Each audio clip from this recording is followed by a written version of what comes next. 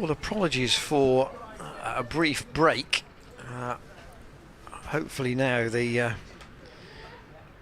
wheels are turning once more, and here at Cheltenham, Zafagahar into the attack for the first time today from the chapel end, and Carlson and Root, Carlson on strike, have now added exactly 50 for the 5th wicket. The wheels are turning in. We sent Ben Feasy round the back, and he's been on the handle of the generator. Carlson uses his feet and goes down the ground to Zaffa towards the chapel end, and that's gone all the way for 4. Mid on and mid off up. But Carlson, as we've said when he arrived at the crease this morning, he's been in very good form,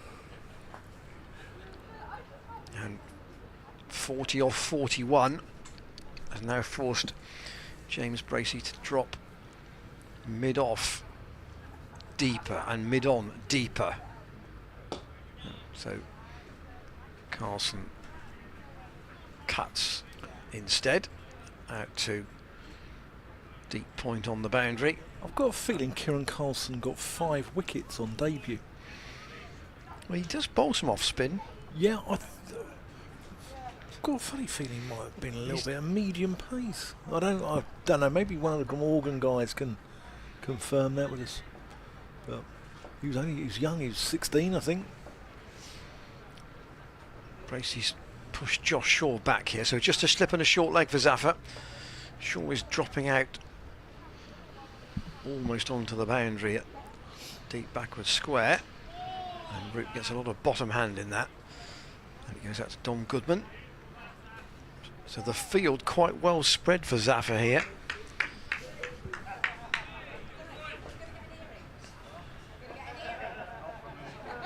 Deep backward square, deep backward point, and Root swings towards deep backward square. Has he got all of that? He has. First 6 for Billy Root, and Glamorgan, I think, clear the rope for the first time in this innings, and indeed therefore in the match here, the first 6 of the game. Positive shot from Root. Yeah, it was a nice shot. Josh Shaw fielding out in front of us. Now a change in the field. So Charlesworth now is going to mid on, and Hammond. So Luke, in fact the two Charlesworth are both out on the field now. Luke is back out as a sub fielder, and Billy Root pinches a single to Luke Charlesworth, and just checks his footwear as he gets to the non-striker's end. So he's almost caught his skipper up here. As you can see, Carlson almost going at a runner ball, and Root not far behind. No. Chris Cook still to come, and then into the bowlers. But the bowlers can bat. Their tail wags Glamorgan, isn't it? I mean, we saw Nisa last week get a 176 was it for them? I know he's not playing this week. But Harris can bat. I don't know too much about Gorvin. I don't know too much about Swepson. Van der Hoogten. Van der Hoogten can bat. Yeah. He's got half a dozen or so 50s in his career. A lot of games there, mind you, but clearly useful.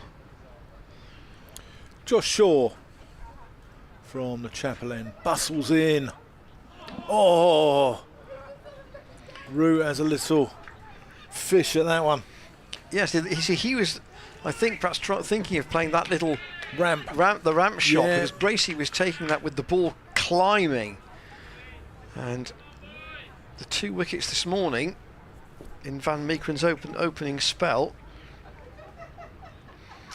now have been counterbalanced by this quite punchy Glamorgan approach.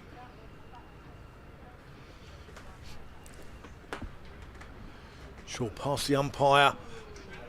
That's a great take from Bracey. That's clipped the pad on the way through, and that had 4 runs written all over it before the intervention of the man who signed a new 2-year deal this week and got engaged. ask him which was the more important, he'll give you the political answer. Oh, let's hope the future Mrs. Bracey's not listening in. No, well, he would undoubtedly say the engagement was by far far of course, yes. Important.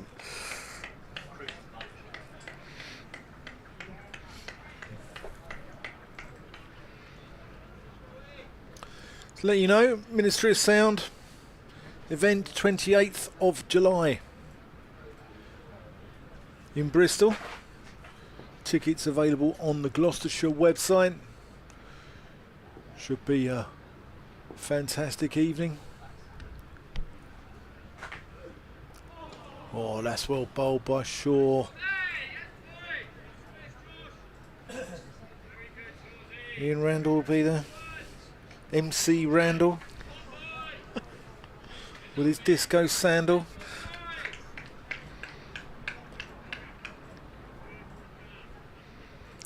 It's not quite my thing, I don't think.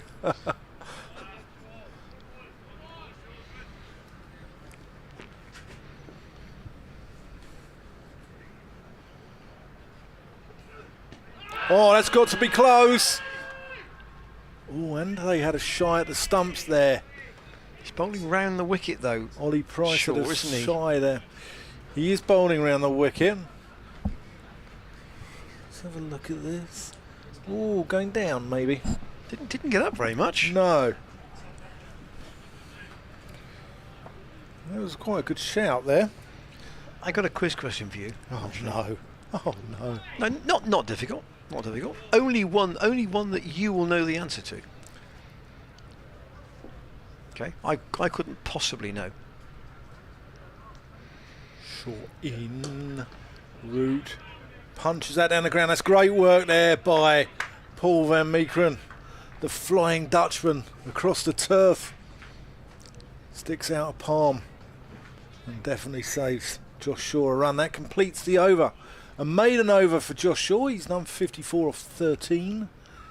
And Glamorgan at 245 for 4. Carlson's on 41. Root's on 34. We've still got 85 overs remaining in the day, and we've just got over half an hour to, or just over half an 40 hour. minutes. Oh, it's 40 minutes, of course. It's 10 past 1 lunch. Go on, Ian. So the question is, what's the biggest music event in terms of crowd that you've been to? Ooh. Well, Dan's pondering that. You can watch Zafar Gahar bowling from the college end. And Phillips, he's just taken a cap and he's going to go to orthodox mid-wicket. So he's knocked at short leg for Carlson. I'd have to say probably something at the O2 or Wembley Arena, perhaps. Josh Shaw and Goodman are just also switching positions as well here. Wasn't at Woodstock like you, Ian, in 1969? Worked into the leg side by Carlson, no run. Phillips again on it. So you've never been to a Nebworth or anything like that? Never been to Nebworth. No. I've actually played cricket though, with the dulcet sounds of Oasis. Around the wicket, and Carlson wants a sharp single. That wasn't the best call, and the throw to the non-striker's end knocks the stump out from Luke Charlesworth. That was a good throw, and Carlson needed to be sharp there. In fact, the throw arguably went to the wrong end because Root was a bit slow to react to that. But Charlesworth went to the stumps closest to him, did hit, but Carlson was home. Yeah, So the short leg goes back in now for Billy Root.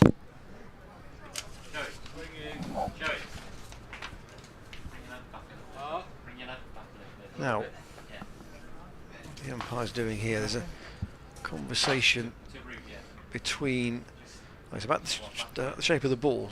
Zafar Gahar's not happy with it. yeah, They put it through the hoop, and there is no issue. And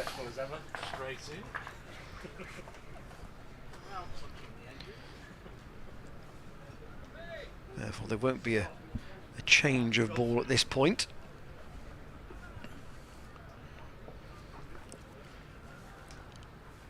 Zafar again to Ruti, goes back. Yeah, I played at a place called Welwyn Garden City. Got the worst 50 of my life. I was dropped 8 times. And it was the day where I'll come on to it after this ball. Zafar in once more, and Root just wristily flicks that round the corner into the gap on the leg side, and Goodman comes round the field. They will pick up one. Glamorgan closing in on a first batting point here. Yeah, we had the Manic Street Preachers and Oasis that day at Nebworth. You could hear the music coming across the fields. Nicky Wire is a big cricket fan, isn't he, from Manic Street Preachers? In fact, Matthew Maynard makes it into the lyrics of one of their songs. I think it's can't remember the name of the song. Carlson uses his feet to Zafar. But yeah, they've got the lyric And of pick up one. "Have you heard of Matthew Maynard? He's my favourite cricketer. I'd rather watch him bat than pick up my guitar." Right. No, I mean, I have actually been to Nebworth to a concert. You may be surprised to know. Could you see there, Ian? So that was Beethoven? no, not Beethoven. No, I reckon that was. So it's definitely late 80s. I'm trying to think of the actual year. Probably 86, I think. The song is Mr. Carbohydrate by the Manic Street Preachers. I won't read out all the lyrics because I'd get sacked. Here's Josh Shaw. That's a nice shot. Half stop there by Zafar. That might go though. He's in pursuit. No, he's quick across the ground. And keeps them down to 2. First batting point for Glamorgan.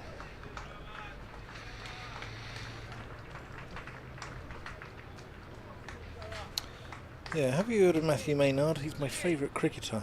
I'd rather watch him play than pick up my guitar. Great. Only other cricketers have made it into the lyrics of a song. Shaw in, flicked nicely. Good work there by Phillips.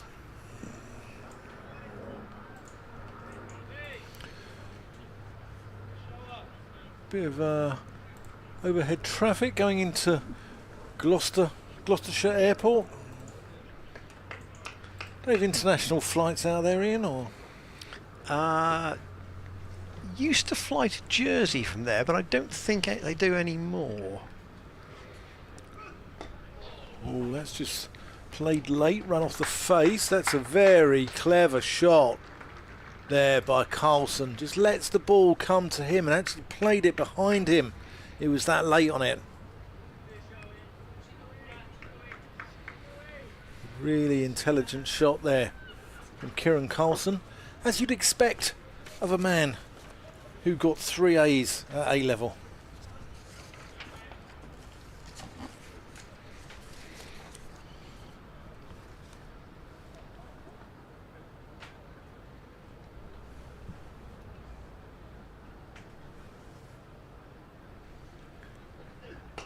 Oh, that's in the air.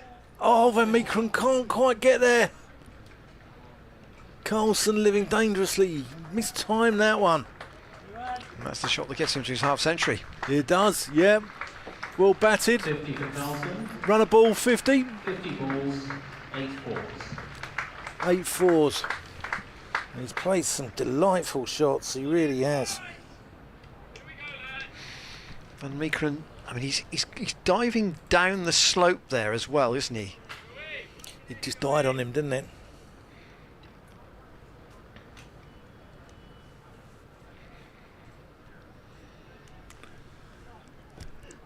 Short in to Carlson again, who flicks that to Phillips at short mid wicket.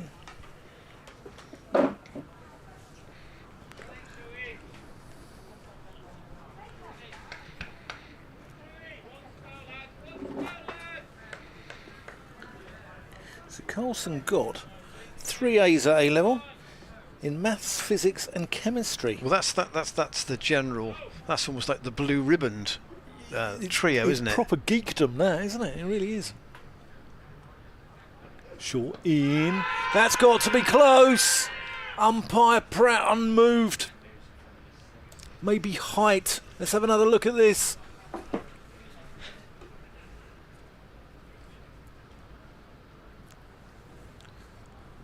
He's moving a long way across there, Carlson. He is. I'm sure he'll work out the angle of how far he moved over there. Yes, I can find reference to Lords in a song if you want. Go on. Yeah, it's in a song called "Blood on the Rooftops" by Genesis off Wind and Wuthering. Okay. Yeah. I knew it was off that album, but I couldn't work out which song it was, so I had to look it up. Obviously, Dreadlock Holiday by 10cc. With cricket references in there. Here's Zafar, and swept. Very, very crisply for 4 by Carlson. He's there were a couple of edges when he came in initially, but overall, you have to say he has struck the ball very cleanly.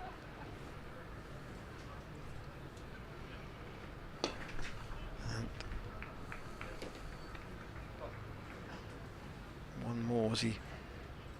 It's a comfortable single all the way up to long off. That's where Joe Phillips is, out in front of the scoreboard.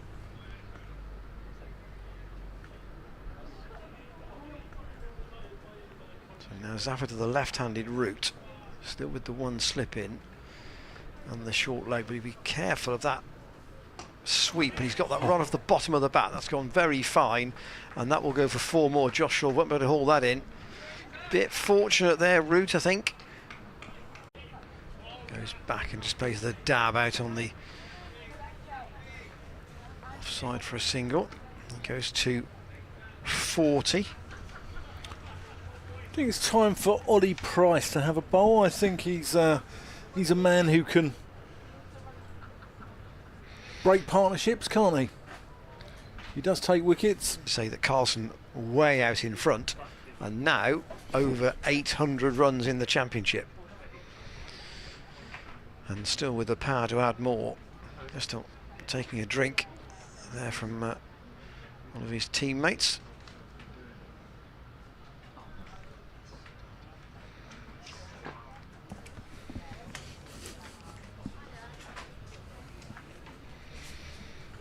But this has been a brisk morning's batting, Dan, hasn't it? In fact, probably more than brisk, actually. Yeah, it certainly has.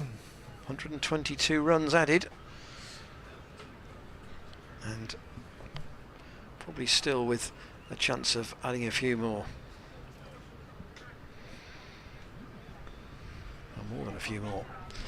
Test match-wise, just update you on what's happening at Old Trafford, England. 474 for 5, so the lead is 157. Paul van Meekeren is back at the College lawn end. 6 down now, because we've just lost Stokes, is that? Brooke. And Meekeren. That's punched delightfully by Carlson, but can't beat Zafar Gahar at point. My board says Brooke had 61, so whether he's out or not, that's another significant contribution from him. They're just waiting to see if the Australian fielder has touched the rope. But you don't want to be watching England, you want to be here at home watching Gloucestershire v Glamorgan here from Cheltenham College.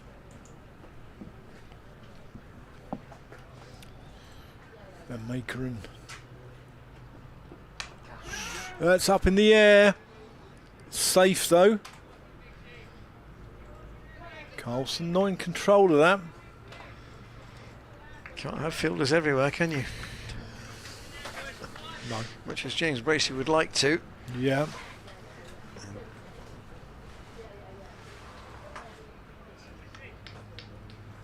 Chat between Hammond and Bracey. A suggestion of something. Hammond's dropping out to,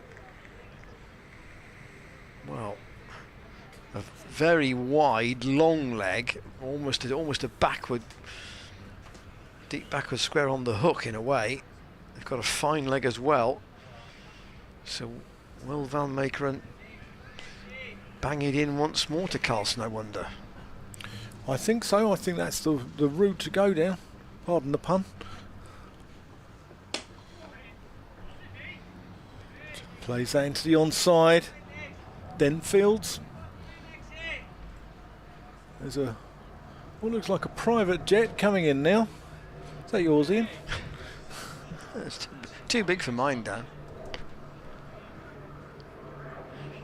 Yeah, that might be going to the Gloucestershire Airport. Yeah, that's good. Got his wheels out.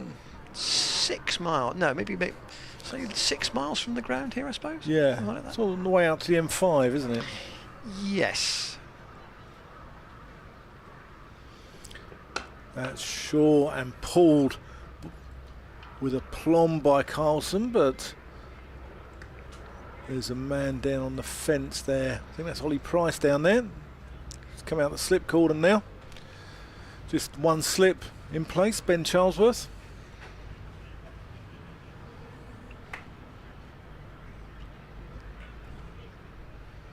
I wonder what Glamorgan's thinking. I mean, they're clearly trying to get as many as they can, as quickly as they can here, aren't they? Yeah. Conscious that they can't afford for too much time to be lost in the game if they want to win it.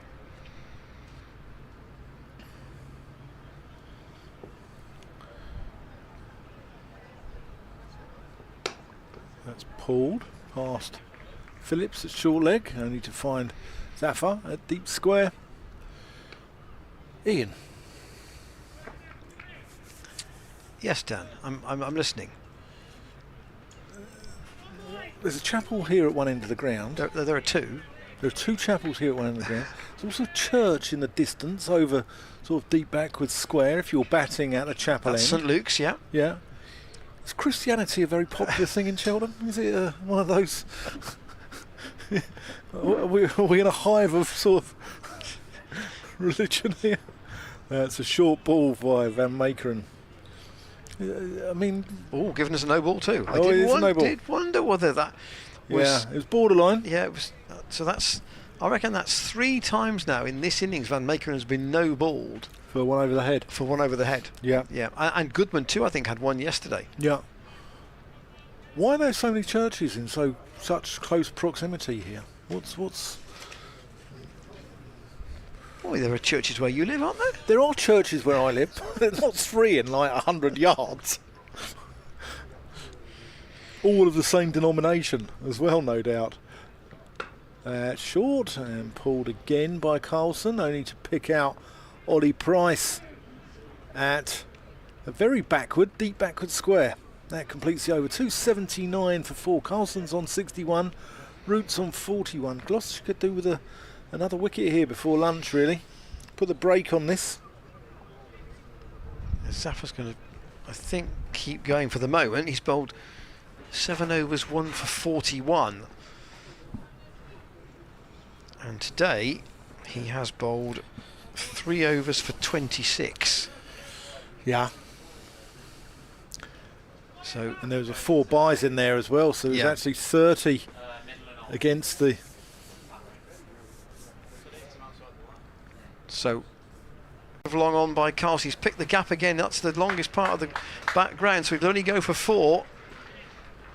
But he's working out where his scoring areas are here, and that's a full toss actually. That's quite right. It should have been put away. Put it away very wristily though, didn't he? I like the look of him. I think he's a good player, Kieran Carlson. 100 partnership between That's these 100 two. partnership. 101 balls. decent effort. Carlson again goes up to long off this time. Hammond is out there. One more.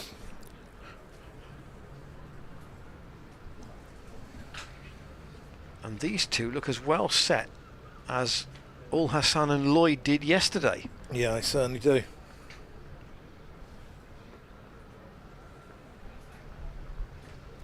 Good to see Bracey trying different things here. He's got a leg slip in now. Yeah, leg slip as well as an orthodox slip for Billy Root. Zaffa staying over the wicket, and Root cuts, but Josh Shaw is on the boundary at deep point. So just one run. On barrier. Can't get down that far. Glamorgan scoring at, well, nearly 4.5 across the whole innings. 4.5 and over. And Zaffa going round the wicket to Carlson, who's, having got the field back, he's going to take a little dab and run single out to Chris Dent, which it's is a dangerous game doing that to Chris Dent. He's quick. He's got that slide and throw all in one action, hasn't he, in his game? And it was to his left hand as well, but he couldn't pick up cleanly. 183 for 4 when these two join forces. It's now 286 for 4 in the 64th. And Zaffa over the wicket to Root, who defends out on the offside. A rare, at the moment, a rare dot ball, and the overall bowling figures. Price 1 for 48 from 16. Shaw 0 for 62 from 14. Van Meekeren 2 for 67 from 16. Goodman 0 for 46 from 10, and Zafar Gahar 0 for 48 from 8. So economy has been a problem on this ground, and it can be the way of it, because they say it is not a big playing area, and Gloucestershire found it hard to quell these two. Paul Van Meekeren from College Lawn End. Well, that's played very fine around the corner.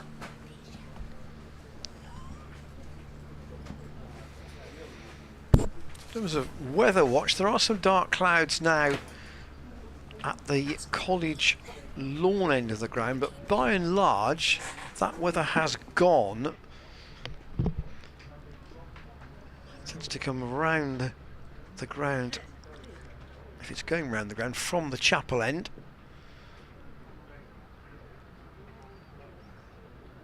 .287 for 4. Van Meekeren to Root. Almost played that without looking. A little paddle round to the leg side. He's going to get a single. It was a strange shot. Almost looked like a tennis ball bounce from Paul Van Meekeren. And he's played a little scoop into the leg side. Root didn't get up, I suspect, as much as he thought it might. And Chave has just walked in. Editor of County Cricket Matters magazine. Our Lady of the Counties, as she's known.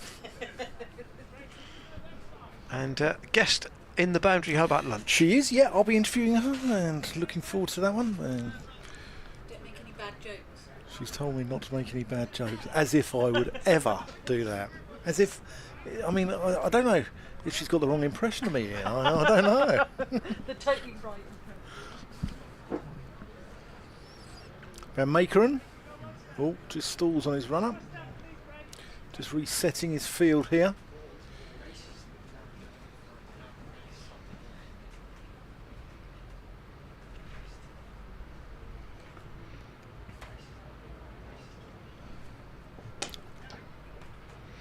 Well, Glamorgan started the day on 150 for 2. I think if they'd have said double the score at lunch. What's interesting here is James Bracey is starting his position here down the leg side, so it makes you wonder whether they're targeting the sort of the ribs, the shoulder, the head of Kieran Carlson here. If you look at Bracey's position there on your screen, that is where he is. So Van Meekeren is maybe going wide and angling. And let's have a look at this, where he goes. And he pitches one up outside off stump, and he's driven handsomely. I don't think that was part of the plan, Paul.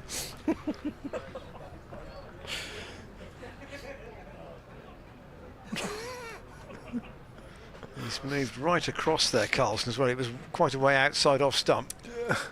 Yeah. What do coaches talk about? Execution of the plan. Yeah.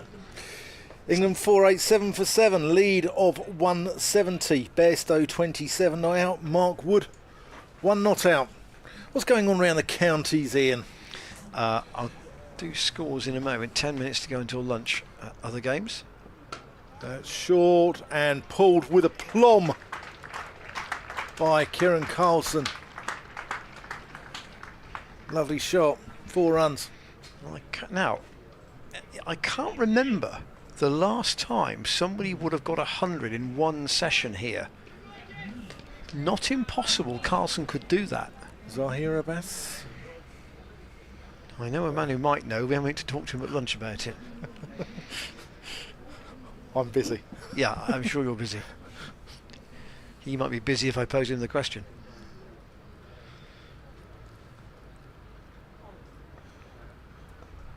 And Meekeren. Where's that gone? That's gone. That's caught by Chris Dent. The plan works.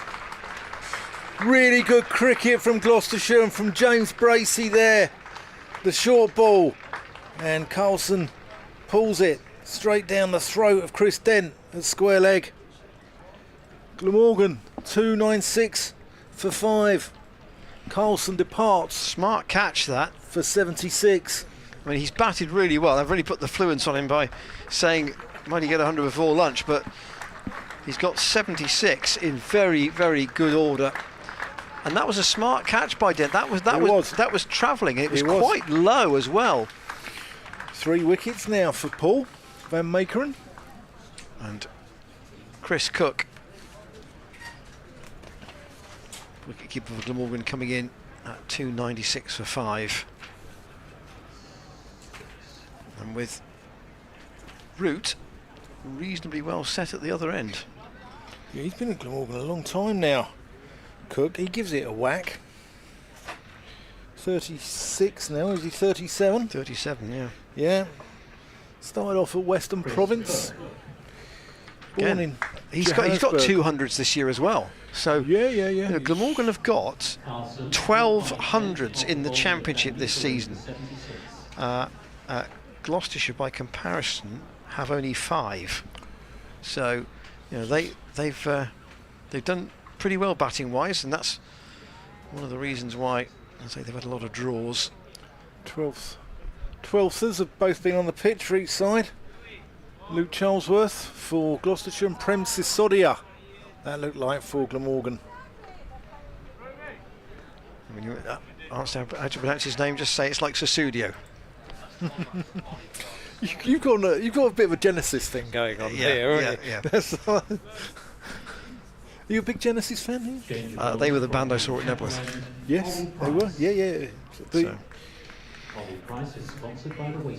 So we are going to see a different spin option for Gloucestershire with 17 minutes to go until a slightly later lunch today, 1:10 and 4 o'clock the scheduled times today, because we're adding on overs from yesterday. And Ollie Price this season has been more than handy for Gloucestershire as a wicket taker. I'm a big fan of Ollie Price. Here he is bowling. He's off spin. He got, I think it was 10 wickets in the T20. And he's got half a dozen in the championship, but not from that many overs either. I think what he does, Ollie Price, is he does all disciplines of the game very well. He's a wonderful fielder. He catches pigeons at slip. He can bowl. Van Meekeren has been dropped back a little bit at Almost like a leg gully. And his batting, he got 100 against Yorkshire, didn't he, the other week? And I think if he continues along this trajectory, he could go all the way. Price into Root, who just plays that quietly out to Dent. That good catch in the last over. Van Meekeren now 3 for 77 from 17 overs. Price, not a very long run, and just drifts it into towards leg and middle, and allows Root to just clip that into the leg side for a single. So Glamorgan getting, I say, close to a second batting point, and also to doubling their overnight score by lunch. 297 for 5, started at 150 for 2. And Van Meekeren's got all 3 wickets so far today. I'll give just some numbers on Carlson's innings in a moment. Just while Cook's taking strike, I can tell you that actually he made 76 from 70 balls with 12 fours before he was caught by Dent, and Ollie Price going over the wicket to the right-handed Cook.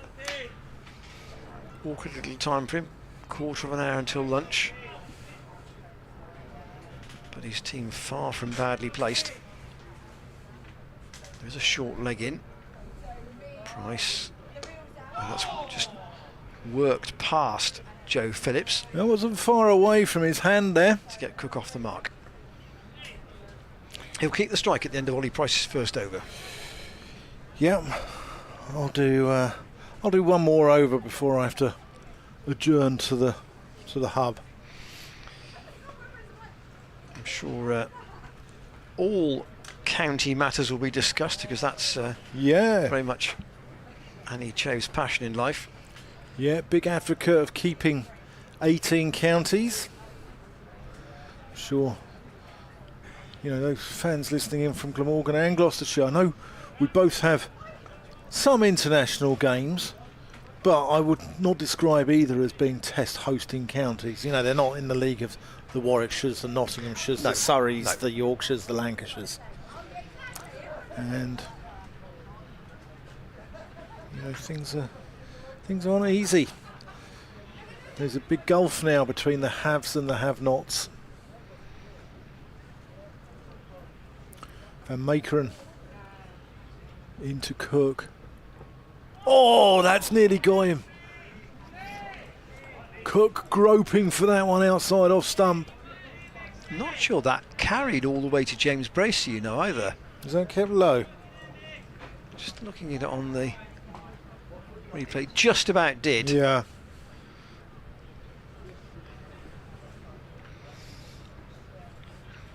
Two slips in the gully for Van Meekeren, and a point. Zaffa's at point. That's better from Cook. Gets on the front foot and pushes that back towards the Dutch international. And just to make your point about it's not easy for the non-test playing teams, which makes that story about the possible combination of the 100 and the T20 into something Well, I mean, as one competition only. But if that becomes a franchise competition, yeah, that will kill counties, because T20 is the, you know, is their main money spinner. Yeah. But Meekeren and Cook just helps that one around the corner. Tom Price, I think, down in front of the scoreboard.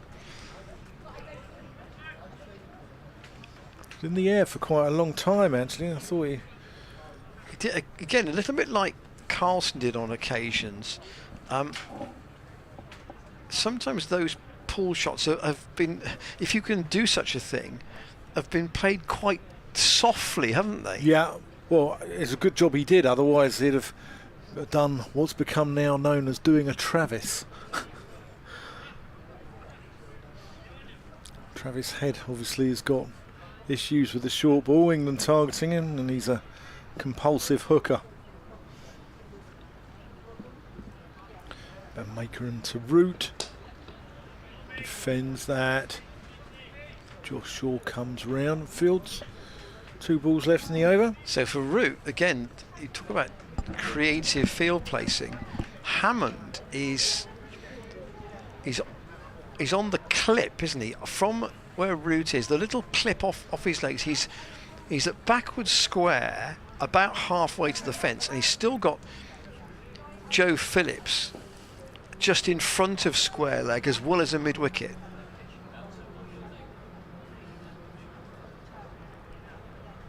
And Makerin in. And that's a curious shot there by Root. Sort of gets out to Chris Dent at mid-on. I'm not sure how he got that there, but he did. Corporate guests out in the front of the marquees. Yeah, PCA day here today. Yeah, that's partly why David Graveney was here. And they're not yet sitting down, so lunch will be served in 10 minutes, I would guess. And Makerin in, and Root shovels that one leg side. 2.99 for 5. Cook on 2. Root 44. I'm going to leave you with Ian Randall, who'll take you up to lunch and see if Gloucestershire can winkle out another Glamorgan wicket. Maybe more than one. They take one more at this stage, I think. Gloucestershire have taken 3 this morning. And Ben Feasey just reminding those on the ground that there is an extra 10 minutes of play in this morning session, 10 extra minutes in the afternoon, and then we'll in theory end at 6:30 if Gloucestershire bowl their overs at the right rate. They've bowled 27 so far this morning, so they might just about get to 30 by lunch, but obviously it's not quite in the allocated time. So Tom Price is coming back. That was a short-lived experiment. With his brothers off spin, just 1 over. And now Tom Price back from the Chaplain. Maybe Ollie might switch ends. That might be one of the options, I suppose. Here's Tom Price though, and down the leg side. Bracey stops it with his pads. Wasn't sure about the bounce there. Tom Price, the most economical at the moment of the Gloucestershire bowlers. 1 for 48 at the start of this over from 16. And so with the exception of Cook, who's just come in, everybody in that Glamorgan top 6 has got into double figures. And Root answers Cook's call for a single. Into the gap on the offside, which is eventually covered by Dent. The 300 is up for Glamorgan, 300 up in the 68th over. So probably looking at 10 overs after lunch with the old ball, then the second new one would be available.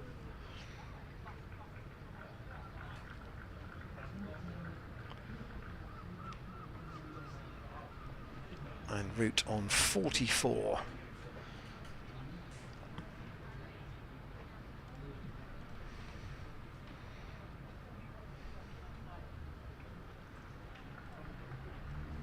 Price with 2 slips. He goes around the wicket. There's a clip into space on the leg side. A sliding stop from Josh Shaw. Has he got there? He has, just about. I think the ball's been returned. And it is 2 more to Root. So Shaw saving 2 runs away on the boundary in front of one of the marquees.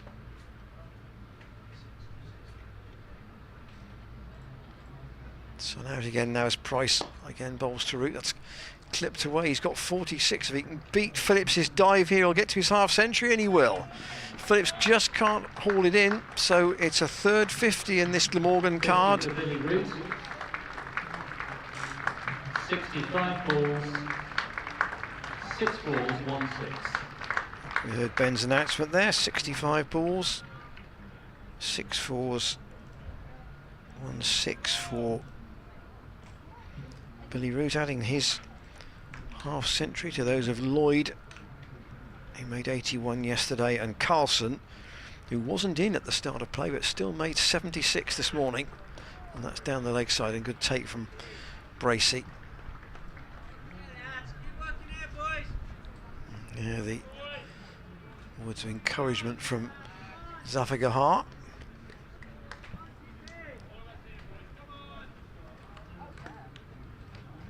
But Gloucestershire probably feel they haven't had the better of this morning. Yes, 3 wickets, but Glamorgan have added 156 for those 3 wickets. And they would still be hopeful of getting to 400, although the second new ball may have a factor to play in that. Ollie Price is in fact going to switch ends and come on from the College lawn end, where,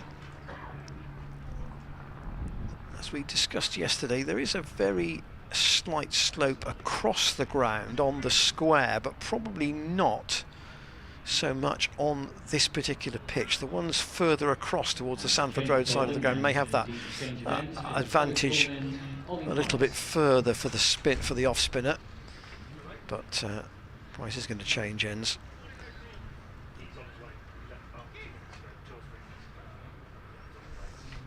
And Cook with a slip and a short leg to contend with.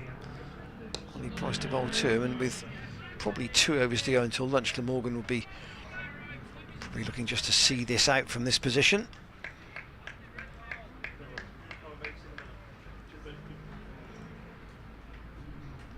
Price not a very long run, and Cook again defends.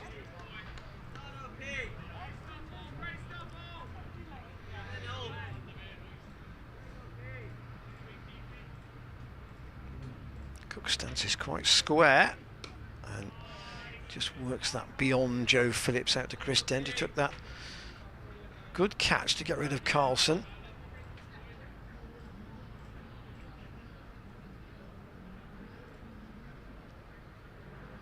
About 5 paces Ollie Price's run, and again that's gone Dent's way, not on the full this time. And Gloucestershire could be content to give Cook a single here if he wants one. Just to bowl at him in the last over. Field's gone back a little bit on the offside, but Cook's defending once more out to Dent. That's short mid wicket.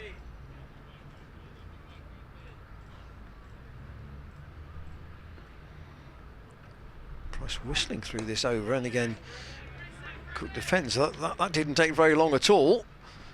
Probably a little more than 90 seconds to get through that over. A maiden to Ollie Price, and that will leave his elder brother the chance to bowl the last over of the morning. The morning when Paul van Meekeren has taken all Gloucestershire's wickets.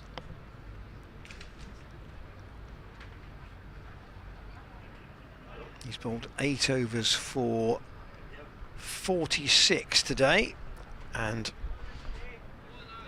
the wickets of Ingram, Northeast and Carlson to Van Meekeren, but he's not in the attack at the moment.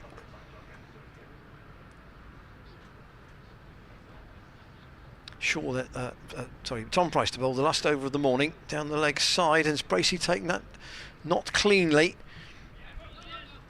and they'll go through for just 1 leg bite. It's come off the pad. In fact, he didn't go off the pad at all. Thought it might have done from the way it softly or slowly crept down the slope towards fine leg.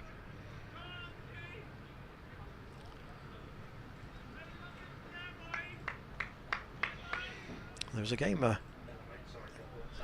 it's one of the recent festivals, might have been the Hampshire game in 2021, I think, where there were a lot of extras. And that's a nice shot from Cook. That's forced away past the diver. Chris Dent is going to run down the slope and to the boundary at extra cover. That wasn't played with any great force at all, just all in the placement.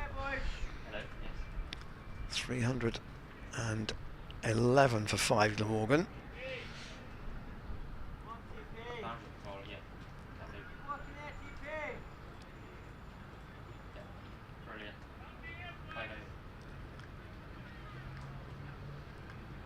Price 1 for 59. Trying to turn that to 2. Cook. Very open stance and steers that out to Miles Hammond.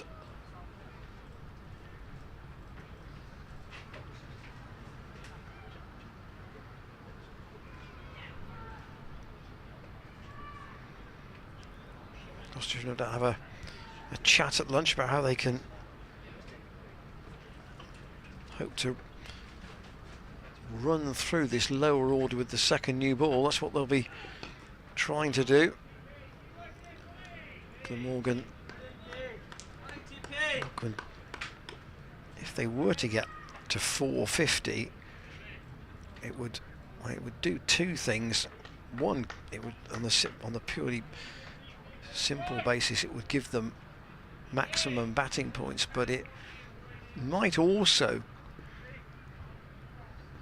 and this would be weather dependent obviously, give them the chance of only batting once. I suspect a declaration before that is unlikely. There wouldn't be a lot for them to gain by doing that, especially given the forecast for tomorrow, which isn't good. They've got to try and win the game in effectively 2.5 days, having lost the game, lost half a day yesterday. If they were to score quickly enough and could get Gloucestershire in tonight for maybe an hour, maybe a bit longer than that.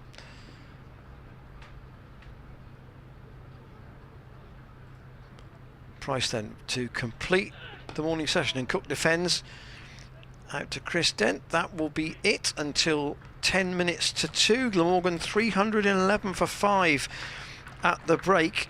They have added 161 runs this morning for the loss of 3 wickets in 30 overs. So they've been racing along at more than 5 and over. The men out today, both overnight batsmen. Colin Ingram caught by Charlesworth at first slip in the first over off Van Meekeren for 17, and then Sam Northeast, who played on, but not in a very big way, to Van Meekeren for 28. Kieran Carlson, the Glamorgan captain, came in when Ingram was out, and he made a very enterprising 76. A lot of good shots in there after a little bit of a sticky start, but he didn't take long to get going, and his 76 came off only 70 balls before he was smartly caught low down by Chris Dent at mid-wicket off Van Meekeren in Van Meekeren's second spell. So he's taken all 3 wickets today in 8 overs. He's taken 3 for 46, and at lunch Billy Root has completed his half century, 6 fours and a 6 in that, and he's got Chris Cook for company now, the experienced wicketkeeper. He's made 7.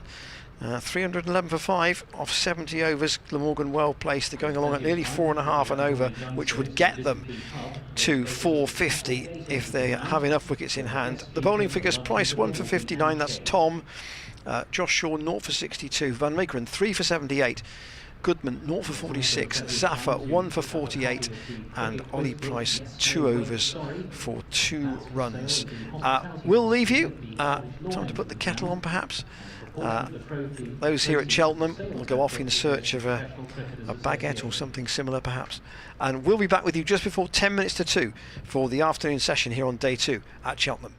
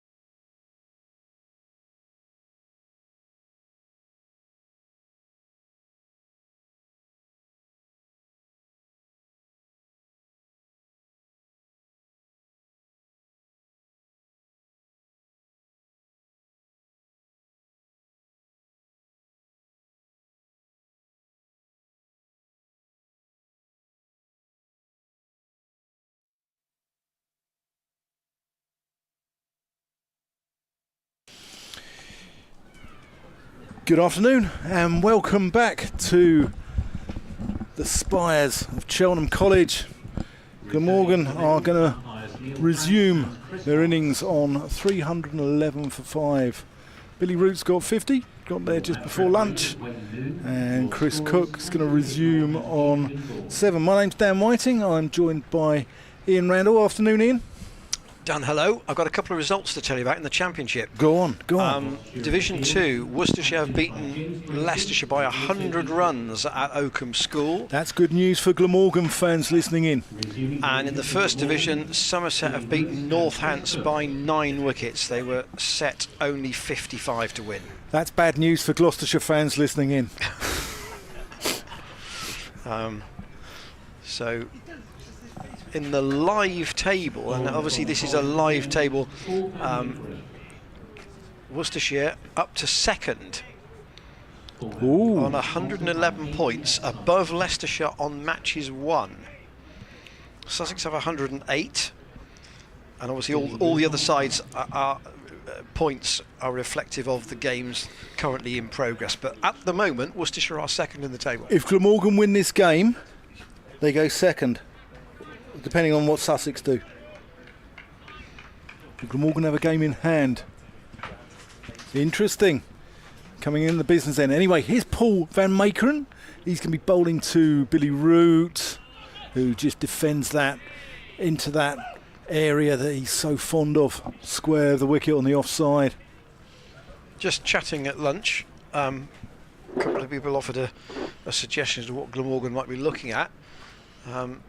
If they could get there, I think 450. Oh yes, basically, and then get Gloucestershire in shortly after tea. Yeah, maximum batting points. If they can keep scoring at the rate they're scoring at the moment. Yeah, I think they'll look at 450 maximum batting points, and then we might, with the weather forecast, we might see it being a 1 innings per side game. There might be a bit of a let's defend it. There might be a little bit of a conflab between the captains, possibly. Well, the forecast is getting better, though, isn't it? Well, the forecast for the rest of the day, says he's trying to find some wood somewhere, suggests we may get through without any interruptions at all, which would be very welcome. So says Ian McCaskill Randall. Yeah, hello. The forecast for tomorrow is not as bad, but it still suggests there's at least a 50% chance of rain for a lot of the day. Van Makeren around the wicket. That's hit Root in the thigh pad? Sort of, I thought it was a bit higher, maybe in the nether regions. But the really heavy rain appears to be coming tomorrow night. Okay, so Sunday might be a mopping up operation. So then it depends on how much play we get on Sunday. And then we could have a little bit of creativity going on, possibly. I mean, Gloucestershire have got nothing to lose by going for it. That's one over the shoulder there, so we've seen Van Makeren bowl a few no balls for the ball over the head. But that one was just over the shoulder. Right, it's getting serious now. The sleeveless sweater's coming on. Oh, indeed. He does appear to have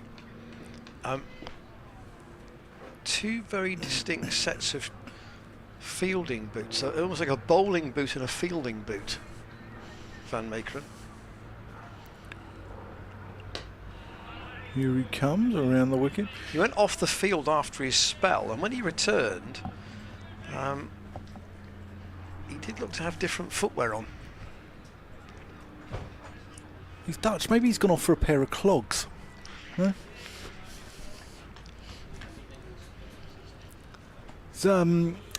He's actually in charge of the Netherlands sort of PCA cricketers, isn't he? Paul Van Makeren. PCA day here today at Cheltenham. As he comes in around the wicket, that's defended. Goes out to Josh Shaw. That's the end of the over. Maiden over. Quiet first over after lunch. Just to tell you, at the Test match, England 508 for 8. So they lead by 191. I wonder whether the psychology is right. 200 ahead. Get them in. I think so. Yeah. have a crack at the because, Aussies. because time is of the essence there. Bowling from the Chapel End, Dom Goodman. So Dom Goodman to bowl from the Chapel End. Scores elsewhere: Division 1, Edgbaston, Lancashire 28 for 2 in their second innings against Warwickshire. The lead overall is 143. Notts have been set 401 to beat Hampshire in their 74 for 2 at Trent Bridge. And at Lords, Middlesex following on 48 for 1 against Surrey. They're still behind by 147. Here is Goodman. First over after lunch. There's a bat in that. I thought it was pad first. It's hard to tell from here, isn't it? Cook playing forward. A strangled appeal. At Chelmsford, Kent 97 for 2. Second time round, still 154 behind Essex, who made 458 for 8 declared. Goodman to Cook. Again, thought he'd got through. But Cook Can Essex win the title? Or Surrey bottling it? These games are in their third day, aren't they, Ian? Yes, they are. They're the third day as opposed to fourth with us. And in the second division, at Headingley, Sussex 31 for 1. Still trail Yorkshire by 117. That's their second innings too there. Yorkshire 364 for 8 declared. And leaders Durham are at Derby. They're 390 for 5 in the 81st over, again scoring very quickly. They're still, though, 53 runs behind Derbyshire. And obviously the other 2 games, we've told you, have already finished. The ones at Oakham School and at Taunton. Here, only day 2. Goodman to Cook, pleasantly driven.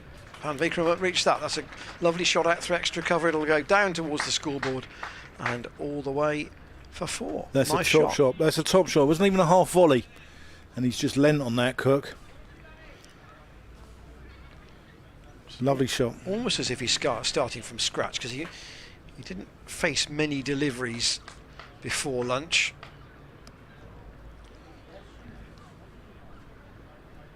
But he's waiting with this very open stance. A bit reminiscent of Gareth Roderick, actually. Roderick got turned right round in his time at Gloucestershire, so that he was almost with his 2 feet facing down the wicket. Kim Barnett was like that as well, wasn't he? He was... I mean, he got sort of progressively more open as his career went on as well, didn't it? Chanderpaul? Oh, Timmy. It's some interesting setups. Good again to Cook. Defends. He's got the boundary in the over. And Goodman now has 11 overs for 50. There's the Glamorgan card. Everyone's got in. It tells you that it's a decent wicket. It's a decent surface. Wonder what Mitchell Swepson will be able to get out of it, if anything. It's not. Zafar doesn't look to have extracted very much in his 2 short spells. But if Glamorgan are to get to 450, most of it will have to be done by these 2. Van Makeren in, and that's pulled. Goes past short leg, and that's going to run away. And Zafar Gahar does really well to bring that back in. Great work there. Not a chance to Joe By the Phillips. He all-rounder. got a hand on it, but it was on the bounce, and it went very quickly. He's a hard taskmaster, isn't he? I'm Who? not a chance. You are. I'm You're not a chance. I'm just saying that it wasn't a chance. No, I'm with you. I'm with you.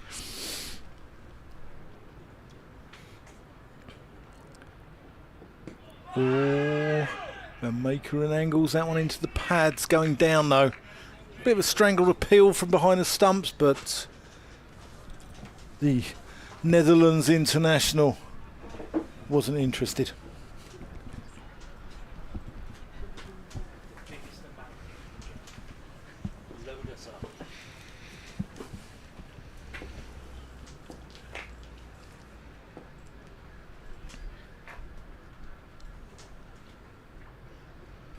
And Makeron's around the wicket. Root defends. Yeah, you spoke to David Graveney before play today. What was your favourite Graveney story? Well, he had plenty actually. He's just trying to have a think, really. Did he not? I heard most of what he had to say. Van Makeron. And that's driven handsomely there by Root. 4 runs.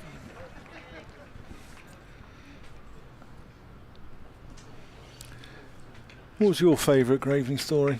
I think I quite like the fact that he said how grumpy Surrey were in 1973. Yeah, Jeff Arnold and Robin Jackman.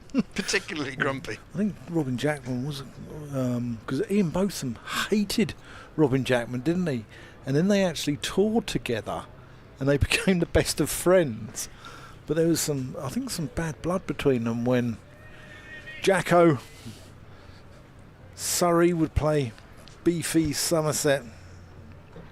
He's a good bowler, Robin Jackman. I think he took 100 wickets on Very more much than bowled one wicket occasion. to wicket all the time. Yeah, I think he took 100 wickets in a season on more than one occasion. And make a run in. Root again.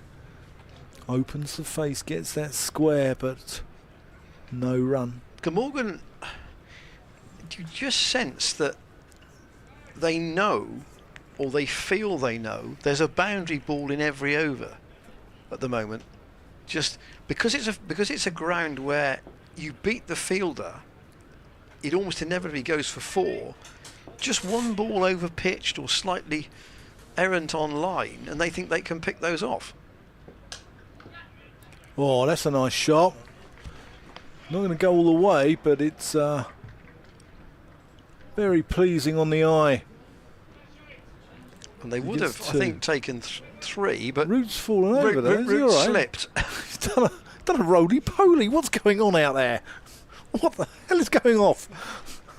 Root's just done a backward roly-poly. I think as he tried to turn, his spikes will once again let him down. That completes the over. 323 for 5. Cook on 11. Root 58. Van Makeron. You're just waiting 3 for Root to get to 86. 66, aren't you? I just asked James about the commentators' emails. I know there was an issue with them this morning. Just check whether, because we will advertise that you can get in touch with us if they are working. So I'll get James to check that, along with his 43,000 other jobs that he does.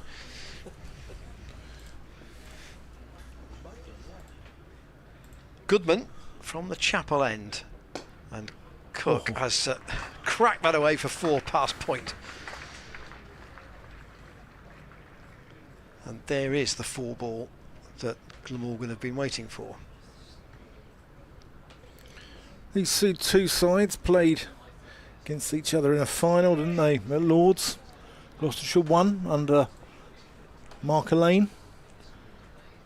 Matthew Maynard, I think, got a centre in the losing cause. He did get 100. That's quite right. Yeah.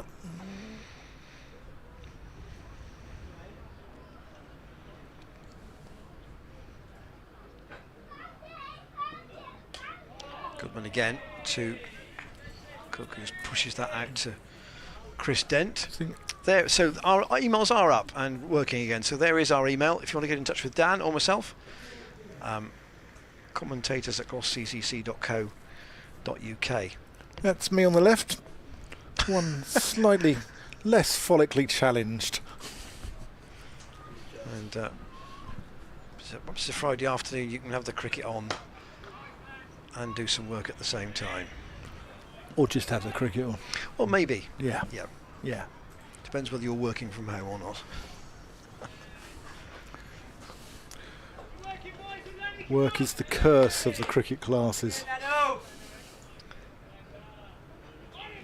England's lead up over 200 at Old Trafford, 5:24 for 8. here. Gloucestershire need another wicket for a second bowling point, and Cook, with now a man out at deep point, has beaten that man for a second time in the over. Miles Hammond is out there, but he's crunched that actually further in front of square than I initially thought, and that's again run down the hill to that Sanford Park stand for 4. Tony Bennett's passed away.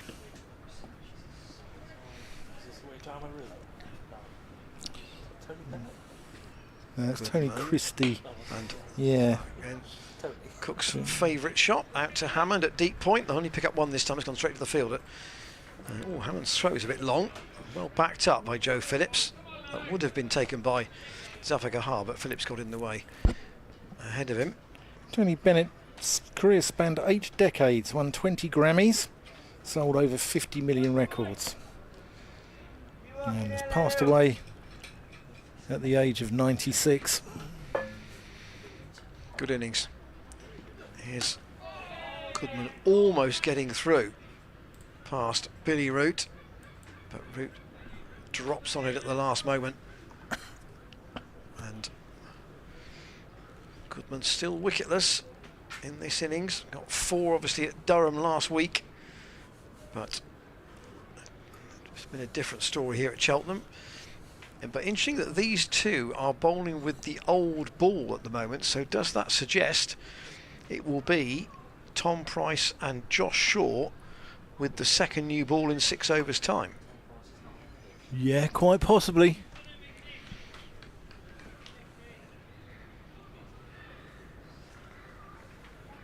Would mean 5 overs for each of these two, which is about the sort of spells they've been bowling.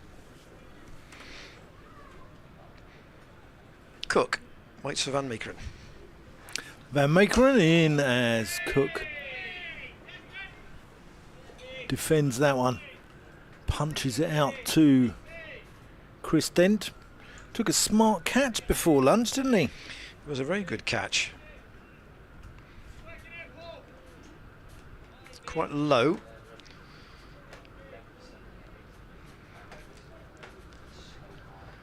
These two have added 36 so far. The Carlson Root stand for the 4th wicket was worth 113 this morning. Defended there.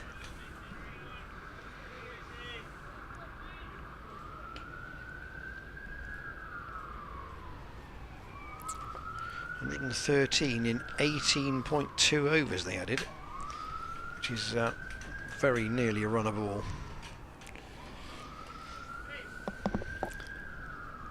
Sounds like another taxi's arrived for you, Ian. Yes, the hospital is of course right opposite the ground here, so sirens are a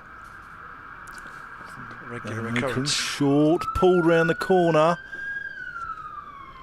Tom, is that Tom Price? No, it's Phillips. Is it Tom Price? There's Tom Price down there, yeah. They're quite similar stature, aren't they, Price and Phillips? I've got them. Phillips, I think, has got the lightweight pads on. That's the difference. He's in at Yes.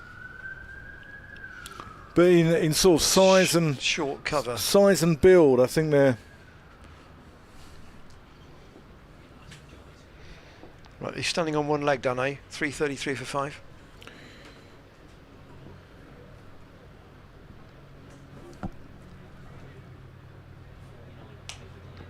Defended. Still 333 for 5.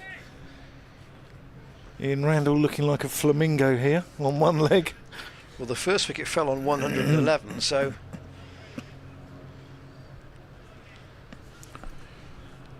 what you could do with splitting these two pretty quickly, because there'll be license for the lower order if they get too many more. Van Meekeren around the wicket, just worked off his legs there by Root. Started off at Rotherham Town Cricket Club before moving to Sheffield Collegiate.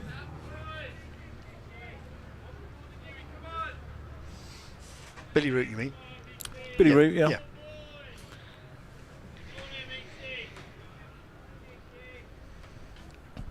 Ever been to Rotherham, Ian? I have been to Rotherham. Yeah. Yeah.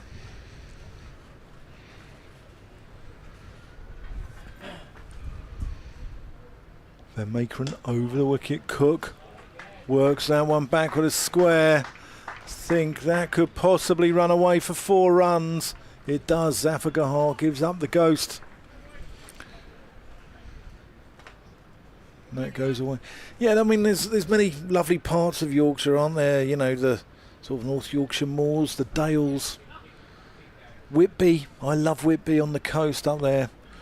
But Rotherham you probably won't find in the tourist guide to Yorkshire, would you? It's probably not where you'd be wanting to go away for a romantic weekend. Yeah, it probably wouldn't be in the first 10 locations in Yorkshire that I'd probably choose.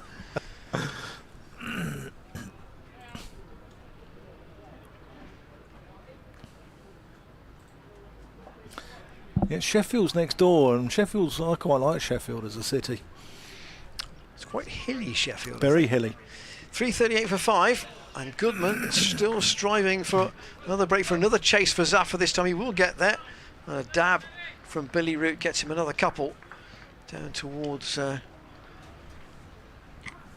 of the 2 ice cream vans on the ground, which I think would have done be hoping today for a bit more sunshine this afternoon and a bit busier trade than they had yesterday. Yeah, there were a number of people interested. Well, they're always interesting, ice cream. You're a big fan of ice cream. You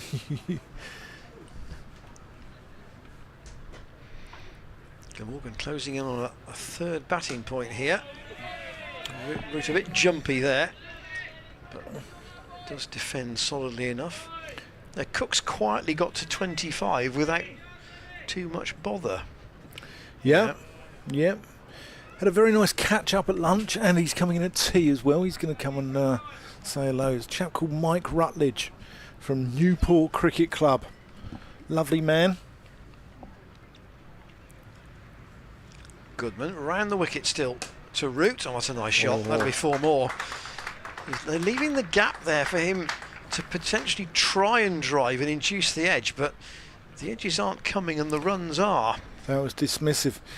Yeah, Mike was part of Newport Cricket Club when they played at Rodney Parade next to where the rugby ground is now, and I think they had to move out. That's a very tight site there. I'm surprised they played there. They played Gloucestershire there, I think, back in the early 80s.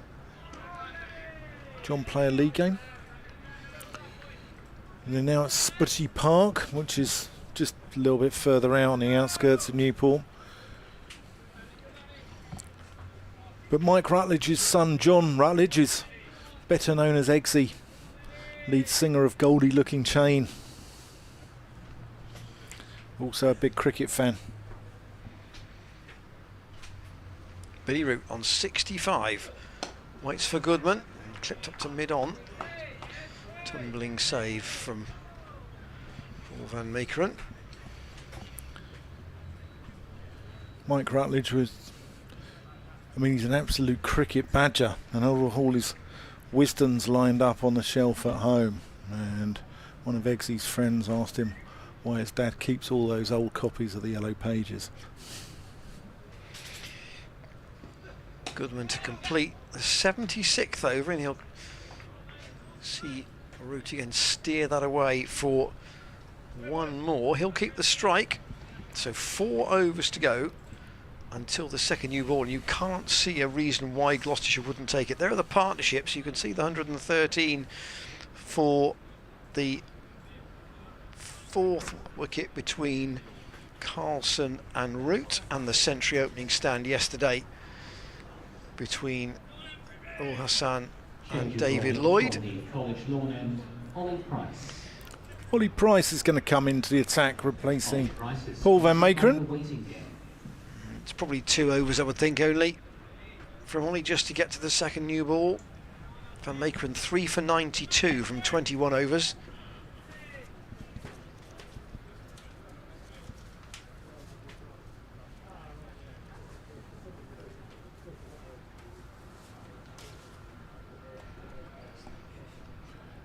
Here he comes. He's going to go around the wicket to the left-handed Root, who drives him casually into the covers. And 50 partnership between these two. 67 balls, 43 minutes. I think when you spoke to Ollie Price back in that deluge of rain during the Yorkshire match, he said he was completing his degree this year and it would be a borderline 2-1 or a first. Yeah.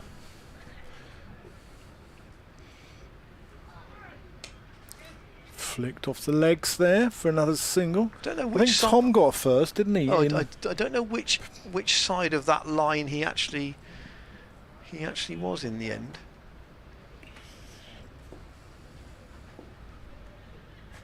He ought to know by now, wouldn't he? Yeah, he should be.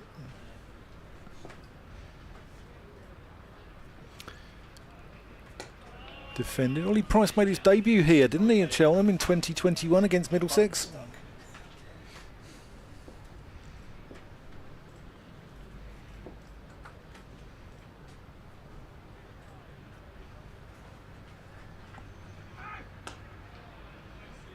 That was in that game when Matt Taylor took 4 for none in the second innings, wasn't it? When, Yeah, in the final session. Yeah. Just didn't look away that game was going to end up as a win. In fact, Ollie Price describes that in the Cricketers Who's Who, which has just casually opened up at the page. Ollie Price that Matt Taylor was on one leg. He was injured, wasn't he? Well, 4 for none in 10 balls on one leg isn't too bad.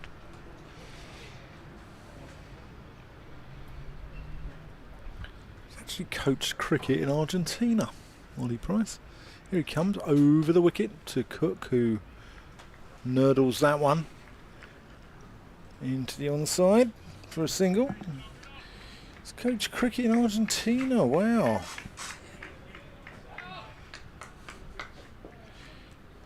Much more known for their rugby over there.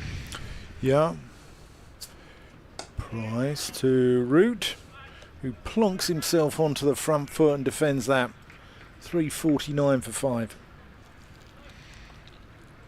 It looks like Zafar might have a twirl now at the College Chapel end. Last Hammond's just trotting off the field. So Luke Charlesworth is currently on as a fielding sub. And as I can't think that this will be just a means of getting to the second new ball. And it says something actually that your frontline spinner may have only bowled 10 overs. Yeah, or 8. 8 at the moment. He may only have bowled 10 by the time the second new ball is taken. When the other side, when the opposition have only lost 5 wickets. Yeah. Zafar then in his 9th over of the innings, and Cook drawn forward but just defending. Chris Dent's got quite a gap to cover on that offside.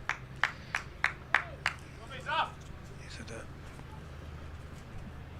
fairly straight cover. There is a deep point on the fence, and that's where Cook steers that. Just a little push really, and Glamorgan up to a 3rd batting point, 350 for 5 in the 78th over.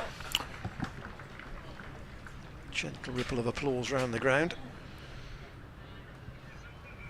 I think the knowledgeable sages can work out what they're trying to do here. Give themselves a chance of at least, if they got maximum points from a draw, that would be something. But Glamorgan really hunting wins from where they are, particularly after what Worcestershire have done in this round. Jabbed out by Root. Worcestershire beaten Leicestershire by 100 runs at Oakham School, so they have jumped up to 2nd place in the table. I'll give you the table at the end of the over. This is obviously a live table, all these matches still in play bar that one. And Root with apparently oodles of time going back into his crease to play Zafra out onto the onside. That money spider's back around Dan again. I'm doing the lottery tonight. Euro Millions. If I'm not here tomorrow.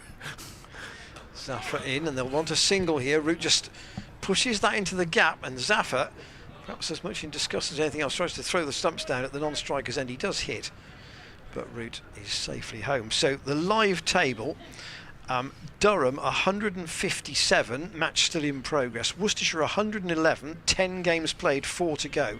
Leicestershire 10 games played, 111, 4 to go, but they've only won 2 matches to Worcestershire's 3. Sussex 108, in their 10th match, still in progress.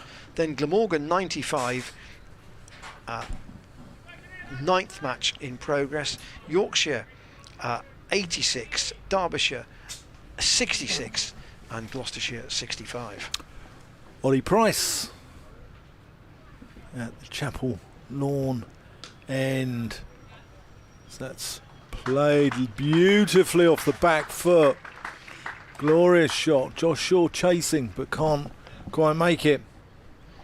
Very nice shot from Billy Root. What would be quite ironic, because Nottinghamshire are 4th from bottom. They probably won't go down, but imagine if they went down. Worcestershire went up, and Tongue and Pennington were playing Division 2 cricket next year, when they could have been playing Division 1. As that's another glorious shot there from Root. He's going to get 4 more. Almost picked the same gap. A long chase around the fence. Once more for Tom Price, and he hasn't quite managed to haul that in. So can Root do what Lloyd and Carson failed to do, getting this far and not converting it into 100? Dent cuts that one off this time, so a dot ball. He does have 100 in the championship this season though, Root. Just the one. Driven out to Tom Price. So the 3 wickets to fell, or have fallen today, all to Paul van Meekeren. 2 in his first spell, quite close together. Gloucestershire could have done it with a couple more, as someone said to me at lunch, a bit quickly then, but they didn't get it. And the third came from a good bit of fielding from Chris Dent, and a good low catch off van Meekeren when Carlson had got to 76.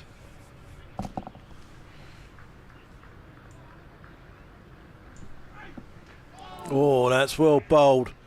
Bit of drift there. Let's have a look at this again. Was he bowled a leg spinner there? He's actually bowled that one out the back of the hand.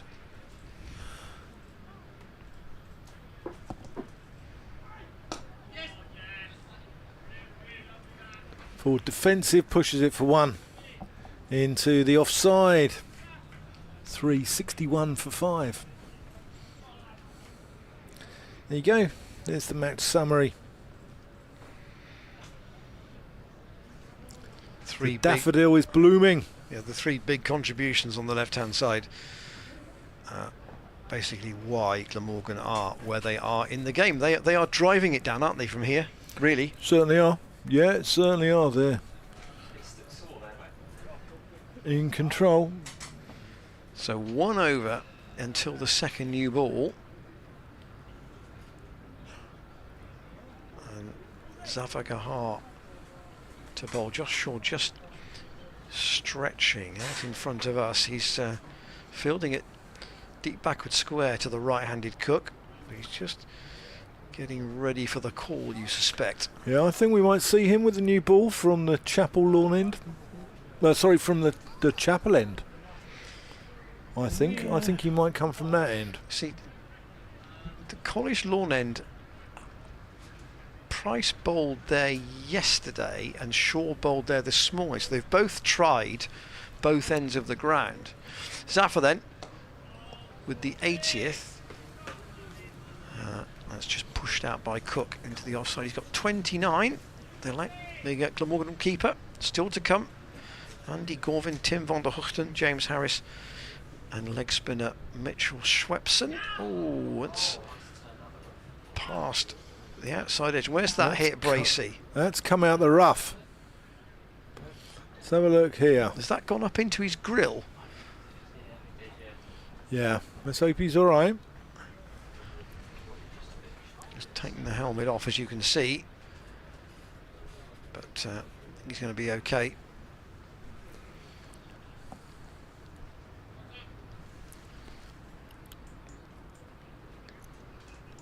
England 9 down in the test, 5:49 for 9. The lead is 232. That'll do. Let's have a look at that card when the innings is over. Stick the Aussies in. Cook, bat raised very high, plays up with that. She plays no shot at that. And Zafar has the ball returned to him.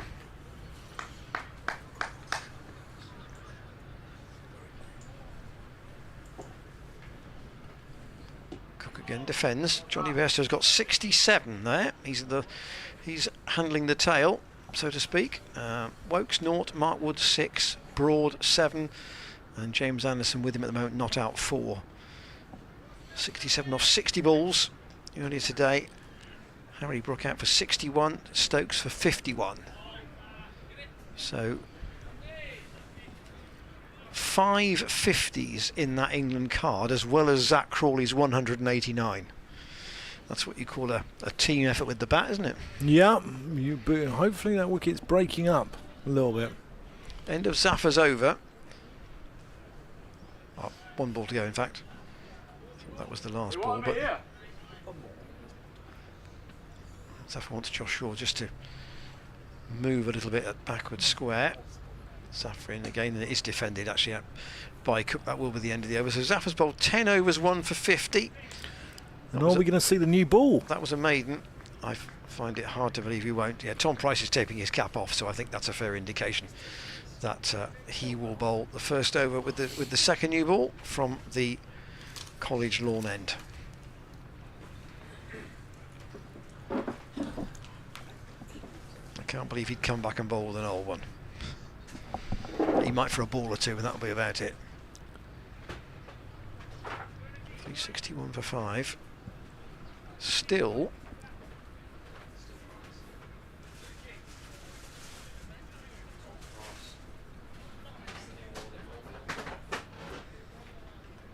.64 overs to go in the day. It's a lot of cricket, and here is the second new ball, as shown by our umpire. And bowling from the College lawn end, Tom Price. So Dan's going to take a short break because, having talked his way through lunch, so to speak, lunch has now arrived. So I'll take the second new ball, Dan, if you don't mind.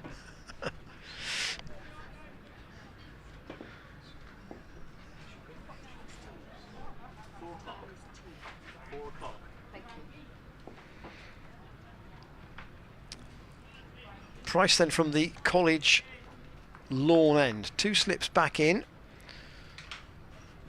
Billy Root to face, and he's pushing at that first one straight away. And a little bit of extra bounce that Price might get with this second new ball might help Gloucestershire a little bit. That better carry through to James Bracey. So brother Ollie at second slip, Ben Charlesworth at first.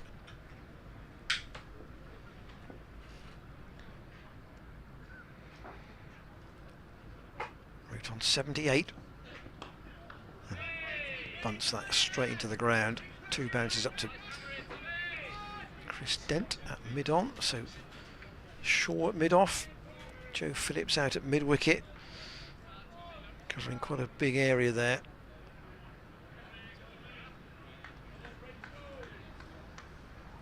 Hammond is at cover, and there's also now a backward point as well for Root. Price past umpire Watson, that's just defended by Moves out into the leg side.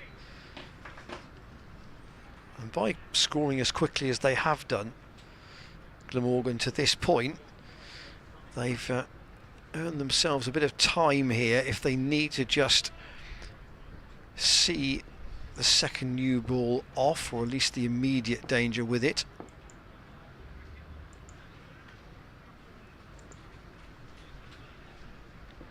Priced again, and once again has to defend. So they've got 30 overs to get 89 runs. That's the equation, and that should be plenty of time, bearing in mind how they have scored, if they can keep wickets intact.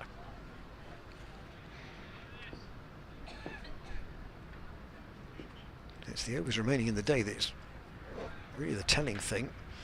We've still basically got 2 sessions left. Price in, and Root pleasantly pushes that up to shore at mid-off.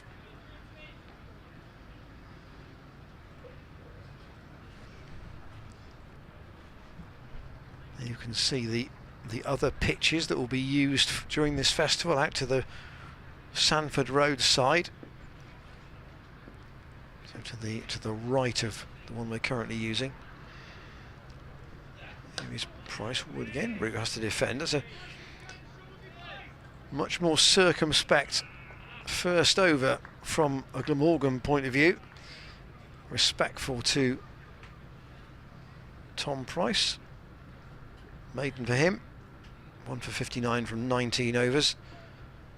And Zaman Akhtar is out on the field as a sub just for the moment, and it will be Josh Shaw to take the new ball from the chapel end. Josh Shaw is sponsored by 6 o'clock gin. 0 for 62 at the moment. So these two joined forces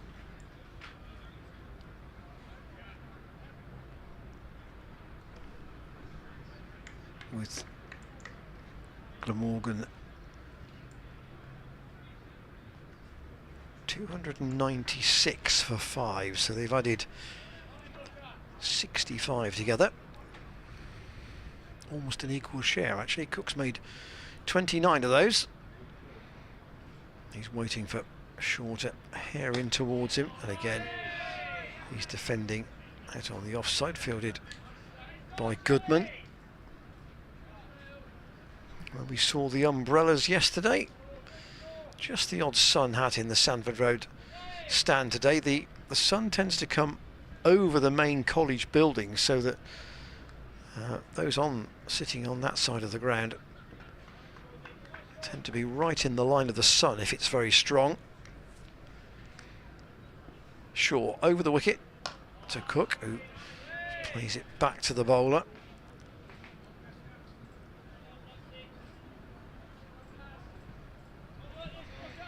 Gloucestershire have used 6 bowlers, albeit Ollie Price has only bowled 4 overs. Work reasonably equally shared. Van Meekeren's bowled 21, that's the most of anybody. Shaw in his 15th. And once again, Cook able to firmly push that up to Dent at mid-off, who, even though the ball is only 9 deliveries old, is still trying to keep the shine on it. He's the role of chief shiner with Graham van Buren out of the team at the moment. Probably another 2 weeks before he can even consider playing, just as a batsman possibly. That's what he said in a forum yesterday. So 4 to 6 weeks, but possibly 4 weeks for his side strain to play as a batsman. So if that was the case, he might be fit for the last day of the festival. It'd be touch and go on that, and then he might come into the One Day Cup He is a batter initially. Clipped away, but to no run by Cook.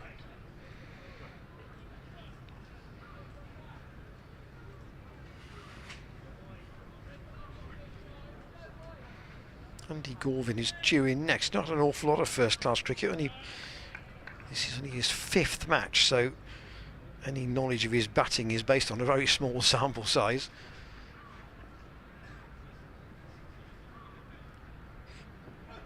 Shaw in again, but this occasion Cook can't get it past Miles Hammond, so Glamorgan respectful of the second new ball at this stage. They've had 2 maidens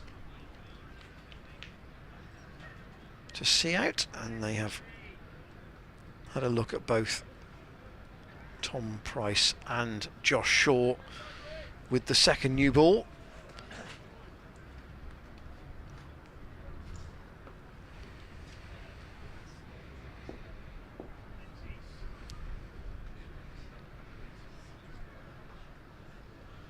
Root, who's made 78, waits for Price, and he steered that off a thickish edge down through the big gap. That will be 4.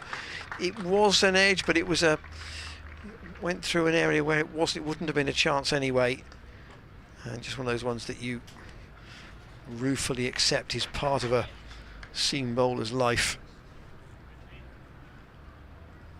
There is a gap there, and Root found it. Into the 80s he goes.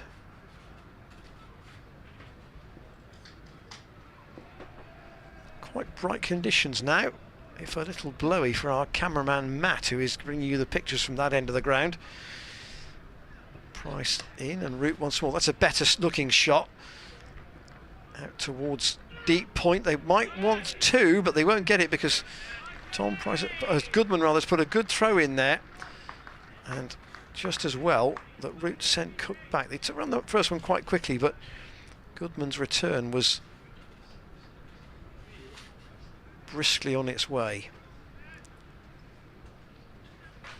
So that being at a maiden each, they've changed ends, and now Cook will face Tom Price.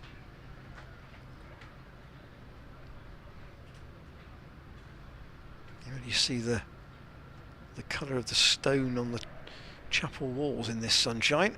Tom Price in, edged, and oh, was that spilt by Ollie Price? He's gone across to try and take that. Was it Price's catch? Was it Charles? They're quite close together here, the slips.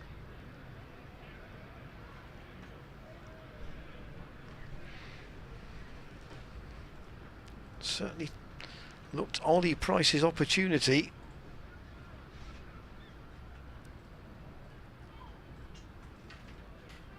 Tom will try again, and cry of no from Cook. Joe Phillips comes across.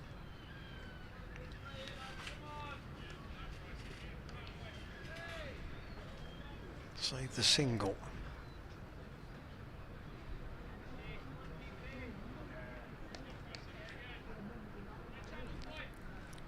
Gloucestershire could do with a clatter of wickets here.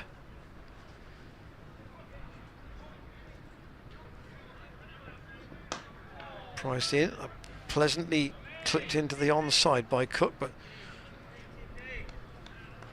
straight to Hammond.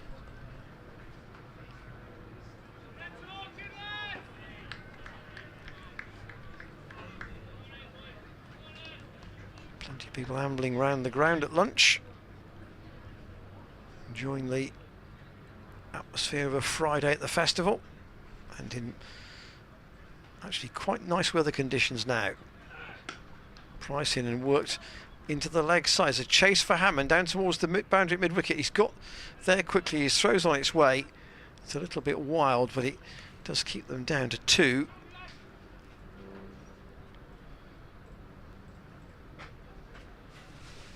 And Glamorgan with 368 for 5 on the board. Root goes to 83.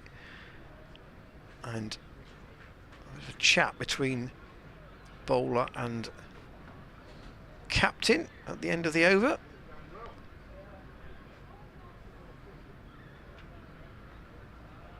The tea today is at 4 o'clock, so we've got an hour and 20 minutes. And Glamorgan might... These two stick around, even if one was to get out. Glamorgan might still be quite close to full batting points by tea.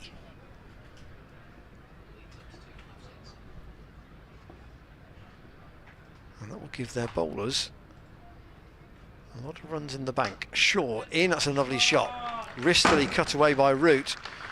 Went like a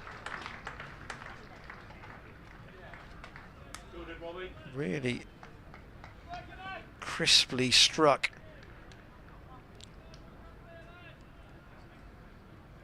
Cut off the back foot, that. Nothing Zaffa could do about it, so they're going to strengthen that area once more. So 2 men now in that point area. Zaffa just behind point and Joe Phillips just in front. Let's see if they can stop Root from profiting through that area. He's on 87, the Australian's unlucky number at the moment.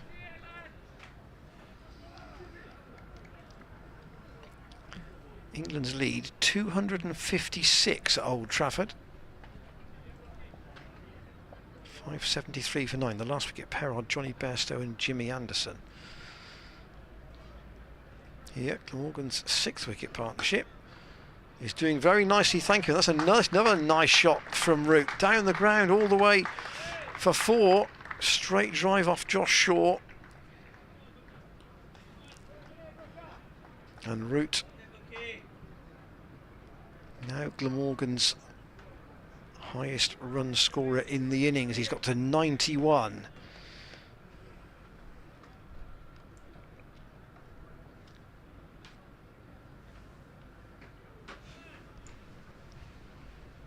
Thirteen fours and a 6 so far. Does he have the composure to get the other 9? And then potentially go on again. Shaw, to try to stop him doing so. He'll get the single this time, Root. Out to Goodman.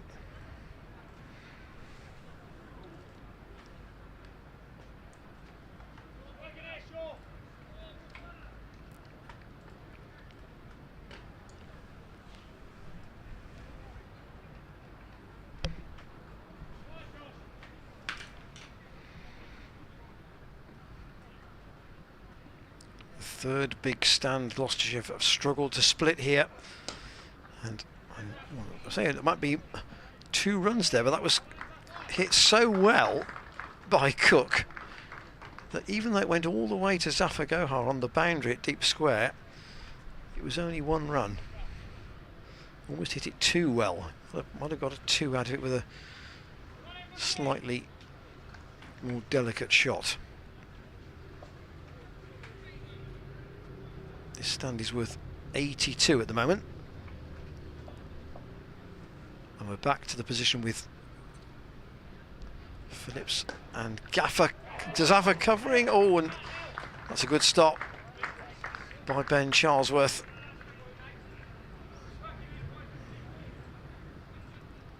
Two men on the offside. Look for that shot from Root. That went in front of square. There was a good stop from Charlesworth to his left.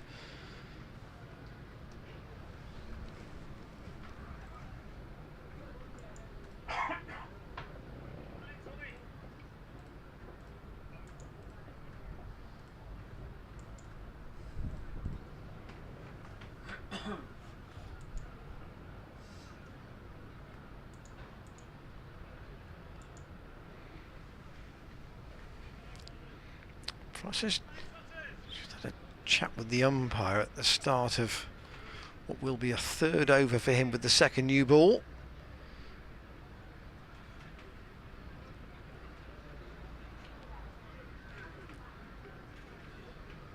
And Cook still with 2 slips, waiting in the cordon, gets the bat well out of the way.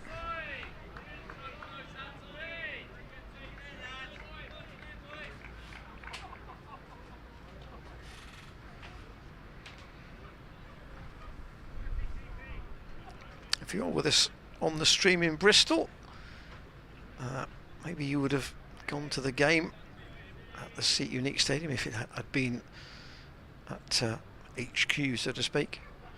But maybe watching with us from Cheltenham. It's been pretty attractive batting from Glamorgan today, and Cook just hurried a bit by that ball from Tom Price. But overall, you have to say that Glamorgan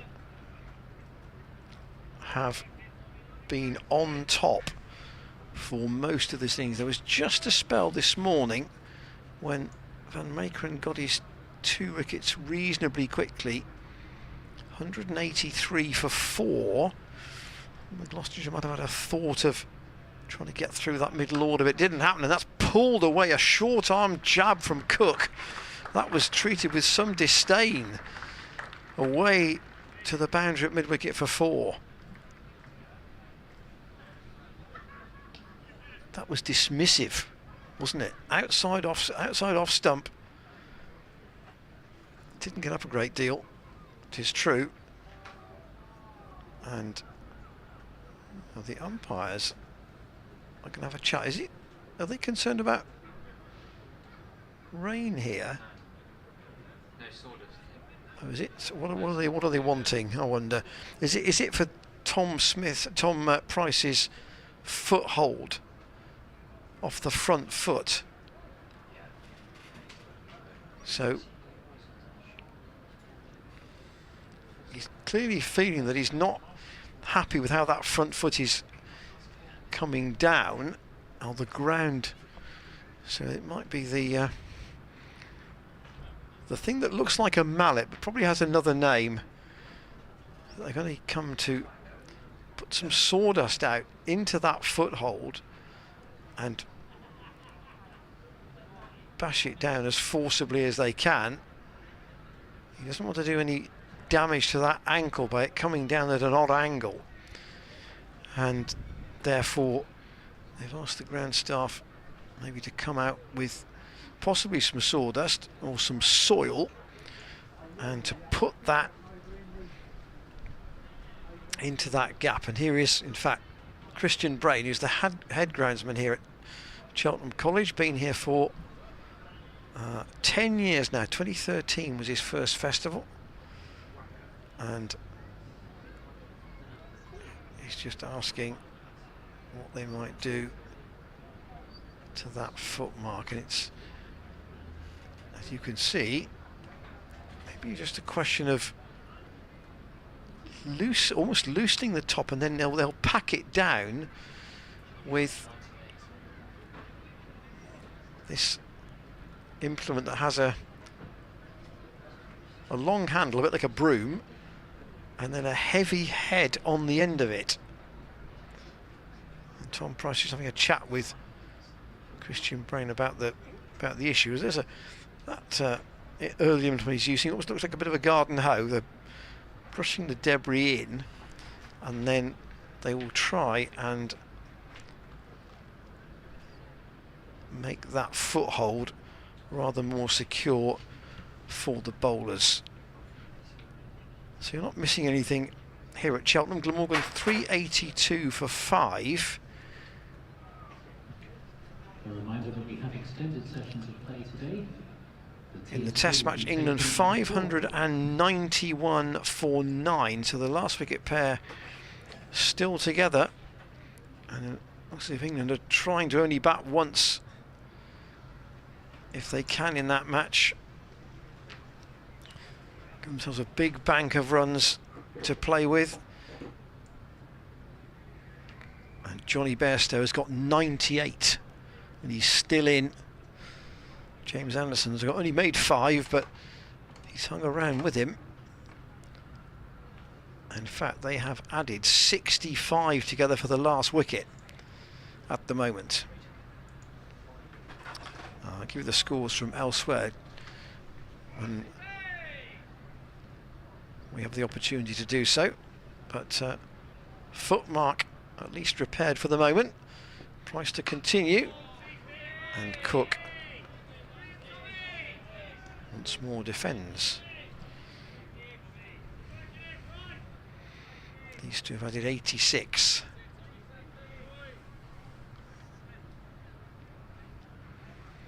So elsewhere in the first division, at Edgbaston, Lancashire 59 for 4 in their second innings against Warwickshire. They lead by 174 overall. Price in, pleasantly driven up to mid-on by Cook, fielded by Shaw. No run. These are day 3, these games. Day 3 of 4 rather than day 2 as we are here at Trent Bridge. Knots have been set 401 to beat, as you were, 411 to beat Hampshire, and they're 104 for 4, going very slowly. At Chelmsford, Kent 134 for 3 in their second innings, still are 117 behind Essex. Price into Cook, who works that away into the leg side again for a single. Sliding stop from Hammond. So those are the first division scores. Somerset beat Northants earlier today by 9 wickets. In the second division, Worcestershire have beaten Leicestershire by 100 runs at Oakham School, and at Derby, Durham almost have now matched Derbyshire's first innings score. 443 Derbyshire made, Durham 440 for 7 in reply, and they've still got 17 overs of their allocated 110 to get the batting points there, so almost looks inevitable that they will get maximum batting points once again. Here is Josh Shaw for Gloucestershire, bowling to Chris Cook, the Glamorgan keeper, here at Cheltenham. And this 6th wicket stand is proving a stubborn one.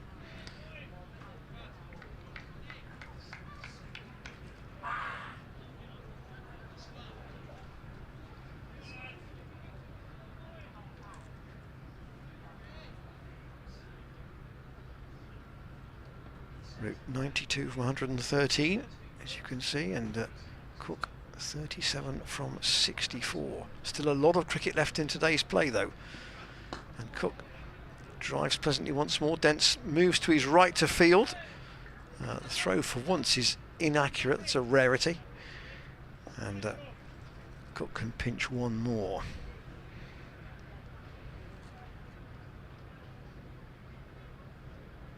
And looks as though England are all out. Anderson has been dismissed, and Bairstow has been left 99 not out. 3, I do apologise. 99, England all out, 592. Shaw in, chopped away by Root. Down to Joe Phillips, he'll pick up one more. And just to confirm that England total, 592 all out, Bairstow not out 99, and James Anderson LBW to Cameron Green for 5. So England's lead is 275. They'll only want to be batting once. I've always said Dan Moyting was a very fine man. He's just brought me an ice cream. What a nice man you are. Now the challenge, of course, is to eat it and talk at the same time, which is not that easy.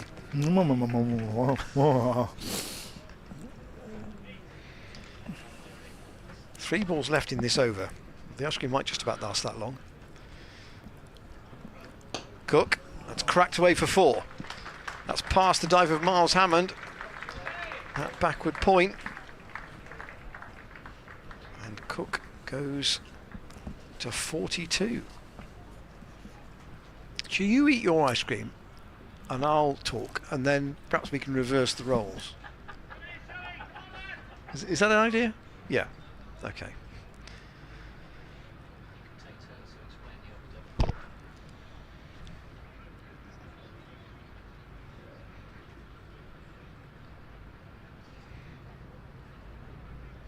Cook waits for Shaw, who's almost yorked him.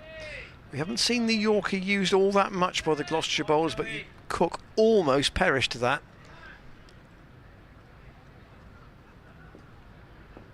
Shaw running away from the chapel end, and then Cock almost finding that getting through, just jabbed down on it at the last minute.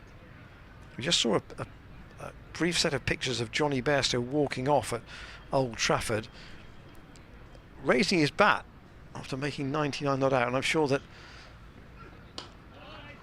he will forgive Anderson for not letting him assist him to get to the 100, but they put on a big last wicket stand anyway, so good effort from those two.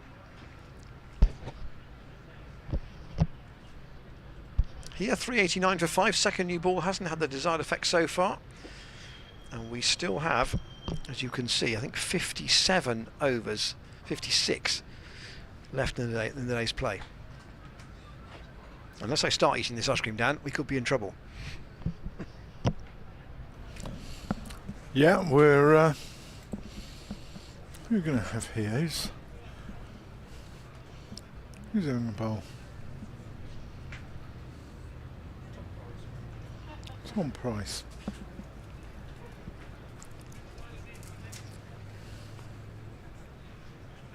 Is he off a short run, or is he just setting his field? No, he's just setting his field there. I was thinking, why is he coming in off like 7 paces?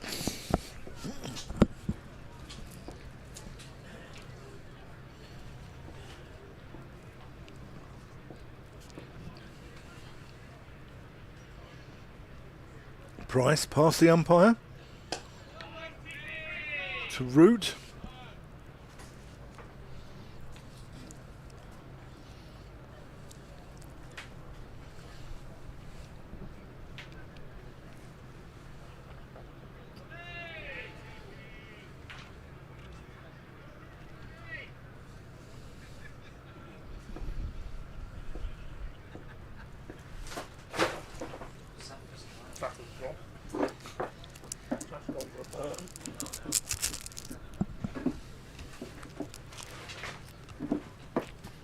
Price past the umpire. Root clips him. He's behind square for a single.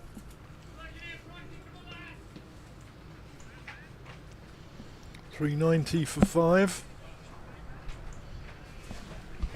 Where did Glamorgan bail out here, Dan? Do you think it is 450? Gotta be 450. Because they're going to need the runs, but they also need the time, don't they? That's the thing. And it looks a very docile deck, doesn't it?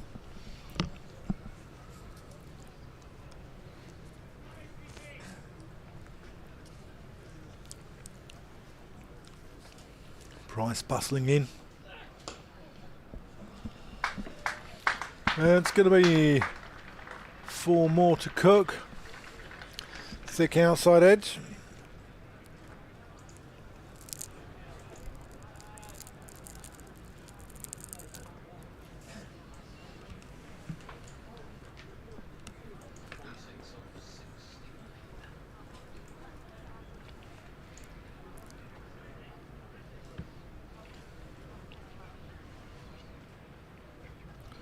There's a tranquility about Cheltenham.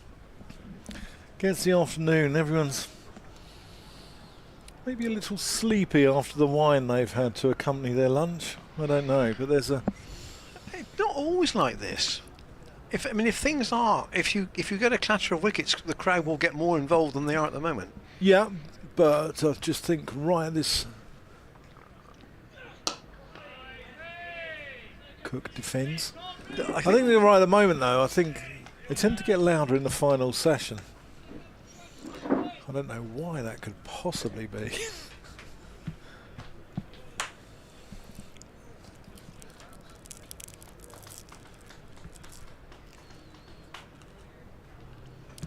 Price into his 22nd over now.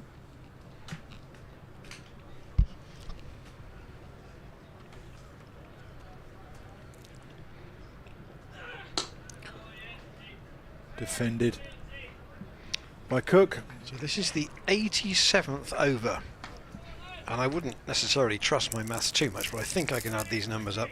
There have been 59 fours and 1 6. Yeah. That is a high percentage. Tells a story.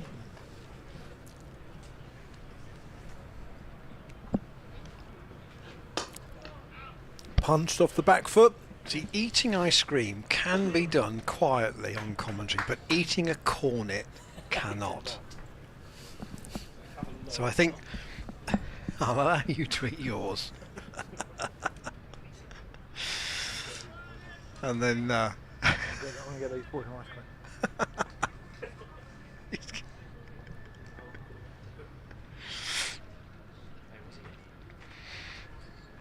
it's the one. It's crunchy, you see. See, cake is soft. You can get away with that, perhaps. But no, cornet's just too crisp. 394 for 5. Root needs 6 for his 100. Josh Shaw.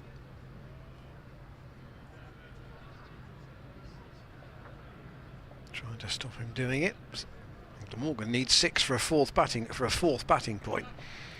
Another change in the field. So Zaffa's gone a little bit finer for that slash behind square from Root, which he doesn't take on this time.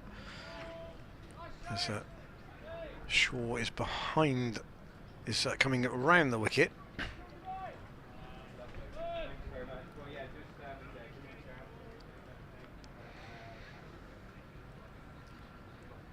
To come, Andy Gorvin, Tim van der Hoogten, James Harris and Mitchell Swepson. The leg spinner. Be interesting to see what he might get out of this pitch, if anything.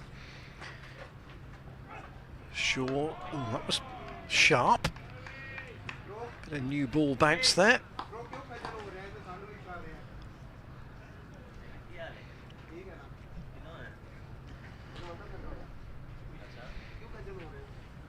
Went to the wickets to fall today. Ingram for 17, Northeast for 28 and Carlson for 76.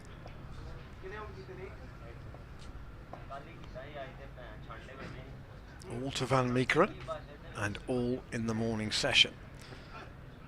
Down the leg side brace, he can't reach that. That's gone for 4 byes.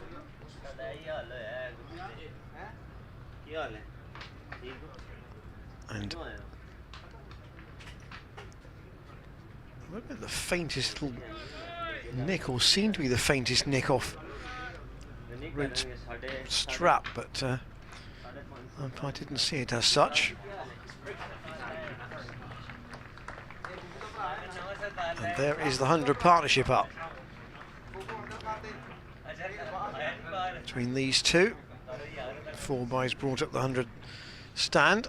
Glamorgan with 2 needed for that next point, but they won't get it there.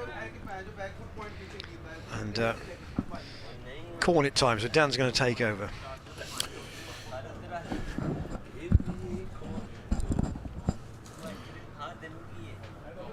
Zafar Gahar just having a little chat with a couple of friends in the crowd.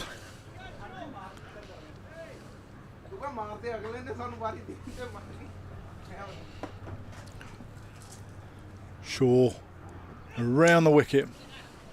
Oh, that's a glorious shot there from Root.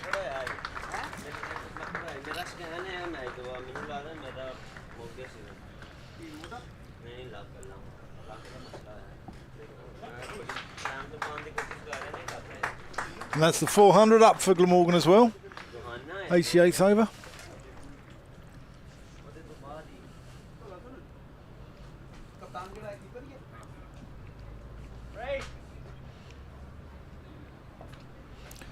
Yeah, Zafar Gahar fielding out in front of us. The real Zafar Gahar. We've got a cardboard cutout of Zafar Gahar behind us as well. That's defended there. That's the end of the 88th over. 402 for 5. Root needs 2 more for a well-deserved 100. Chris Cook needs 4 more for a well-deserved half-century.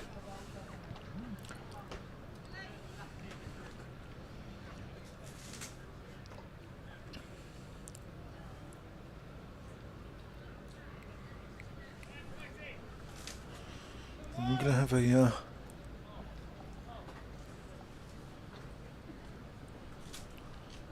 12thers on the pitch. Zaman Akhtar. Akhtar and Luke Charlesworth are doing the duties for Gloucestershire. Here's Tom Price. Pulled. And that is Chris Cook's 50. 73 balls. Well batted. 73 balls. I think An hour and a half, just over an hour and a half he's been in. when you looked, and Dan looked at this Glamorgan top 7, we said, "Oh, that's pretty tight. They're going to try and get a big score with this because they've packed their team with batting effectively." Yeah, which they've done. It's exactly what they've done. Is it a bit reminiscent of Durham? Do you think with the bat? Yes, it is. That's a pleasant shot. Chris Dentfields. I think the good sides do that though. I think the good sides of a top 7 who are all capable of getting centuries.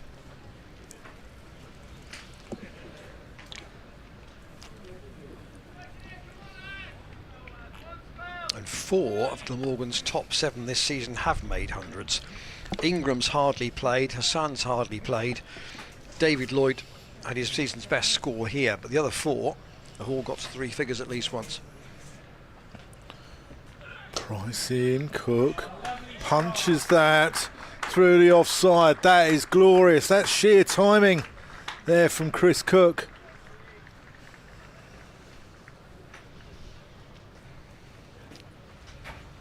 Very pleasant shot. 114 this stand is worth. Now actually worth more than the one that Root and Carlson put together this morning. So they really have backed it up, these two.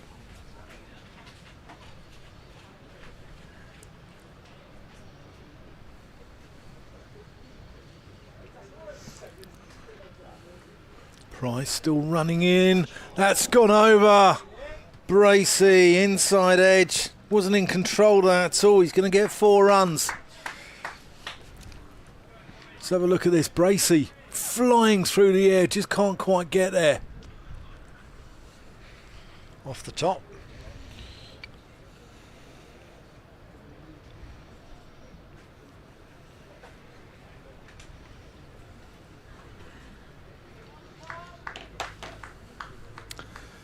Expensive over this for Tom Price. He's gone for 12. Can he bounce back? Luke Charlesworth walking in front of us, doing his 12th man duties.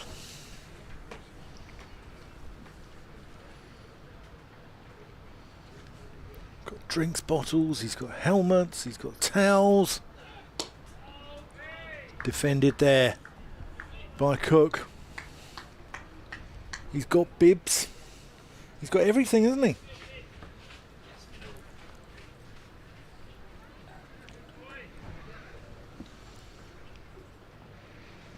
Ed Middleton also going in front of us, who played a game earlier in the season. Oh no, sorry, he was in the squad earlier in the season, wasn't he?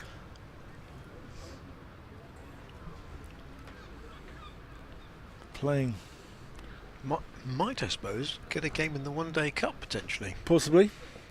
Even more so, might play against Wiltshire in the showcase game. I think he got wickets in the second team game last week. He's. I would have thought every chance he'd play in the Wiltshire game.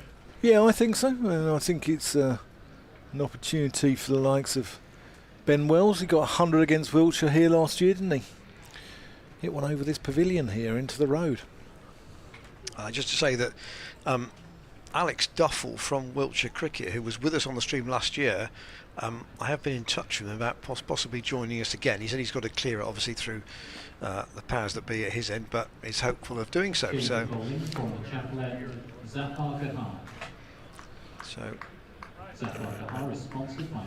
still 50 minutes to go until tea.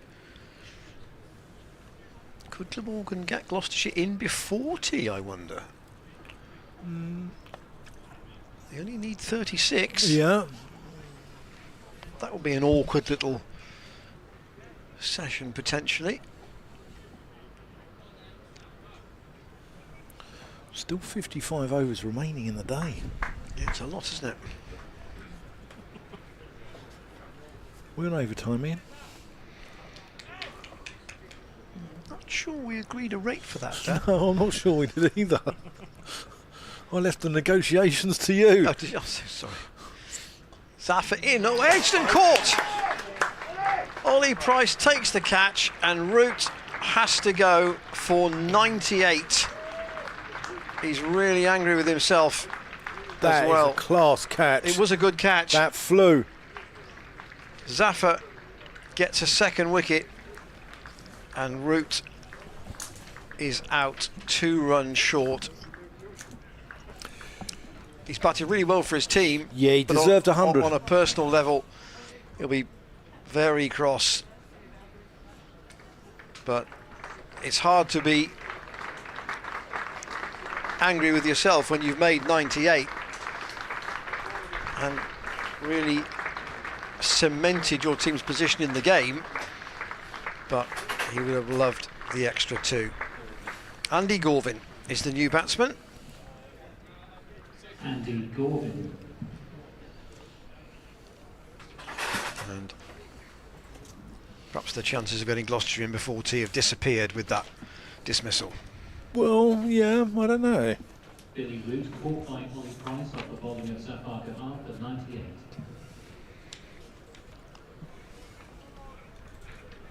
Give you the numbers for Root as soon as they're up on my screen. I think it was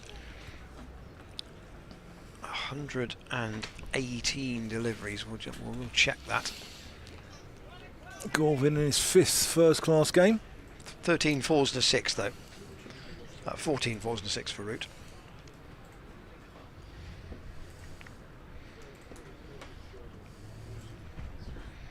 So Zaffa into Gorvin and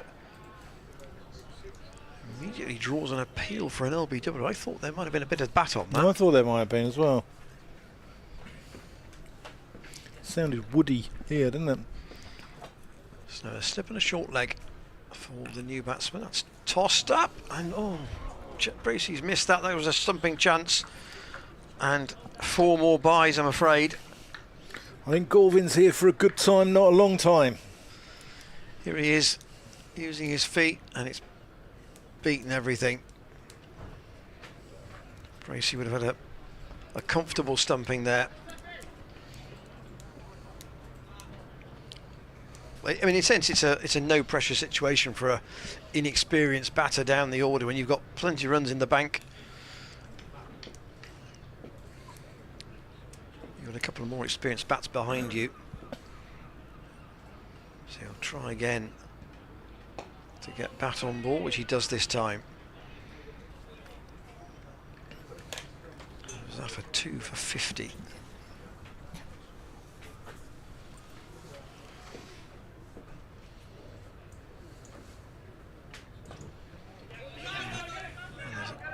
Cry for no from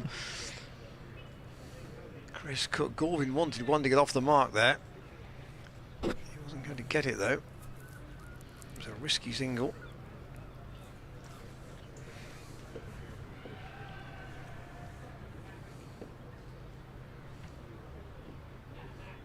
And Gorvin does sweep once more. And again, That's a great take from Bracey there. tidy take. He did take the leg bail off, but his foot hadn't moved. Here's the catch. Let's have a look at this. Pure reflexes here from Ollie Price. Wonderful pair of hands. Best catcher in this side, I think. Yes, in all positions. He and Chris Dent probably the 2 safest of the Yeah. outfielders. Billy Root then 98 from 123 balls, 14 fours and a 6, and just a minute over 3 hours. Heard a cheer from the marquee, which I don't know if that's an Australian wicket. 8 for no wicket on my screen, Australia, but they still need 267 more to make England bat again. College lawn end, John Goodman. Here's Dominic Goodman from the Chapel Lawn End.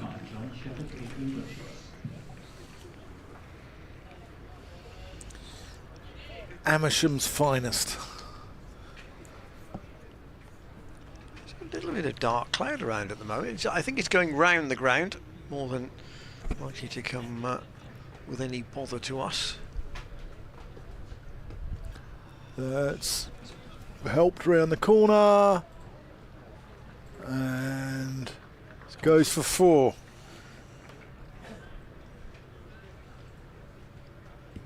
Paul Van Makeren down in front of the Pig and Pallet marquee. Didn't look the most convincing shot from Cook, did it? Is that what it's called, the Pig and Pallet? Yes, that particular marquee is. I don't know why.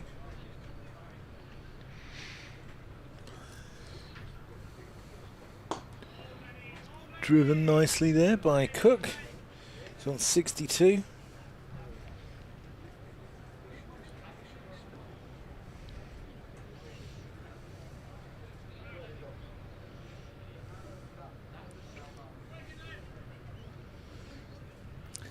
Yeah, Dominic Goodman. Buckinghamshire. Oh, that's glorious there.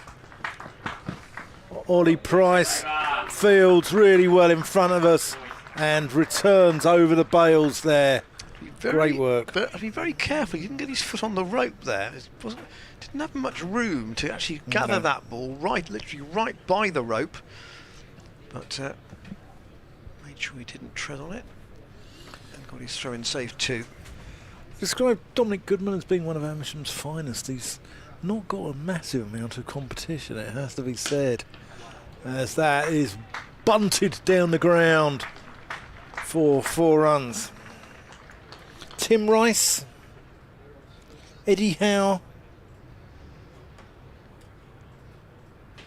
Ruth Ellis, the last woman hanged in England, is buried there.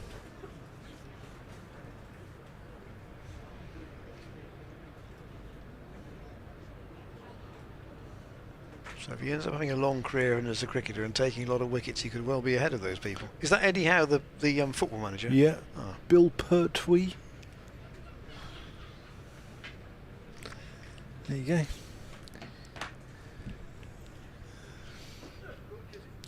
Oh, where's that gone? A big swing there from Cook. I was looking for that over the hospital. I thought the way he wound up there, I thought that was going to go miles. Do you think Cook has decided that maybe he's not going to get an awful lot of support from numbers Quite possibly. 8 downwards? Yeah, or I think they will be looking at 450 by tea and having a pop at the Gloucestershire's top order.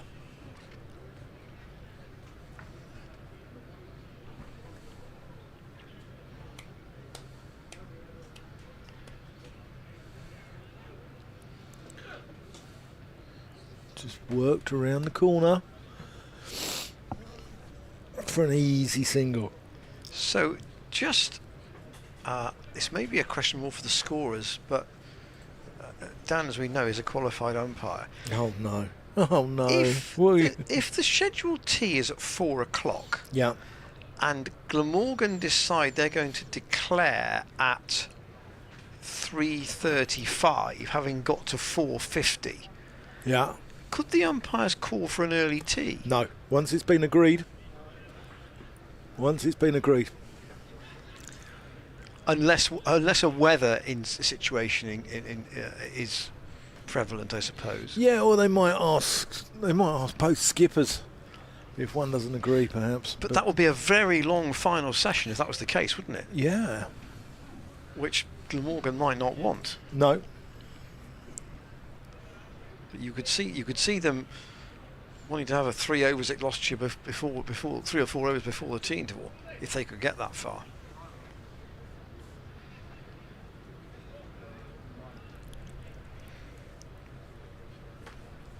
So Zafar, having removed Billy Root in the last over,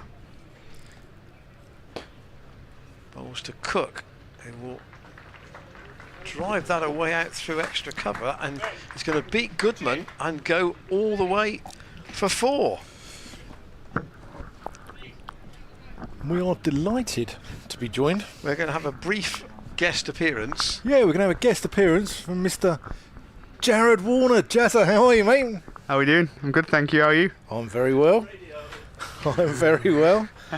Good to see you. Your mate Josh Shaw there, fellow Yorkshireman, giving a bit of grief there about coming on.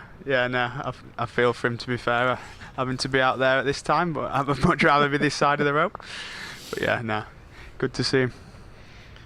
Zaffa over the wicket to Cook, who is really trying to press the accelerator here. Jared, how much of today have you seen? Probably about the last 90 minutes, I'd say. Yeah. Okay. Nice lunch somewhere, Jared, was it? Or Just at home. Yeah, just at home. So, yeah. Zaffa in. Cook's gone aerial with that. Now I can't see where that's gone. That's gone away to our left, and it's gone all the way for 6. That's to the shorter side of the ground, but because we're at ground level, it wasn't easy to see where that had gone. Cook has picked that up though, and it's gone into the road, I think. Maybe into the Gone road. a long way. The ball's returned. I've seen a batsman hit that in. It may have just come off one of the turrets. If it doesn't damage the clock. 4:39 for 6. Glamorgan need only 11 for the last batting point. Cook trying to get there in a hurry. What have you made of what you've watched, Jared? I mean, it's tough, isn't it, this time of the game. Declaration, you'd think imminent at 4:50. Looks a good track, I guess always is here. It's ominous. I guess you're almost waiting for them to declare. You try not to get that in your head, but I think the guys will be praying that the 10 runs time that they pull out.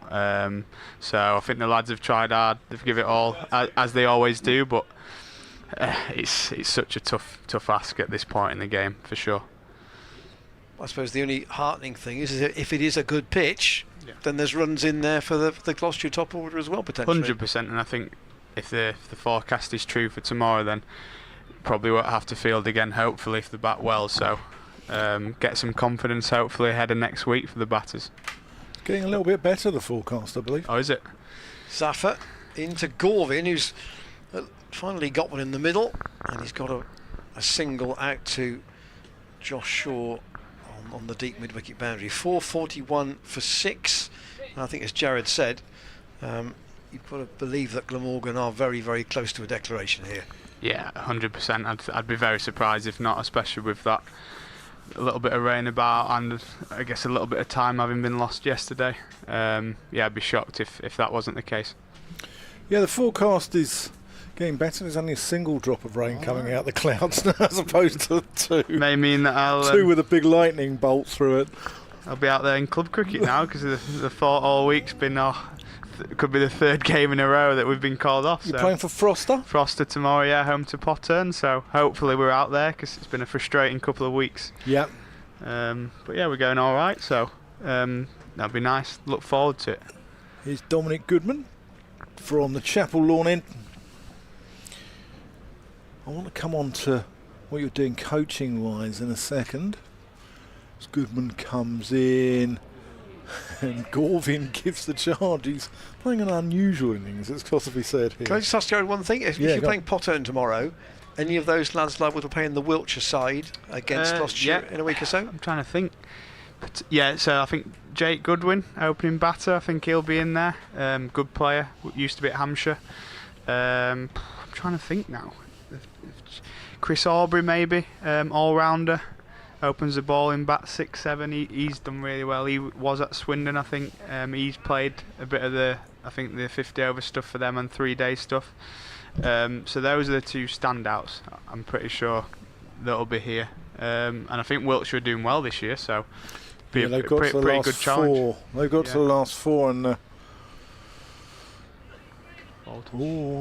that's gone off the top edge, or is that off the helmet? Yeah. Let's have a look at that. It might be a little delay here, a little protocol delay. No, it's top edge. There's no delay. Jared, you're getting involved with a lot of coaching of disability cricket. Yep. How's that going? Yeah, no, I'm really enjoying it. So started in January with the England physically disabled side. So did a camp a month there at Edgbaston, 2-day camp at the weekends, which was great. And then we've had, I think, 6 or 7 Sunday sort of back-to-back T20 days over the summer against Hampshire Academy, Surrey Academy, Leicester Academy.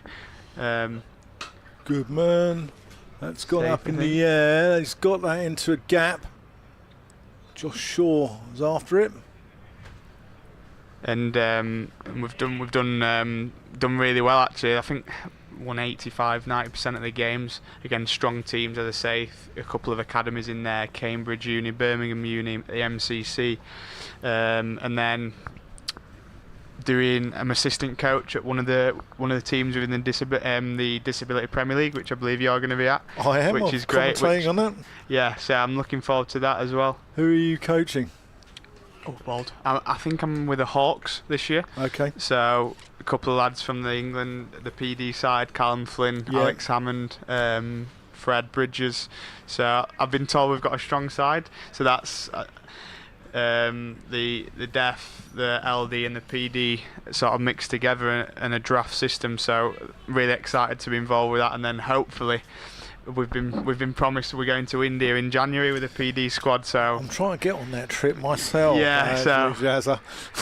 Goodman in, and that's hoiked out into the leg side, and Tom Price can't cut that off. It goes away for 4.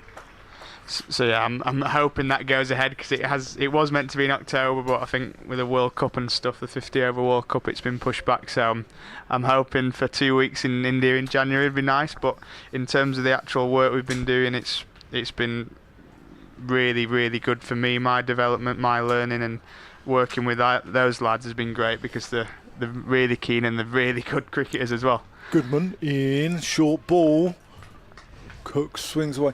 The standard is pretty good. I mean, Yeah. I would say that the top sort of 15, 20 are probably capable of playing Premier League or maybe Yeah. Division 1 Yeah. of a county standard. For sure. You know. Well, for sure, and obviously I've not. Oh, that's the declaration. Declaration. 448 for 6. So Cook ends up 86 not out. Gorvin 2 not out. And are we going to see a forfeit here of both sides? That was a no ball, so I think it might be 450 then. Yeah. So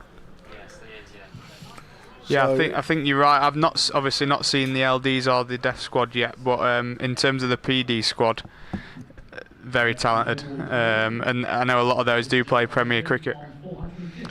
Yes, 450 for 6 is the declaration. That was a no ball. So Cook will finish on 86 not out, and Andy Gorvin on 2. And Glamorgan have scored exactly 300 runs today in... Just going to see what the overs is. They started at 40 overnight, so they've scored them in 52 overs and 5 balls to make the 300 that they've scored today. It's been very, very brisk cricket. The full card, including the wickets that fell yesterday, I'll just give to you if we go back to Jared. Hassan was LBW to Zaf for 30, and Lloyd LBW to Tom Price for 81. The wickets that fell today: Ingram caught Charlesworth, bowled Van Meekeren 17, North East bowled Van Meekeren 28. Both those were the not out pair, and then Carlson batted really well before he was caught by Dentoff Van Meekeren for 76. All those runs coming before lunch. He was on for a century in the morning session at that stage. Billy Root then made 98 before he was sharply caught by Ollie Price off Zaffer, and then Cook and Gorvin got them to maximum batting points. Tom Price 23 overs 4 maidens 1 for 88. Josh Shaw 18 overs 3 maidens, no wicket for 82. Paul Van Meekeren 21 overs 3 maidens 3 for 92. Dom Goodman 14 overs and 5 balls, no maidens, no wicket for 86. Zafar Gahar 12 overs 2 maidens 2 for 62, and Ollie Price 4 overs 1 maiden, no wicket for 16. 450 for 6 declared, Glamorgan. They want to, I'm sure, only bat once. A lot from here, Jared, will depend a bit on the weather, I suppose, because Glamorgan have got the runs in the bank. They can attack, and they've got a long session after tea and an awkward little one before tea to try and put some pressure on Gloucestershire. Yeah, 100%. And I think their thinking will be how many wickets can we get tonight? 51 overs is a long time. If they get on a roll, they'll be hoping that could they even bowl Gloucester out tonight, and then hope the rain plays ball and can make them follow on and go again. Obviously, Gloucester hat on, our lads will be just hoping bat once, bat big, and probably the best we can hope for now is a draw. But yeah, Glamorgan on top as it stands, but hopefully our lads can show a little bit of fight and go well. If you think 51 overs is a long time to bat in this final session, you try commentating on it. Yeah, no, I can imagine. Don't envy you. But yeah, no. So I'm excited for the lads because they've got a great opportunity now to set the stall out and get some big runs, both individually and as a collective. So no, I'm looking forward to watching.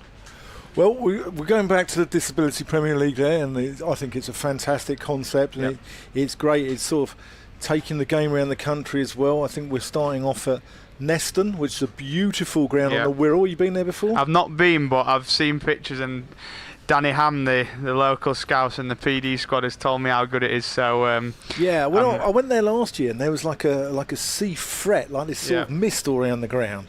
I thought, well, it's all right. I can't see what the fuss is about.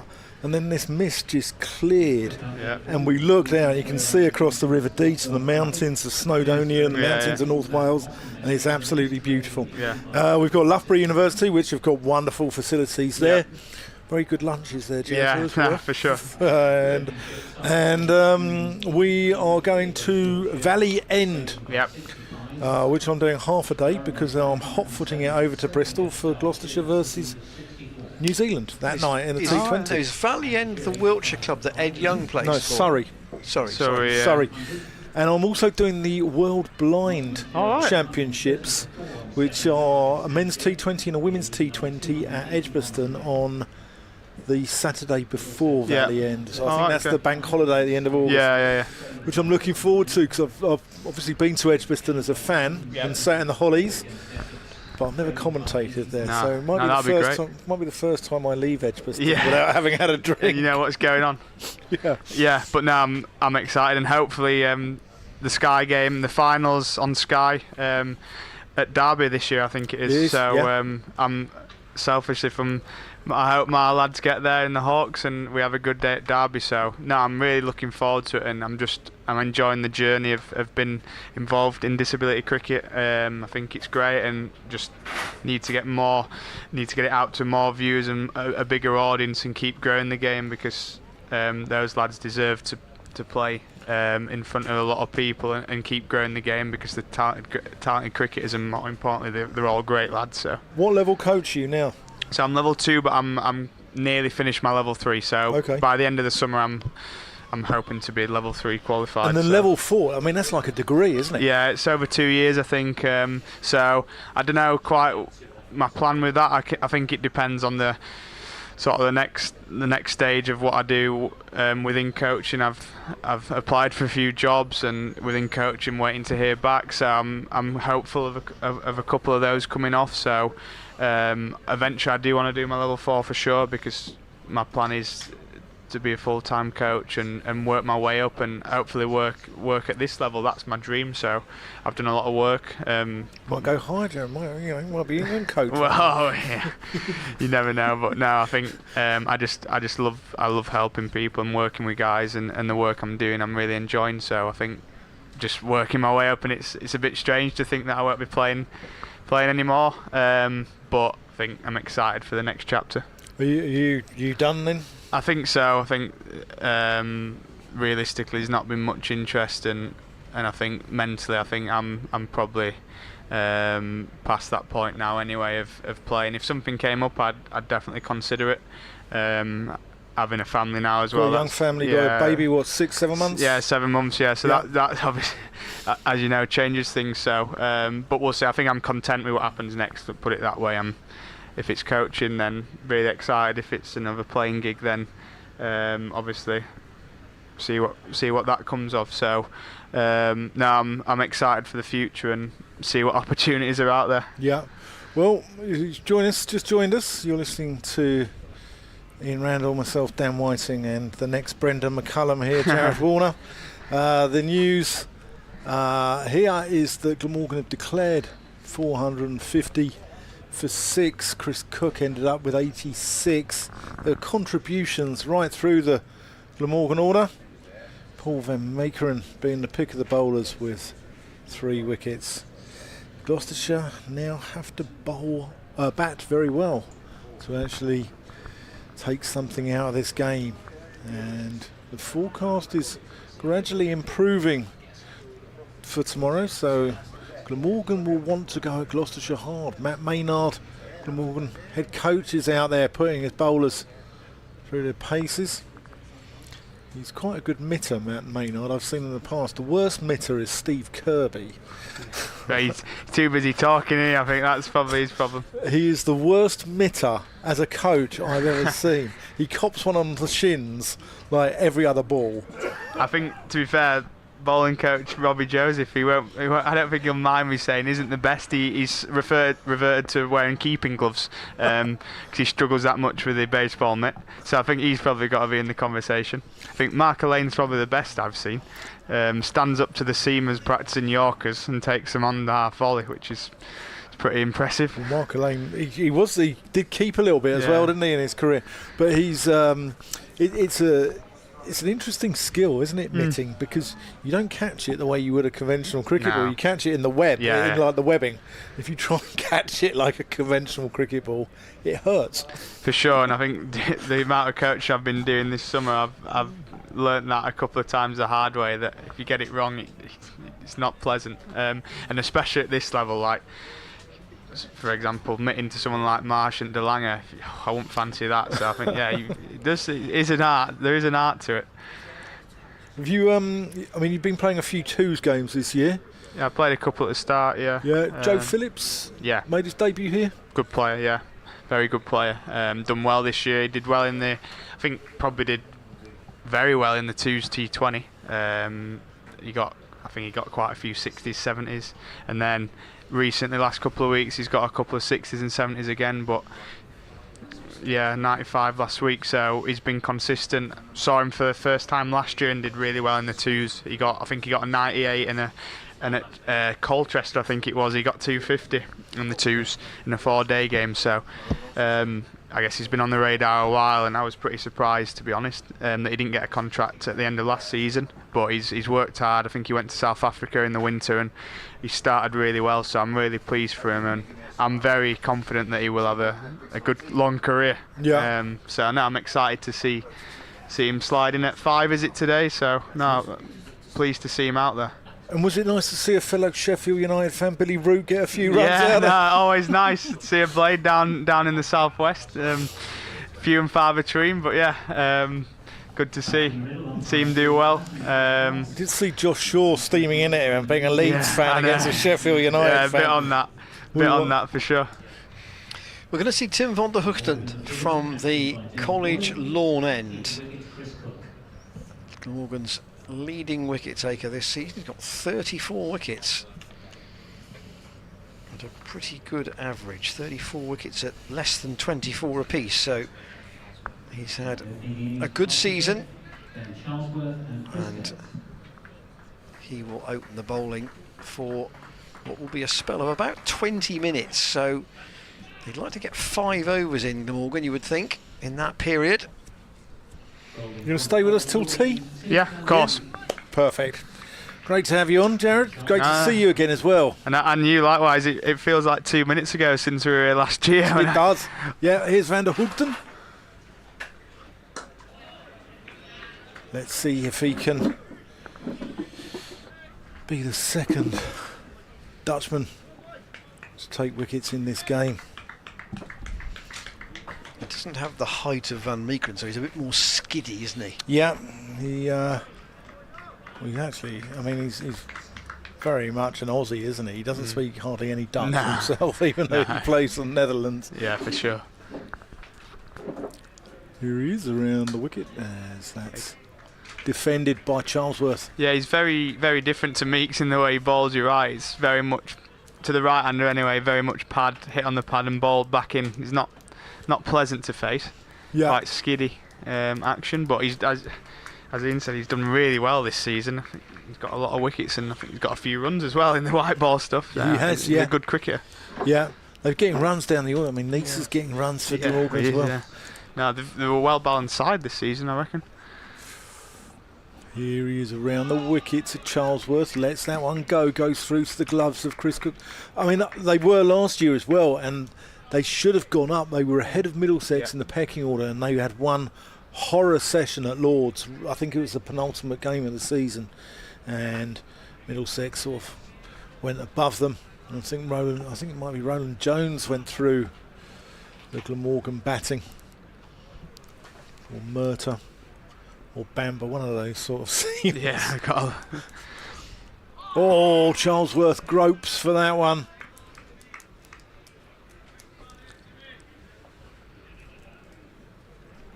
Yeah, just interesting that he's gone sort of straight around the wicket. Yeah, 64 to 64 here. Yeah. Just looking to move it away there from Ben. Take the outside edge. Yeah, Van der Koegden is 30. Is he 33 or 34 now? Been at Glamorgan since 2016. Charlesworth leaves that one alone. Signed for Trent Rockets in the 2020 100, then Birmingham Phoenix for 2022. He's played 40 T20 internationals for the Netherlands. Played in the World Cup last year. Hasn't got a 100 gig this year though. Has he not? No.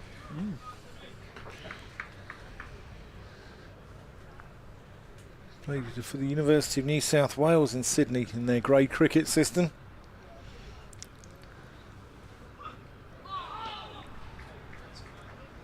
That's the end of the first over, which is a maiden. And he went to St Pius. I presume that's St Pius X College as opposed to St Pius X. Yeah. Well, maybe it's like Malcolm X. So, you never know. You never know. Jared, you've got to be pleased with Sheffield United as well. Yeah, Back in the Premier League. Delighted, yeah. Another good season. Took me by surprise, actually. I thought we'd be up there, probably. I'd have been happy with playoffs, build on the season before, but we just got on a roll and had a little wobble in the middle of the season, but then relentless after that. So, no, delighted. Always good to be in the Premier League, especially Leeds going down. That was... Do you remind Josh Shaw about that? Yeah, I do, and a lot of my my Leeds friends. Just a back up gentle north. reminder, or? No, I'm not going to lie. The couple of days after they went down, it was I was relentless on social media. So the likes of Jordan Thompson. Right, Zain Ul Hassan. Ooh, that's opened interesting. the Interesting. batting. He's opening the bowling as well from the college lawn, college chapel end. He's got 3 slips. Lloyd at first, North East at second, Ingram at third. He's a good bowler, Zain, I think. Do you know much about him? Yeah, we actually played 2s against him a couple of years ago, and he played for us, actually. We needed a player, and we had a couple go to the first team, and he came in against Worcester and did really well. Here he is. Again, possibly another one you might say is quite a skiddy And approach. then we played him this year at Thornbury in the 2s, and it was a soft, wet deck, but he went through us both innings. He went through us and got a few runs as well. Just a really solid player. Yeah, he was just nibbles it on a length, relentless, doesn't really miss. He's a good bowler. Turns on the college square, right arm over the wicket, and Dent puts a big stride in. And Hassan fields off his own bowling, so it's a kind of a lovely position for the Glamorgan bowlers. They know they've got absolutely nothing to lose here in this little 20-minute session, and then after tea they've got a lot of runs on the board, and they've got probably the extra time they wanted because they scored quickly. Here's Hassan in, and Dent works that almost in one of his main scoring areas, that little flick round the pad for a single down to long leg, down to Van der Hoogten. I'm going for an Ollie Price 100 here. Be nice, very nice. Going against Yorkshire? Yeah. I had him down for one against Leicestershire, actually. I said in the morning, I think he resumed on about 22. I said he's going to get 100 here. And what did he get against Leicestershire? He got... Hassan. 85. Charlesworth. Just pushes a bit at that. Do you see his catch as well, Ollie Price's slip? Off Saf? Yeah? Yeah, I was right behind it, actually, down at third man. It's a great grab. He's got to be one of the best around in there. He's very, very good. Yeah. The caught and bowled in the T20 earlier in the season. That was against Glamorgan. Yeah. No, he's a great all-round cricketer. Ul Hassan into Ben Charlesworth, who defends up to mid-off. There is no run. The end of Ul Hassan's over. 14 minutes to go until the tea interval. So Glamorgan would try and get 3 more overs in, having declared on 450 for 6. See, that's how you get Chris Cook out. Brilliant caught and bowled. Cook, the unlucky gentleman who was caught by that world-class piece of work from Ollie Price. Carlson skipping the side from mid-off. Have you been in the PCA 10? Sorry, it's David Lloyd. No, I haven't actually. I was speaking to Martin Cropper, the PCA PDM, and he said he could have got me in. Just missed the free feed, actually. Oh. Just missed it, but yeah. You haven't had to pay for your lunch, have you? No. I've got a free ticket as well, which is nice. But I think penciling me in next year for the past players down in the tent next season for sure.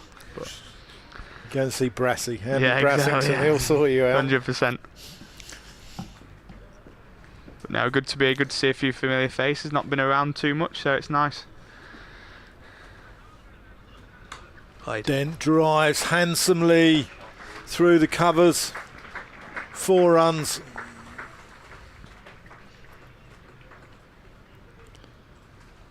Yeah, there's a few celebs in that PCA tent over there today.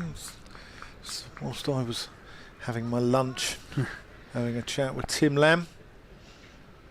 Got the Right Honourable. The Right Honourable Tim Lamb, yeah. From the Hertfordshire League. Son Nick was skipper at Harpenden Cricket Club. Van der Hoogten to... And you must know this, that Tim's brother Stephen is he said about it. Yeah, is the BBC commentator. Well, has been. Yeah. Still does some work for I think our friends down the road at Taunton. Yes, yeah, he does. He was on my table actually. He was sitting next to me at the Cricket Writers' Dinner last October.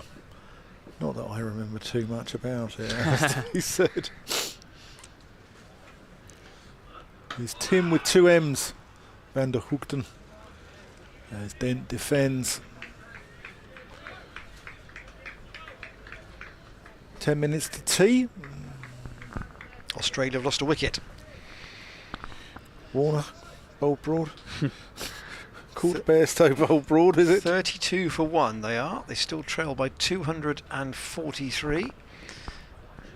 That's Khawaja, even better. Khawaja caught Bairstow bowled Wood for 18. You managed to get any of the days of the test, you two, at all this summer? No, I went to there was one there to Dent, by the way, just tickle around the corner. I went to day 1 of the World Test Championship between Australia and India. Oh, nice. Where I was guest of the Surrey president, a lady called Tricia Garrod. Oh, right. And sat down with Farouk engineer, Zahir Abbas, and quaffing a rather agreeable Chablis. See, Dan moves in different circles to me. Yeah, a few name drops there. Oh, that's him on the pad.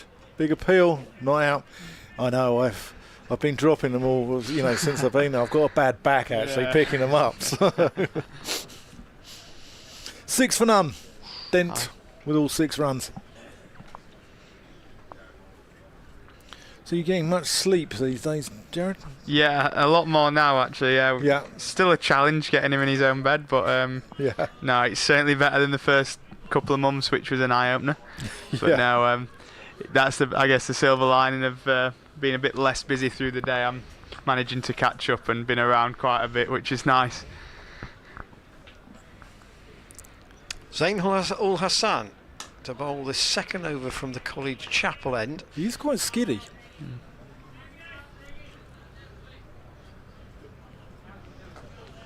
Just 22 years old.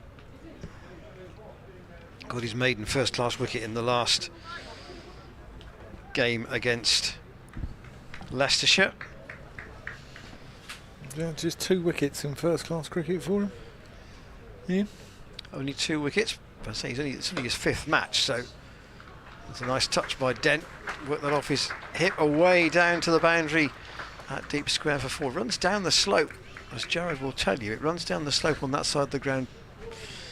Yes. You think you've got it covered, and suddenly the ball is running away from you. It's one of those grounds as a ball. If it beats the infield, it's 4. I think looks a decent pitch as well. Guys that I've spoken say it's a bit slower than usual, but as you say, it beats the infield. You can't turn and chase it. It's a very quick scoring ground. Al Hassan. Once again to Dent, who defends. Have you been to any of the tests? I expected to see you on the Western Terrace at Headingley. No, giving I've Todd not. Murphy a little bit of grief about him looking like Harry Potter. I've got a few mates who probably were doing that at the test. That's for sure. But no, I've not been up north for a while actually. I'm going up next week, but I'm hopefully going to try go to a day at the Oval, pull a few strings, and get a ticket. So hopefully it goes to 2-all, and that'll set it up beautifully. Al Hassan, a nice shot again from Dent. It's well timed. That's sheer timing. Found the gap. It's gone behind square. It's gone to the left of Mitchell Swepson, and Van der Hoogten is away on the boundary down there. He's quite wide, but he had no chance of cutting that off. Unbelievable timing from there, Chris. I think you had the shout of a Price 100, Dan. I think I'm going to go Dent 100. I just feel like this type of wicket, this just to sit in and book bread and breakfast. Hopefully I don't jinx him. I don't believe in that. Al Hassan, once again to Dent. Dead weight, just clips it out on the offside, fielded by Gorvin. That shot there, he just let it come and to him, didn't he? And played it under his head and just worked it around the corner. I think that the way he plays, how late he plays the ball, I think when there's a lack of pace on the wicket, and especially when the new ball gets a bit older, I think it can be very difficult to get someone like him out. So hopefully he can get through this and go big. Do you nick him off in the nets? Maybe once in about 100 overs potentially. Hassan to Dent, who again defends. Just that last shot, that's the end of the over, 14 without loss. You've got 6 minutes to go until tea, and neither Van der Hoogten or Ul Hassan have very long run-ups, so it's possible he might get 2 more overs in. Thought about Dent, when Dan and I watched him get that double 100 against Surrey, that when it was 600 plays 420 for 2, he must have played that shot 60 or 70 times at least to get that double 100, because Surrey couldn't bowl to him in a point where they could keep him quiet, and he was so well set that it was a runner ball nearly. I think you're right when he's. I think the key for him is managing that off stump. When he's leaving well outside that off stump, it's almost impossible to get him out because he plays the ball so late under his eyes. You can't nick him off. If you do find the edge, it goes down. And then as we've seen those that last over, you stray slightly straight and it's just 4 instantly. So we know he's such a good player and he looks in decent touch today. Van der Hoogten into Charlesworth. Do you see Mitchell Swepson having a limber up? 1 over from the leg spinner? What do you reckon? Possibly. Yeah, it wouldn't surprise me. Yeah, I think it's been interesting why Zayn has took the new ball. I'm not Quite sure why they've done that. I guess would it be Nisa who'd usually do that? But yeah, interesting play. Yeah, or James Harris maybe. Yeah, Harris as well.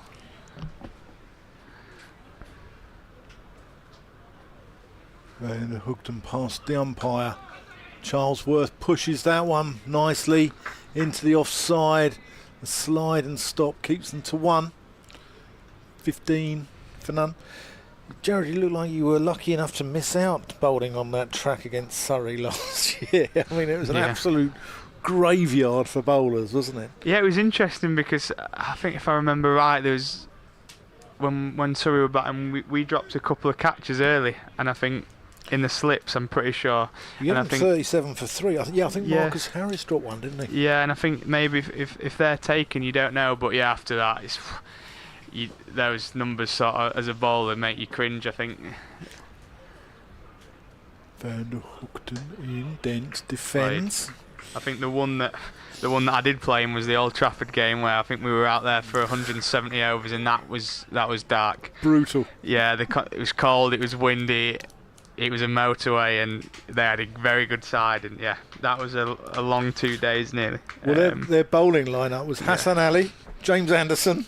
Yeah, Mahmood, Parkinson. Yeah, it's not a bad lineup. It was a test attack. Yeah. Yeah. Yeah, it was a good challenge.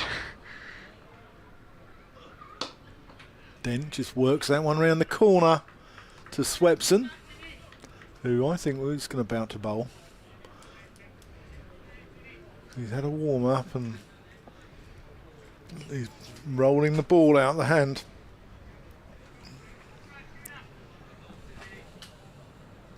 Was that in that game at Old Trafford, Jared? Did Bohannon get a double 100? Yeah, he did. Yeah. He batted really well. Yeah, I think he might have been 250 actually. Oh, big appeal going down though. Umpire Pratt absolutely clear that was not out. Shook his head straight away. Yeah. So that Surrey game, Jamie Smith got 230 for Surrey. There's some really good young wicket-keeper batters around, isn't there? James Roos obviously had a fantastic season. Finlay Bean, I think Yorkshire, he keeps wicket a little bit, doesn't he? Yeah. Who else? Ollie Robinson doing really well. Ollie Robinson's he's doing really brilliant. well. I don't know how old he is, a bit older, but he's still only fairly about 23, 24, I think. So, Jordan Cox. Yeah, his batting, I think Ollie Robinson, I wasn't that impressed with his keeping when Durham came to Bristol. He let through 18 byes in each innings, and Axar Patel was chucking into the rough outside leg stump, and he didn't cope particularly well with that, but I think his batting is spot on. Yeah, no, he's been so consistent. Every time I look at the scorecard, he gets runs, and quickly as well. So I think, as well, the type of cricket England are playing, as we know, I think him and Jamie Smith, I think he's probably the next one, because just on the eye, he's beautiful to watch. I think just the Surrey swagger as well probably helps playing there at the Oval, batting down the order. So, talking of which, someone else got a cheeky little ton against Surrey twos this year, batting down the order. It wasn't quite a ton, 83 not out. It was 83 not out. Yeah. Swepson, the leg spinner. I mean, if you want me to talk about it, Dan, I will. And Luke Charlesworth, you batted. How many did you put on for the 10th wicket? 100. Yeah, we needed 109 down, and we did it. So that was a great game. Swepson around the wicket. That's very short. And Charlesworth goes back and just pushes it out on the offside. Yeah, there was quite a bit of needle in that game, and we were behind the 8 ball for a while, and then I think we bowled them out in 30 overs and managed to chase it. It was an unbelievable win. Swepson in, and Charlesworth goes back. He pushed it through quite quickly, Swepson, doesn't he? Yeah, he's not flat. He's a sort of one of those leg spinners like sort of Kumble, as opposed to a loopy leg spinner. He's not the tallest, only about 3 paces. That is very flat actually, and change of direction from Zain Ul Hassan to pick up. So this will be the last over before tea. 2 balls to go. Charlesworth trying to see it out. Swepson in bright sunshine with a long hop that is punched by Charlesworth up to mid-off and stopped by James Harris. They won't though go for a single.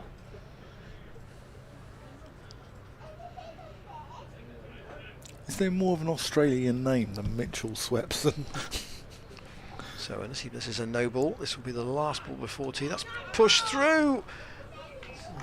Cry of catch it. Did it Let's have a look at this just again. drop in front? It's a maiden. Look for the fielder. The two short legs. It's not of catchable height. A little bit of spin as well there, I think. But turned away safely in the end, and Gloucestershire get to tee at 15 without loss. They are still 435 behind, but Dent 14 and Charlesworth 1 have got through that awkward little spell, and they'll start again in 20 minutes. Yeah, we've been delighted to be joined by Jared Warner. Jared, I wish you the very best. I'll see you around the country. Yeah, you will. For 3 Sundays in August. Can't wait. Yeah, look forward. I'll be here next week at some point as well, which will be nice. Catch up then, and then yeah. Yeah, well, come on during the Worcestershire game. We'd love to have you on air. Brilliant. And, No, thanks for having me. It's great to see you, and yeah, enjoyed it. Yeah, you've been fantastic. Cheers, guys. Thank you. Thank you to Jared, and Cheers, we'll guys. see Thank you you. in 20 minutes' time for the resumption here at Cheltenham, with Gloucestershire 15 without loss in reply to Glamorgan's 450 for 6 declared.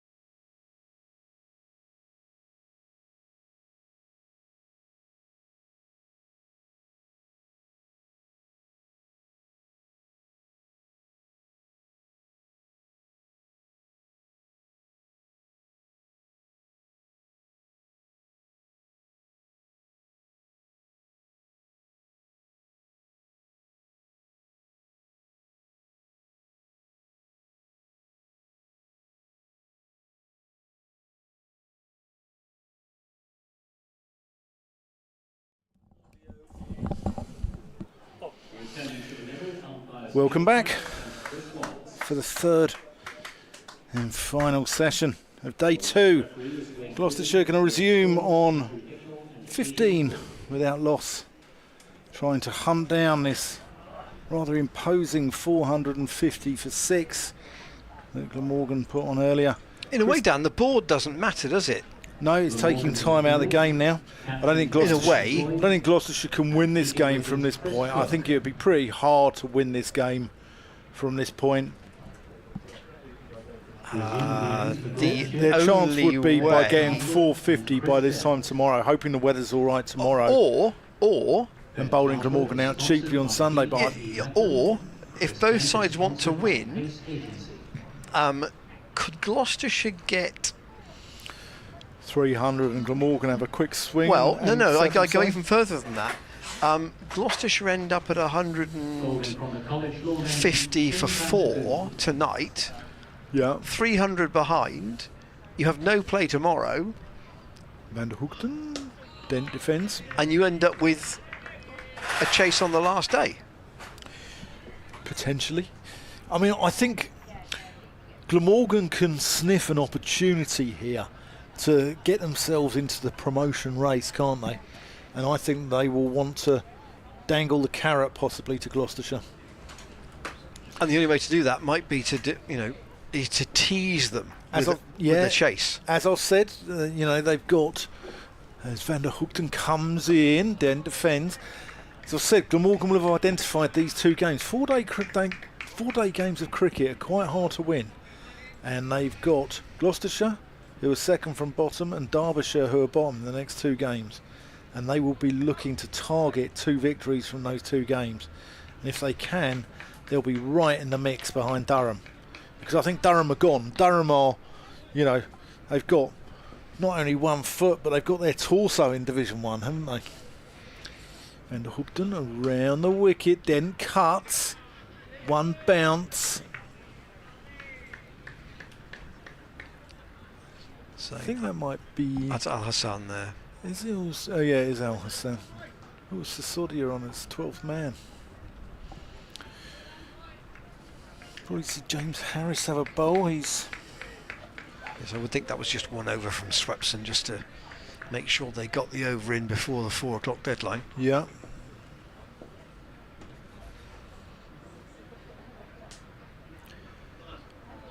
Dent leaves that alone. Oh, that's gone through the keeper, actually. Going to be buys. I think Cook must have taken his eye off that because it wasn't difficult. No. Shouldn't be leaking buys through the offside.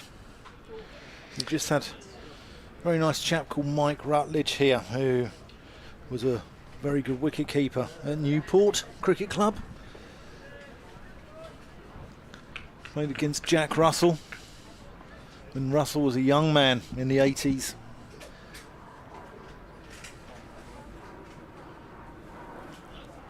Charlesworth defends that one.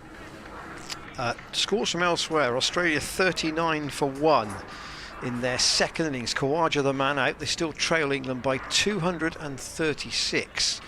And I'll give you the county scores as well. 2 results from earlier. Division 1, Somerset beat Northants. Division 2, Worcestershire beat Leicestershire.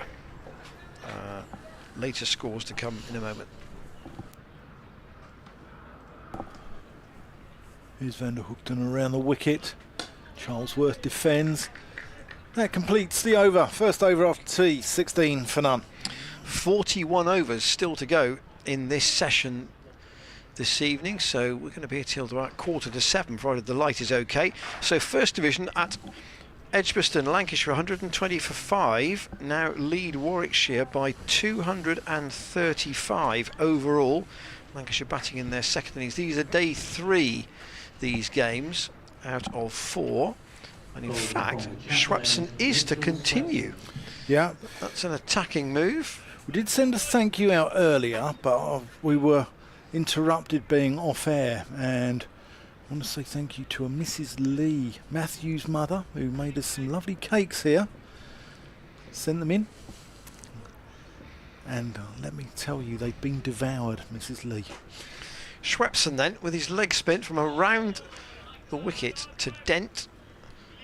It's a long way forward. So a slip and a leg slip and a short leg here for Schwepson. Australian literally off about 4 paces, fires that in and it's pushed out to James Harris on the offside. James Harris wears the same number as James Anderson, that actually moves a little bit like him as well in the field. Schwepson into Dents, clipped up to mid-on, and again there's no run. Ingram is up there. Van der Hoogten at mid-off. Schwepson walks and then trots the last 3 paces, tosses that up, and that's fielded off his own bowling. Made his first ever first class 50 in that draw with Leicestershire last week. Bowling here very early and with a ball that is only 8 overs old, so he'd expect to get a little bit of bounce, wouldn't he? Yeah, and if there is any. Quicker turn as well with the harder ball.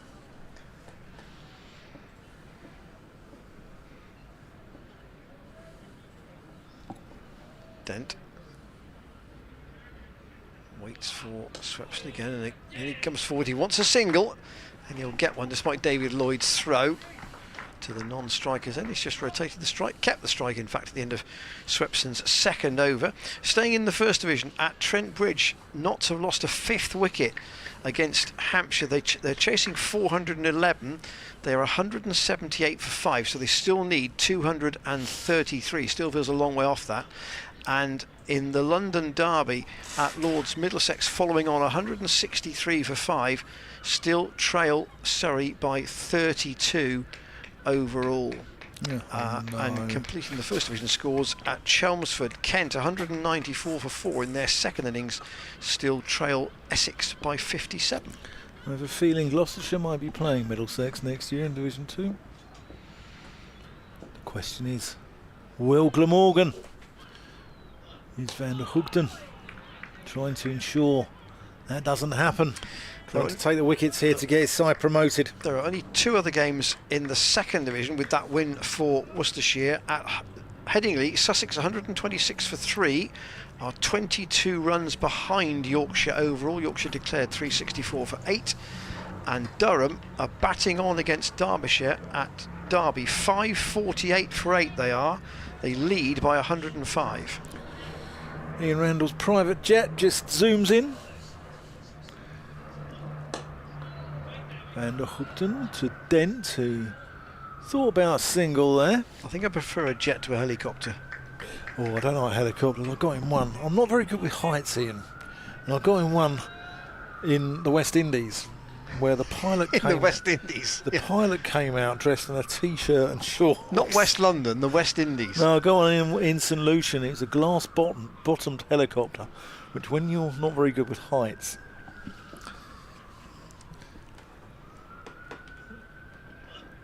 Oh, that's a leading edge. I think Dent's going to get 4 runs there.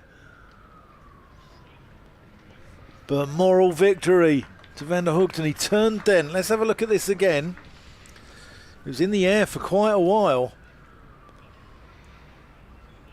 And that outfield so far, I think it's got a lot faster since yesterday. Yes, obviously we've had a dry night and a completely dry day. So yeah. Considering what this time yesterday afternoon we had very dark clouds and precipitation. Dent defends, ball just drops at his feet. And instantly he asked at least 2 players. You always ask. You always ask. Never ever just pick it up. Are you okay with me picking the ball up? Can I pick it up?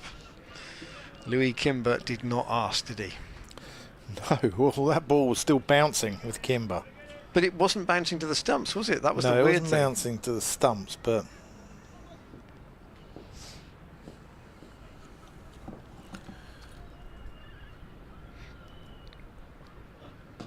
oh, big appeal. I think he's got an inside edge on that.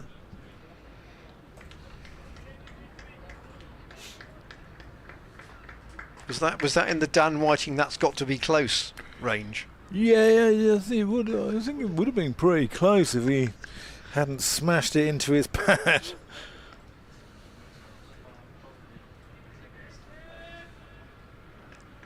Three slips for Van der Hoogten.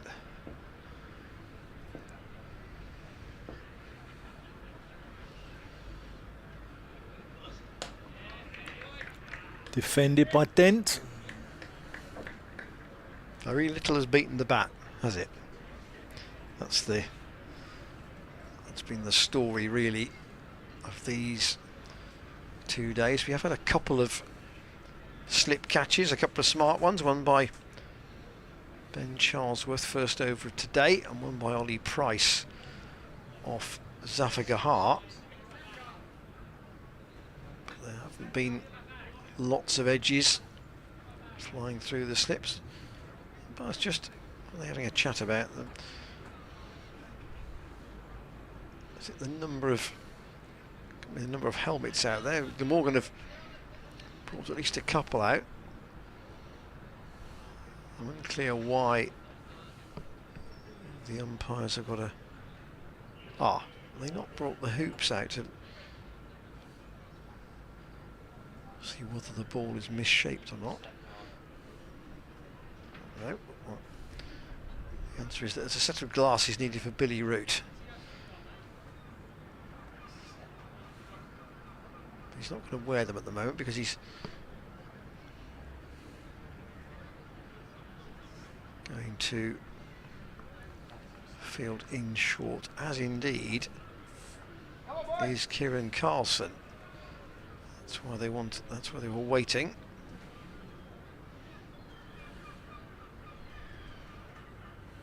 So Carlson, I think, is going to go to silly mid-off, I would suggest, here for Ben Charlesworth. They really are trying to crowd the Gloucestershire opener. 4 close catches to Swepson.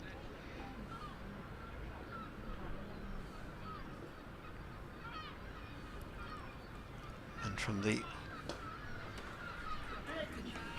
chapel end, he throws a very full ball, which is defended by Charlesworth. That looks if you're watching on your computer, that looks a very busy screen with the 4 close catches.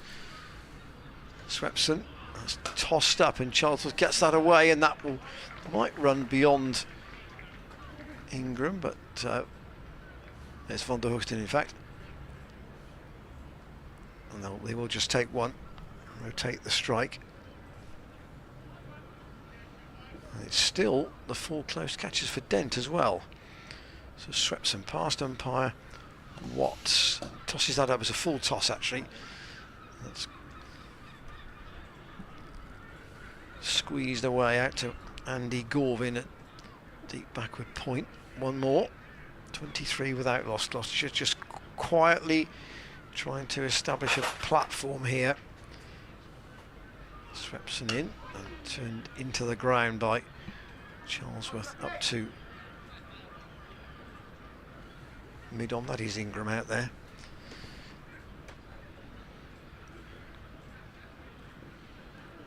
Swepson just walks beside the umpire and then just trots in. That's very short and got what it deserved really. A bit of a drag down from Swepson, and Charlesworth cracks it away for his first boundary. There's a chap who's a Gloucestershire supporter by the name of Jim Harrison. He's known as a Dutchie. He's a good lad. He's from North London actually. Well, he's not. He's from Manchester. He lives in North London now. There's not many of us with Gloucestershire links in North London. He's called Paul Van Makeren. Wickets Van Takeren. Charlesworth goes back and defends the last ball of Swepson's over. Is that the gentleman on Twitter called Dutch Gunderson? That's him. Yeah. Yeah, he's a good man.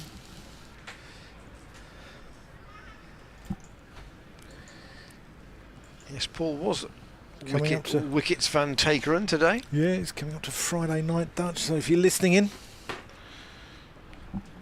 Gloucestershire 27 for no wicket off 10 overs. Shalom Shabbat to you.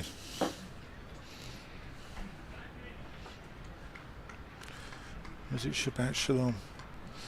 I can't remember. Still 38 overs left today. Van der Hoogten.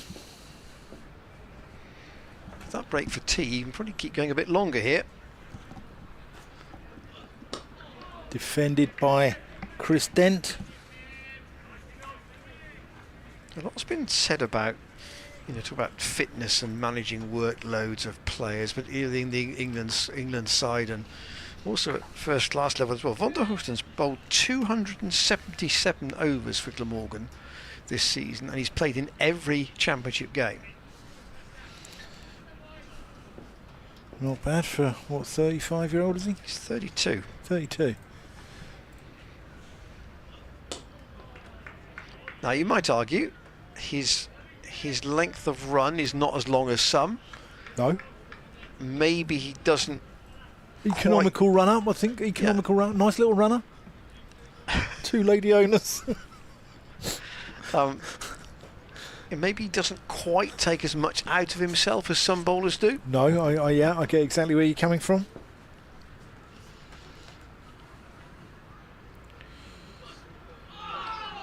Ooh, that's close to Dent's off stump there.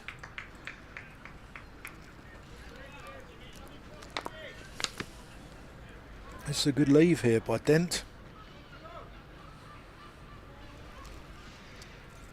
Yes, that'd come back a little bit like a leg cutter. Dent might have been on a tight leave there.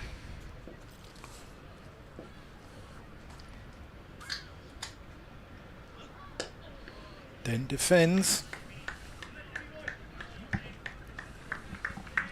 just to say, that last wicket that Gloucestershire took in the Glamorgan innings fleetingly had them off the bottom of the table, but Derbyshire, as they've now taken 8 Durham wickets, have now nipped back above them again.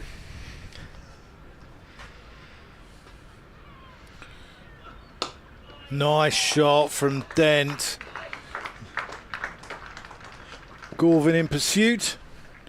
Drags it back just short of the boundary rope, and they go for 2. As Ian Randall tells you, the man with the local knowledge, it's pretty hard to get a 3 here at Cheltenham. Yeah, see, the corner where you can is away towards the Martin Stovvold scoreboard, so if you're batting at the chapel end, away to wide long on is about the most likely place to run a 3.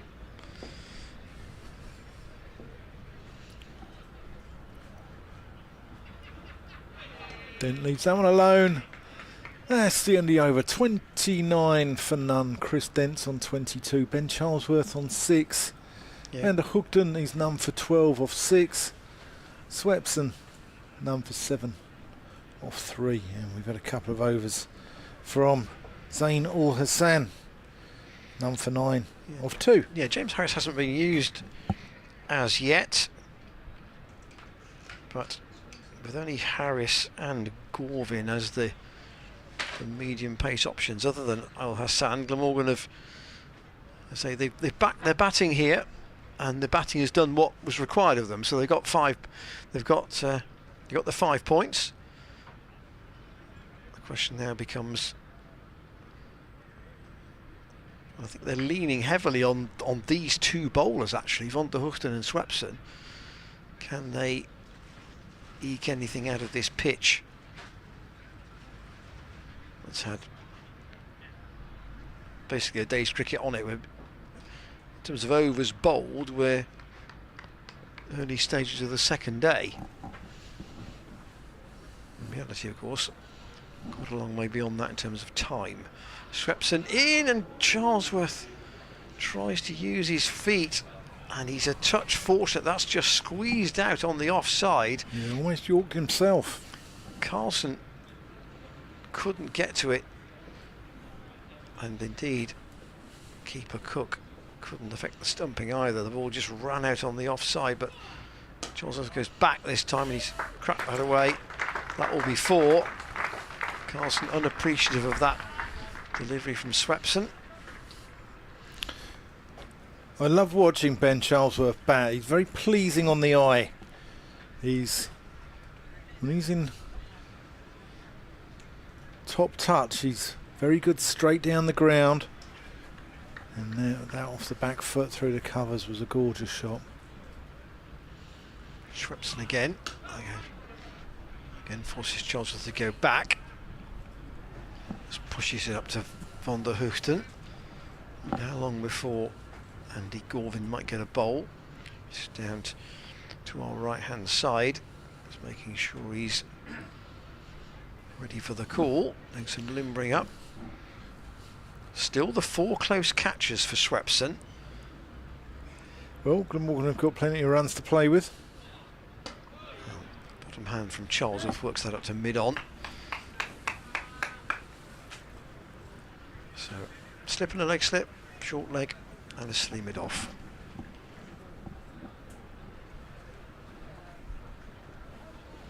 Swepson walks aside umpire Watson, then in quickly, and that's hit on the bounce to Kieran Carlson.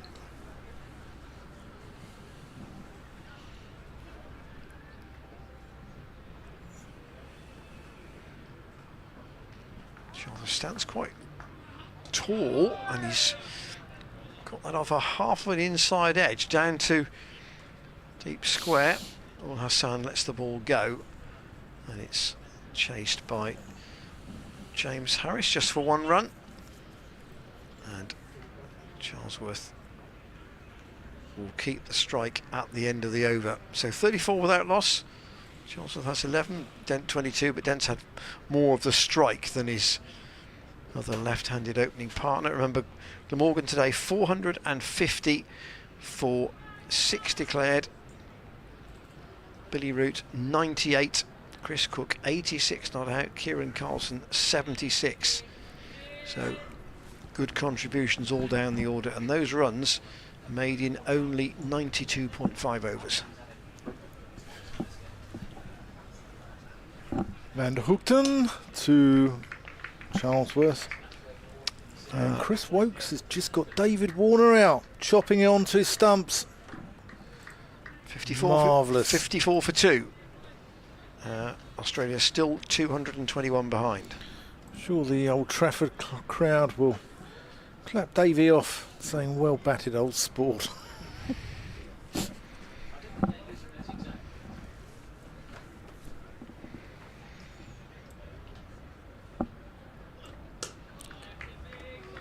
Staying around the wicket, Van der Hoogten, isn't Yeah. he? Exclusively. Exclusively, yeah. I think he's one of those sort of bowlers that will wear you down, won't he? He's sort of. Well, in the game at Sapphire Gardens, he took. Did he not get 4 LBWs in one spell in the middle of the afternoon on that first day? Gloucestershire had a clatter of wickets early on. I think they were about 40 for 5, weren't they, at Sapphire Gardens? I think they were. I can't remember what exactly they were on the first day. I'll but tell you in a minute, Dan. It wasn't very pretty. I think their hover cover broke down as well and caused a delay.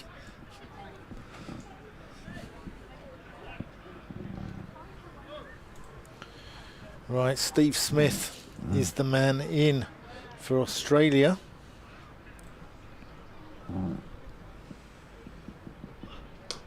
Charlesworth defends off the front foot.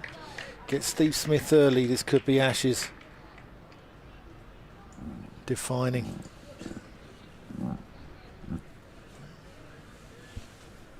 Yes, so Van der Hoogten got Hammond, Van Beeren, Ollie Price and Jack Taylor all LBW for single figure scores. And what were Gloucestershire? In the first innings. They were 71 for 1 to 108 for 7. And that was the problem. That was Van der Hoogten's spell. 17 overs, 8 maidens, 5 for 26. was his final figures. Cameron Hastie's come into the hub.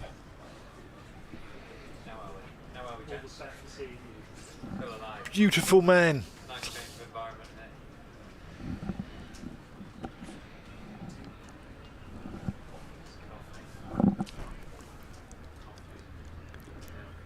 James Harris warming up. Just clipped round the corner there from Charlesworth.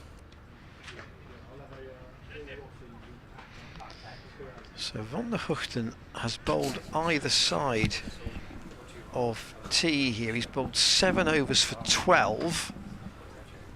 That was another maiden. That's his third maiden. Zainul Hassan 2 overs for 9 before T. Swepson is going to continue for the moment, but I wondered.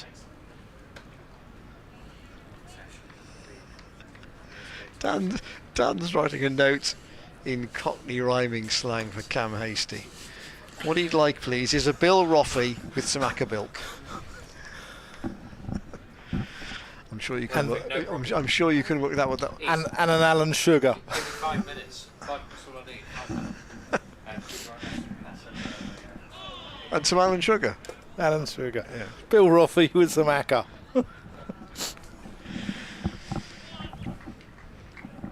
Shrepson staying with this round the wicket line with a leg spinner to Chris Dent. Goes back and lets that go, taken by Chris Cook. Ben Feesy's just wanting asked for a Rosie Lee, I think, isn't he? With a Keith Lemon. Shrepson spins himself a catch. Dent cuts. Galvin will have to chase that, but he should keep them down to a single. Down to our right-hand side. We're at backward point to the left-hander, with Shrepson bowling from the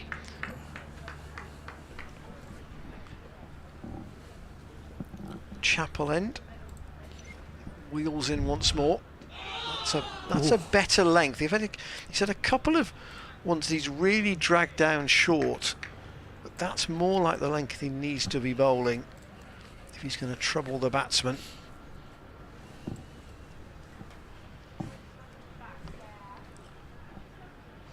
Shrepson again. That's tossed up and pleasantly played by Charlesworth. With 4 men up, there's a boundary out there if it's over pitched. Yeah, they've left in that gap and they're trying to spin one back through Charlesworth's gate. Charlesworth equal to the task at the moment. That was quite wide outside off stump, actually. Yeah.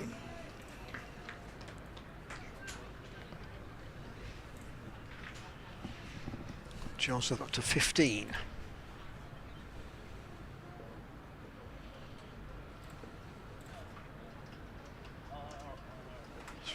That's quite flat once again.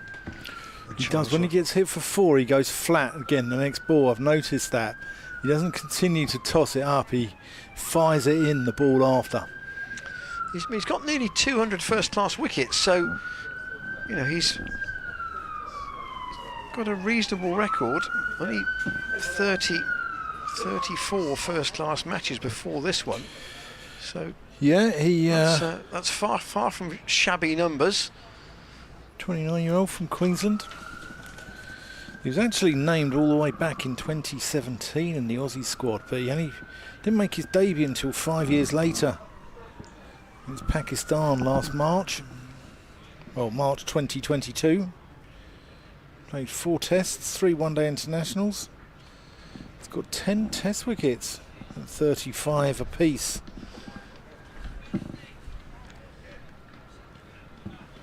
But he's behind in the Aussie squad. He's behind Todd Murphy, behind Kuhneman. Van der Hoogten to continue. Yeah, here he comes around the wicket. Oh, Dent. Doesn't time that at all. Cook, I think, thought Dent was going to drag that on. Yeah. And sometimes, just occasionally, you say Chris Dent plays the ball very late, so it's almost under his eye line. And you and I have seen occasions where if he gets just a little bit tight on the line of the ball, he can chop it on. His strength is his weakness. He can cut you from the stumps and he can get 4 runs, but he also cuts sometimes from too close to his body and does chop on. That's a nice shot for no runs. Goes out to It's Billy Root there. Billy Root at mid-off. Man of 98 today, but not his 8th first-class 100. He had 7 before this match.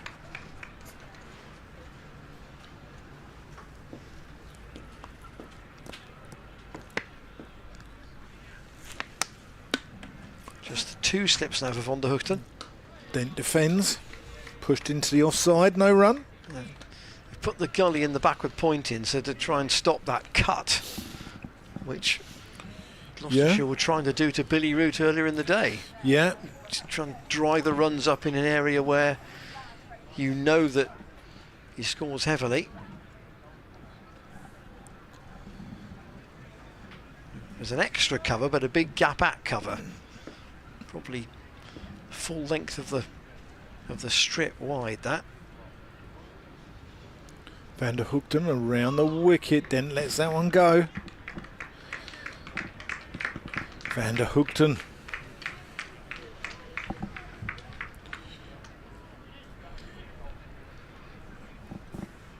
In his 8th over. None for 12. The Prince of Parsimony.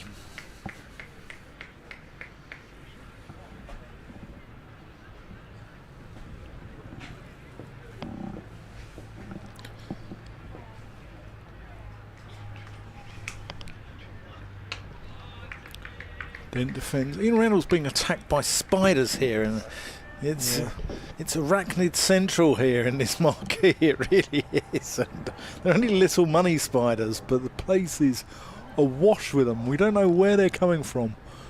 They seem to be falling out the roof of this marquee. I've ended up with them in my hair, in my beard, in my clothes.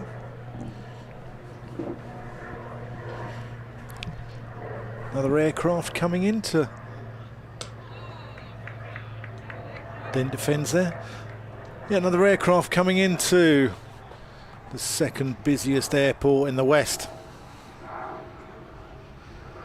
So remember where the busiest one is? Bristol's got to be busy. It's an international, isn't it? Yeah. Bristol's got to be busier. In fact, Exeter's probably busier, isn't it? Although Flybe have gone bust, which used to do a lot of work out of there. So I would think Bristol probably busier than Exeter. oh, Bristol will be busier than Exeter, yeah. Yeah. But Exeter's probably busier than Gloucestershire. Correct, I would think so. Yeah.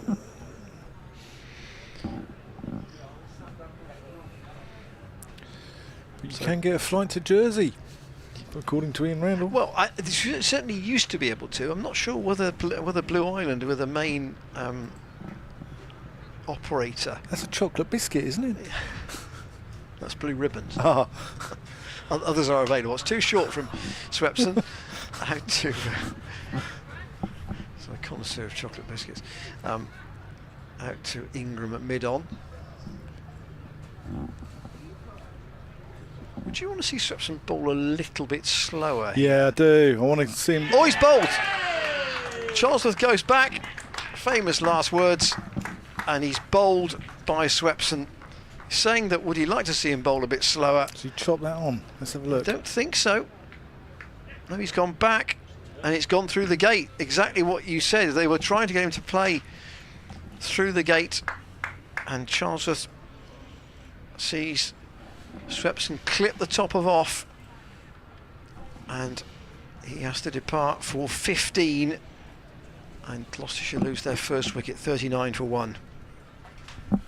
Ollie Price coming in at number 3.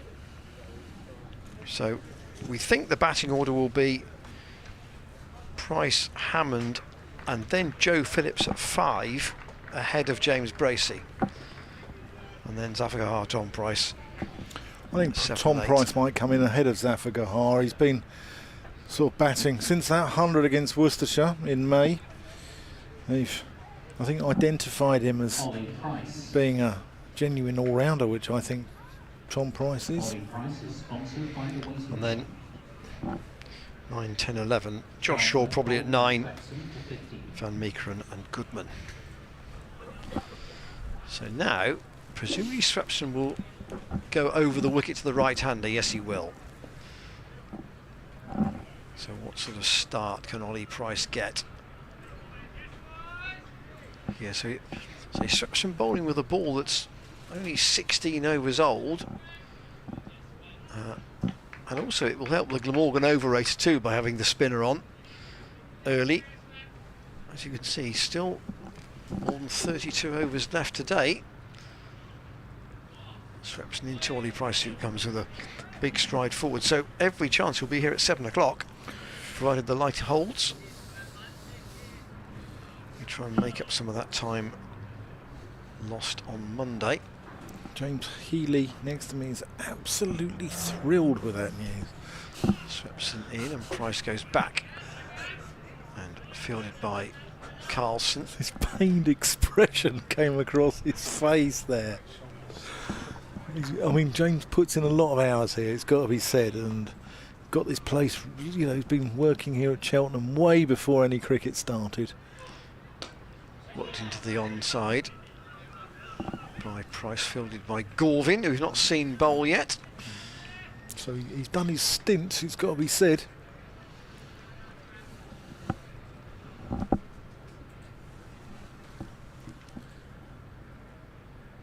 Swepson over the wicket.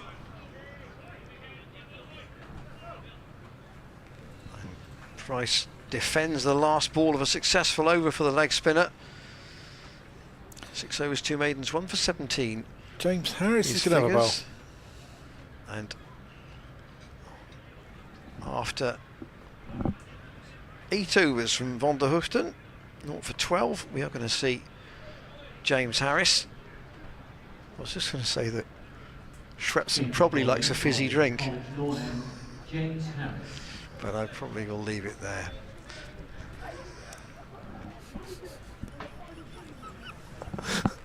Ian Randall. Get your coat. Oh, go on, off you go. Get out.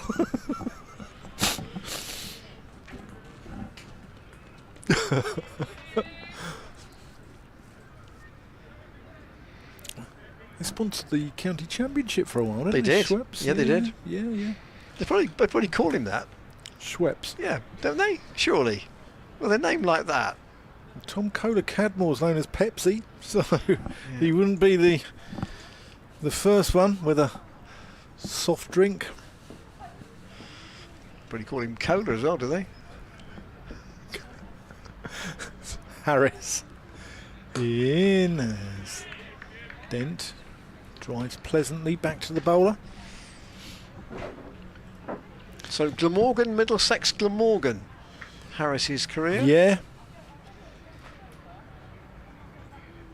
Made his he day. was decent enough at Middlesex. I mean, he had spells where he was really, really good. You know, that 9 for 34 against Durham. I think it was the year before Middlesex won the title. Played out to the offside. You don't take as many wickets as he has, more than 550 first-class wickets, unless you've got good ability. No, he's he can bat as well, James Harris.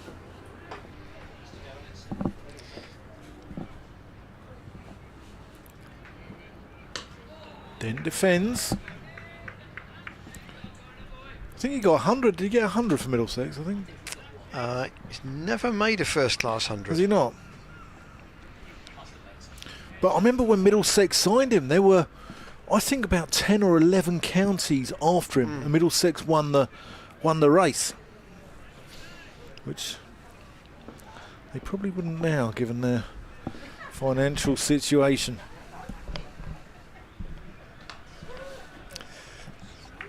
Defended there.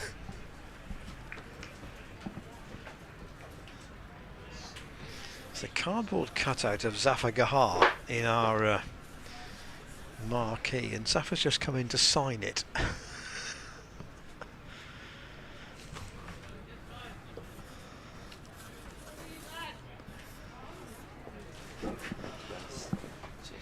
I might have to put that on Twitter. That's funny, that looks so funny. Harris into Dent, who squeezes it out on the offside.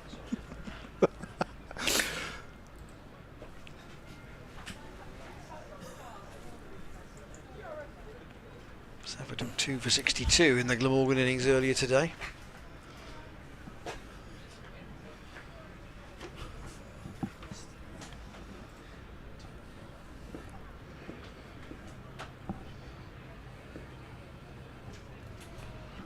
Harris in over the wicket to Dent, who pulls nicely.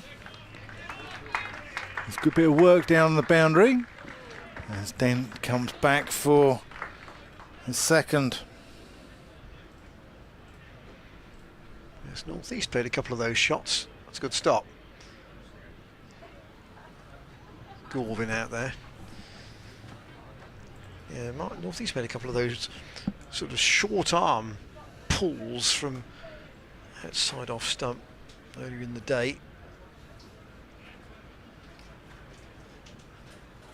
Dent proving just as adept.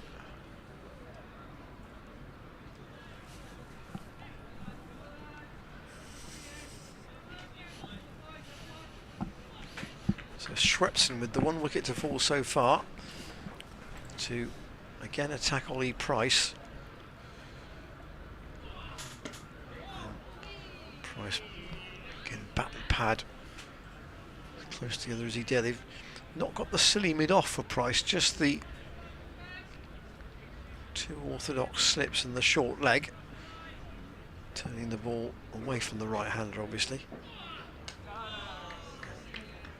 Price again gets a good stride in, not perhaps a full one, just to kill any spin. You got the wrong ball on MVP. The wicket is like a bubble. Shrepson in again to Price, who goes back into his crease Change. and turned into the leg side. Paul Van Makeren's popped in. 3 wickets.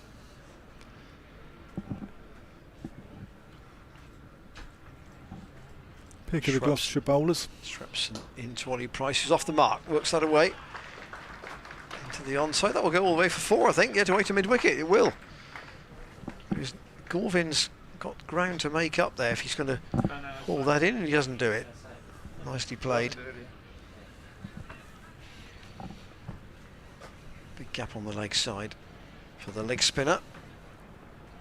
Gorvin has now gone to backward square just by the umpire. Shrepson in again, and Lee Price's first movement is generally forward. He's gone back to literally only 1 or 2 balls to the leg spinner. Shrepson in his 7th over.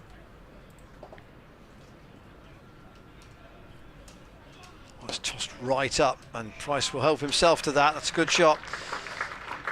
A little bit of air for Shrepson just for once, and Price picked that off away nicely through extra cover. Nice way to end the over. That was very wide actually, wider than it looked from our vantage point, and Price said thanks very much. Yeah.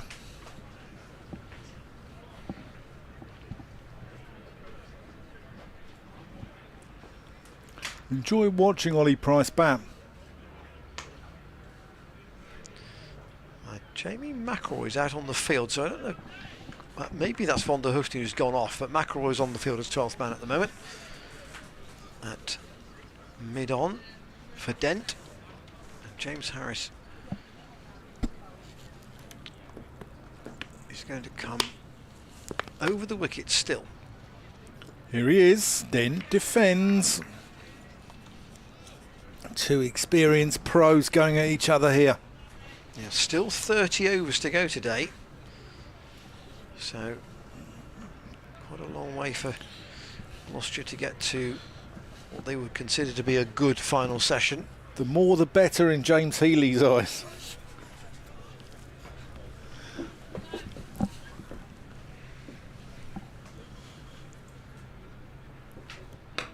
Dent just Works that one off his legs. Just round the corner. It's a session for Dent to accumulate, isn't it? In the way that he can. That's the 50 up. Very steadily. 19th over.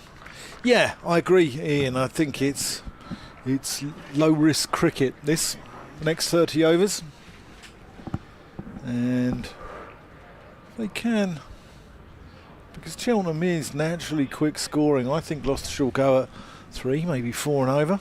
With his field, especially with all the men round the bat for Swepson, there will be runs on offer. And so if they go at 4 and over now up until the end of play, gives them 120, it puts them on to 170. We might see an enterprising declaration tomorrow. Harris to Price, who lets that one go through into the gloves of Chris Cook. And a no ball. 52 for 1. So the forecast for tomorrow now for Cheltenham Racecourse, which is not that far from here, is rain at breakfast time. What time's your breakfast in? 6 o'clock then. And then... Oh, lovely shot from Ollie Price. That is class. And then the heavy rain now from about 2 o'clock. So the best we would appear to hope for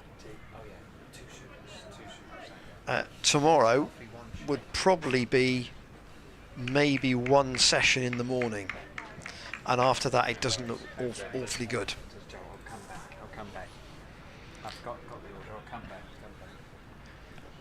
So that's the thing for tomorrow. Harris into Price. Good leave there. So I mean, the apps have been having interesting times lately trying to read this weather.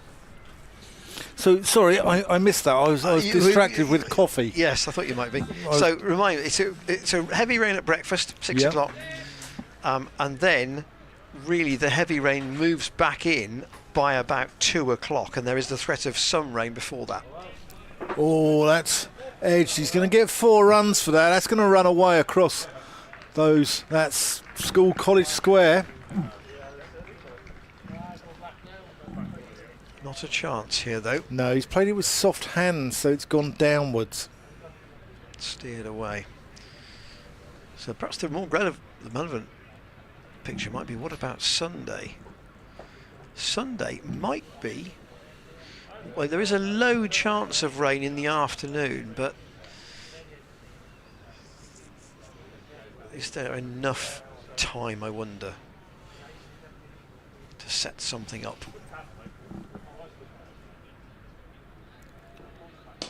Price defends, plays Harris out too. Billy Root at mid-off. That completes the over 60 for 1, expensive one there. So it was 13 for Harris. Jamie Mackerel's going off the field again, so that was just a brief appearance as a sub-fielder. Obviously, it's a weird day 2 here at Cheltenham, but a lot of games elsewhere around the country. A day 3 with the same threat of rain tomorrow, so sides who are pressing for wins might be thwarted by the weather. The one that might not are Surrey, because Middlesex are 7 down now at Lords. Swepson continuing from the Chapel end. Middlesex still 13 runs behind as well, so could be a tight one to finish that one tonight, but it's not impossible. Swepson around the wicket to Dent. Just tickles that round the corner on the bounce to, I think that's Carlson at short leg.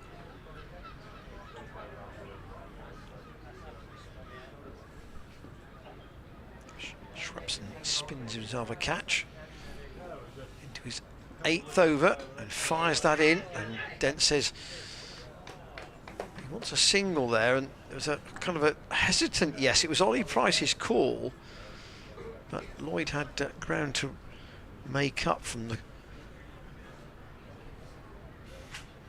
orthodox slip position for Dent, and they will take one. So Northeast is going to come out from behind the stumps into mid-wicket for Ollie Price. Matt Maynard just walking past us. Schwepson in again, a big long stride from Price defends. That was a... he wasn't expecting that credit, was he there, Matt Maynard? He walked by.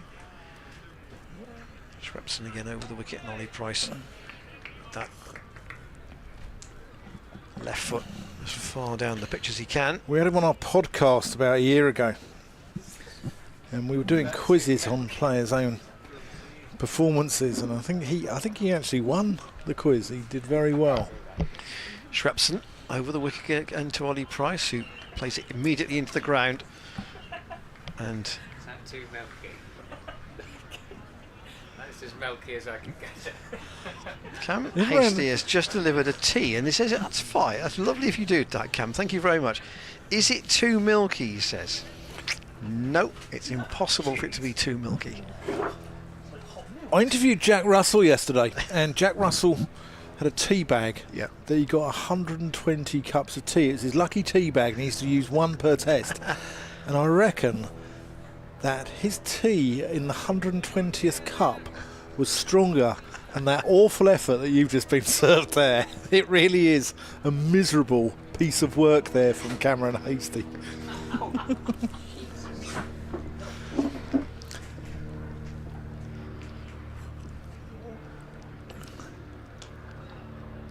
Dent plays that one behind square.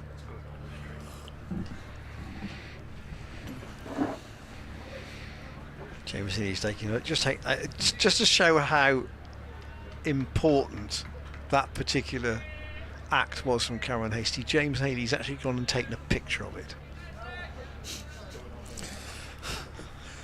It really is a... I don't know what your problem is with weak tea. Nice oh, shot. Gorgeous. Chris Dent. Cut away.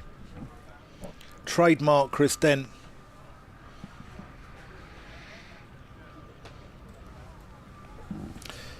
Well, if that tea was a human being, it would be the sort of cup of tea that would have sand kicked in its face on the beach. It's really? that weak, yes.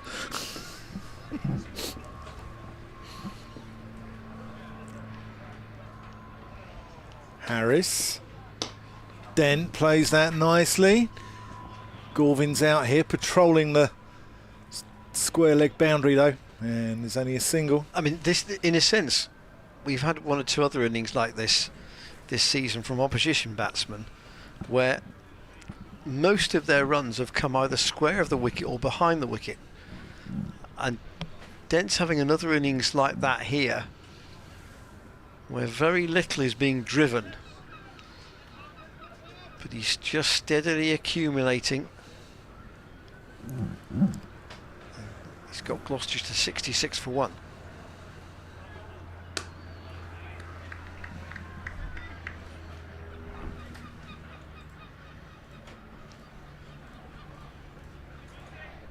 Start of each season, all the clubs will take photographs of their players for their websites, and you realise that 4 months later their haircuts might look quite different. But in James Harris's case, he's kept the crop.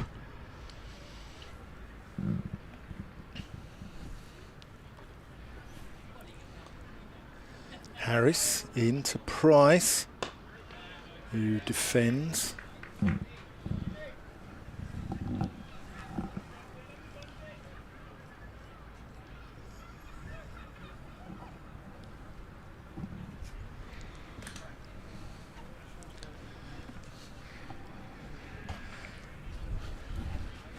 Few of the members here just enjoying themselves.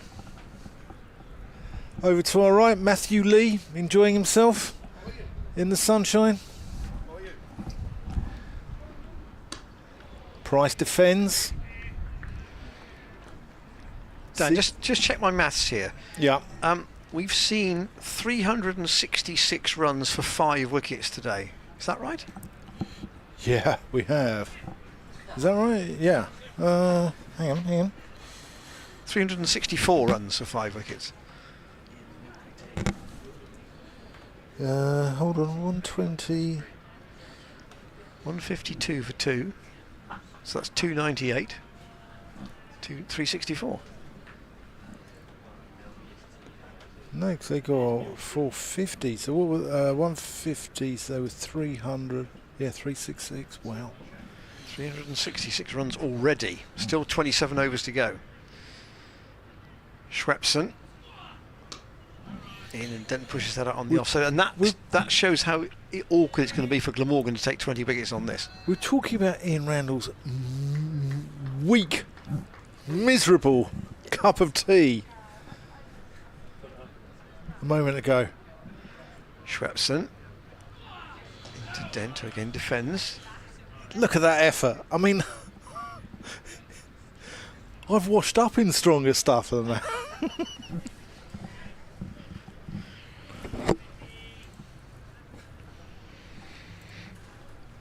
Dent on 32.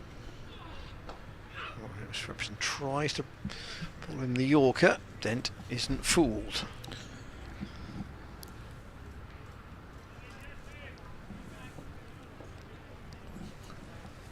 Waits once more.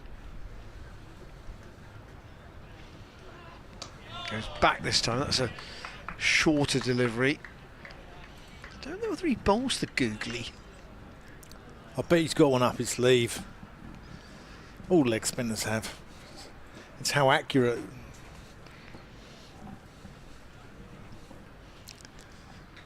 Schwepson again. Not the tallest leg spinner, which means there isn't much loop there for him, is there? No, the leg spinners are often sort of the shorter guys, though, aren't they? You know, you look at the... Yes, that's a drag down, and Dent can pull that away for 4. Yeah, Mitchell, you've been swept, son. Yeah, Dan's had to work that one out. 70 for 1. I think that's probably better than my fizzy drink line. Dent to 36. Ollie Price has 16. Schwepson has bowled 9 overs, 1 for 30. But you look at a lot of leg spinners in there, they're often sort of the short guys, Shane Warne, Abdul Qadir, people like that. Not Kumble. Kumble was the exception. Kumble was an unusual leg spinner in the fact that, I mean, he pushed it through quite quickly, didn't he? But a very high action though, and quite a tall man as well. Yeah. I'll tell you another tall leg spinner was Bob Holland. Came over here on the 85 tour with Australia. Good moustache. I'm just going to relish this tea, Dan, if that's right with you. Yeah, you far away, mate. You get a good moustache. Certainly better than the limp effort that Chris Tavares sported on his top lip. Harris into Price. Good bouncer. Price just jerks his head out of the way.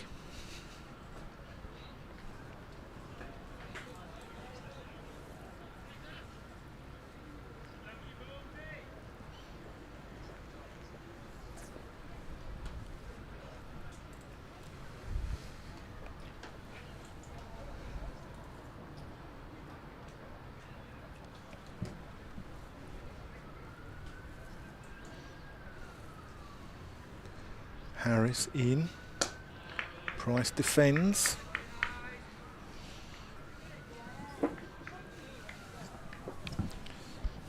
Things starting to happen at Headingley.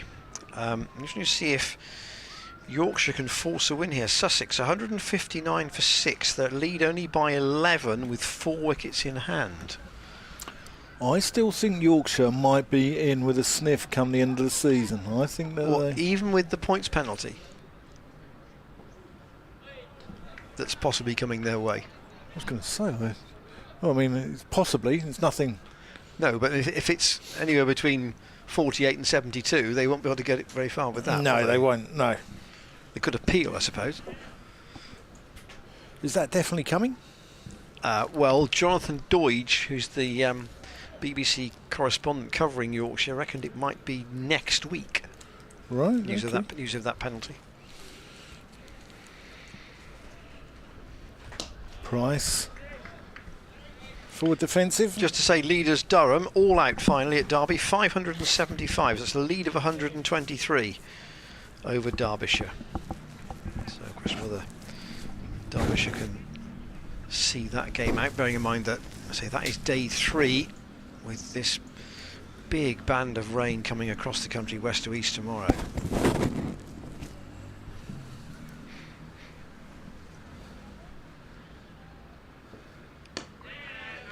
He's defended it. Harris's pace looks to come largely from through his shoulder and his arm. It's not a huge amount in his approach to the wicket.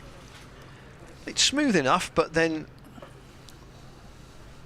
the actual whip, if you like, if I can call it that, comes through the delivery stride. Yeah. A lot of shoulder, isn't there?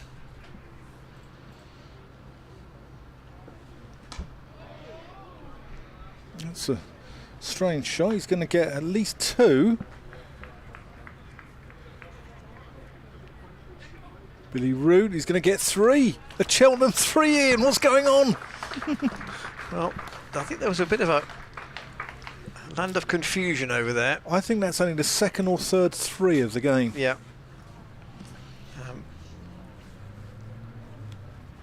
The chase was undertaken by Billy Root and I think possibly Zain Ul Hassan. They did stop the ball in the end, but it was a bit of a mix-up. And Root's running in those lightweight pads, which probably doesn't help him. It's the second 3 of the game, according to Harry Clements, the analyst who's sitting in with us here at Cheltenham. Matt Maynard, Glamorgan coach. He's from North Wales originally. He's from Menai Bridge, which is next to Llanfair Pwllgwyngyll Gerich and Drobwyll Llantysilio Gogogoch. Swepson into his 10th over. Price goes back and fielded by Gorvin, who hasn't had a bowl yet. Have you ever been there, Ian? No. It's on the road signs as Llanfair PG, Yeah, sure. but the railway station has got the full name there. Swepson into Ollie Price, who again defends back into his crease. Drop us a line as well if you've got any emails for us to commentators at glossccc.co.uk. Price again back and across. There we go. Obviously it's a Friday evening, so if you are home and thinking, well, maybe catch up with the cricket, we'll probably be here till 7 o'clock because we're catching up overs from yesterday. And still 24 after this one to bowl tonight.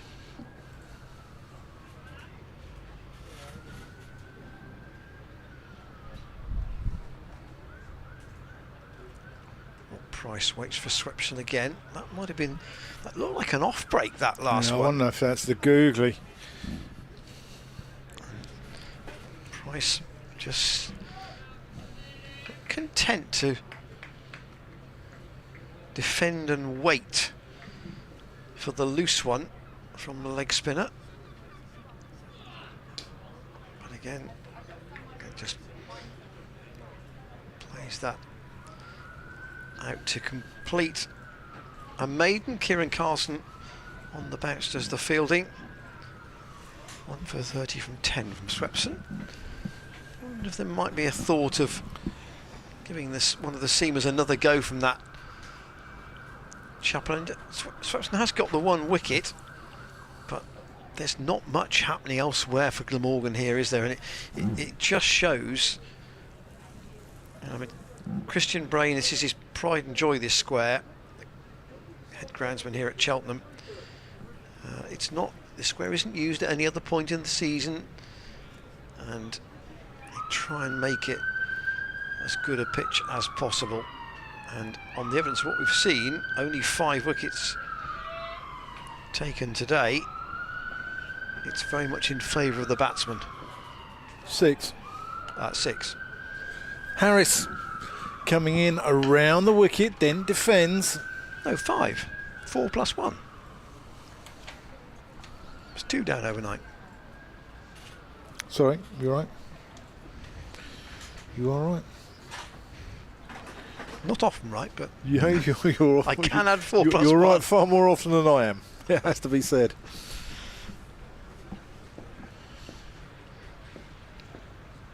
If people did choose to come to the cricket today, they've actually chosen well Then it's just from a weather point of view. defends that one into the leg side.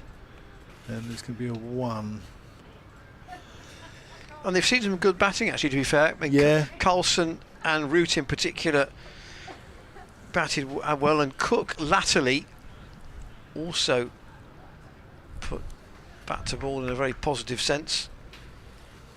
Gorvin getting limbered up, so I think maybe Gorvin for Swepson possibly might be the change. Harris to Price. Defended. Well, no ball. It's overstepped. Another no ball. Another no ball from Harris.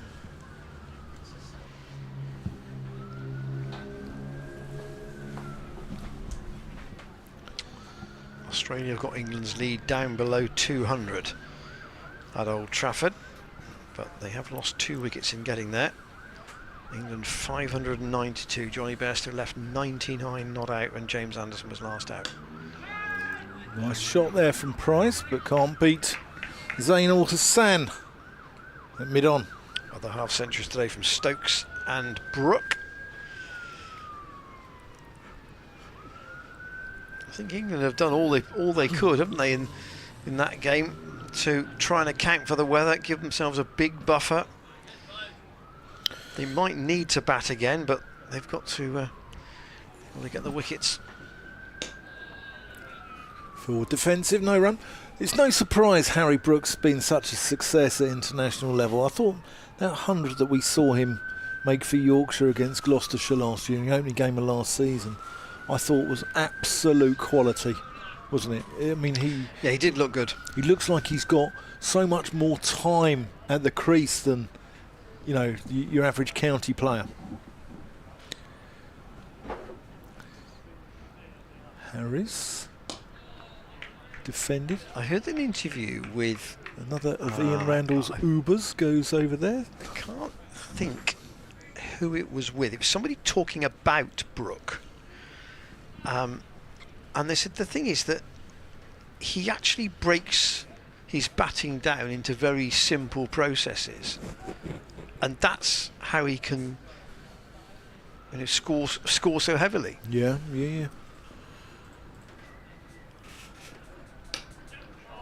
Oh, that's a nice shot from Ollie Price. Just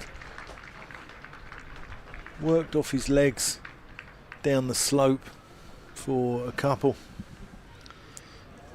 Zain Al-Hassan on the chase. And that is to be it for the moment for Mitchell Swepson. 10 overs, 1 for 30. But Andy Gorvin's going to have his first bowl in this match. Had a brief, and it was a swing with the bat earlier on.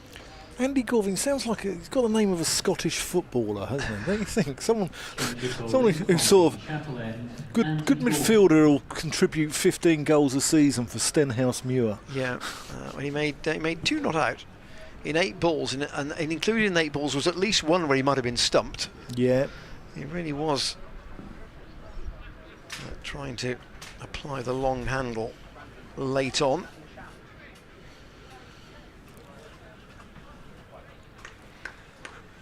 Gloucestershire, of course, apply a free after tea policy on 4-day cricket, so there might be some people making their way into the ground for an hour's cricket or so. End of this day. Here is Gorvin then. His run is surprisingly long for somebody who is said to bowl right arm medium pace. In fact, the keeper is standing up. Here is Gorvin around the wicket, and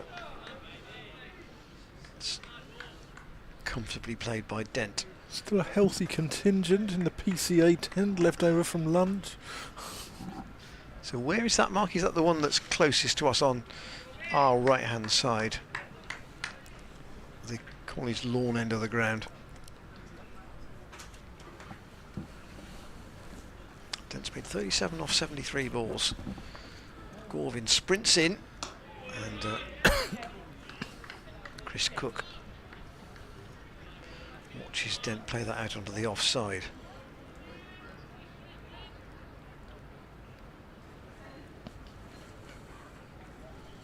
You say Gorvin might have a name of somebody who plays in midfield for Stenhousemuir. He looks like somebody who would really give you value as a club player. I'm not being unkind there, but you know he's a busy pace.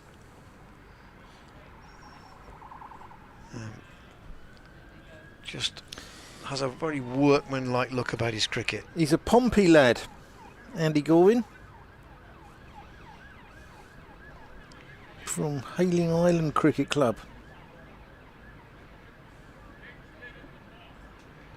He used to take the ferry to school every morning. Gorvin around the wicket, and Dent again defends. Doesn't look at the moment, famous last words, doesn't look to be in too much bother against him. Do you remember in the 1980s, Ian, there was a group of football hooligans who attached themselves to Portsmouth called the 657, but they actually put up a chap called Docker Hughes as a local councillor in the Portsmouth city elections. Gorvin in again to Dent, and just steers that out to Zainul Hassan. Backward point. And part of Docker Hughes' manifesto was for duty-free goods on the Portsmouth to Isle of Wight ferry.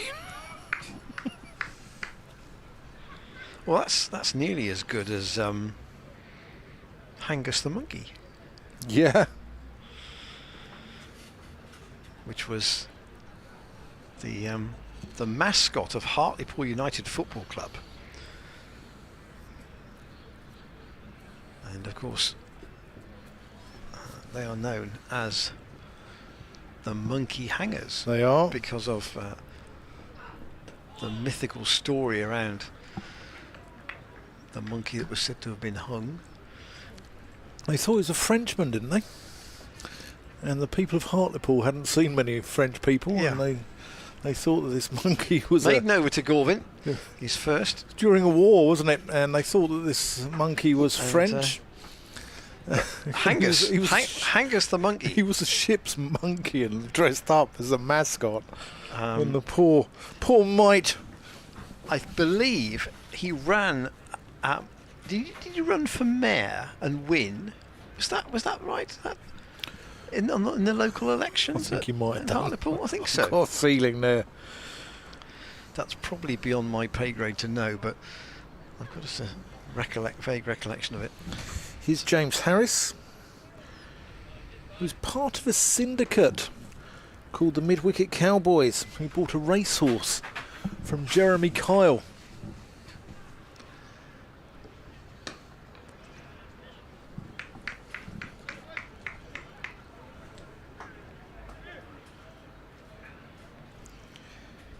Pontedulais, Comprehensive and Pontedulais Cricket Club as well. Went to Gloucestershire College as well, which is where Colin Jones, the boxer, I think he was from Gloucestershire, wasn't he? Robert Croft's neck of the wood down there, as well as Price weaves that, lets it go through.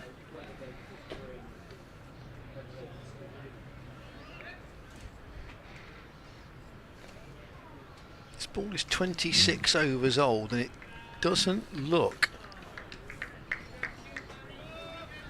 like it's doing a huge amount now. Srepson ball that he got Charlesworth with.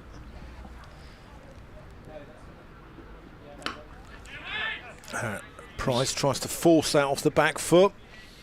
Can't get it through the covers. Yeah, that Srepson delivery I think was probably an error of judgment from Charlesworth in terms of the length to play. Or the width as well. He's misjudged the turn, hasn't he? Not that it span a lot, but that one error of judgment. Apart from that, doesn't look to have been too much bother out there for the Gloucestershire second wicket pair. Nice shot from Price. Can't get it past Van der Hoogten at mid-off.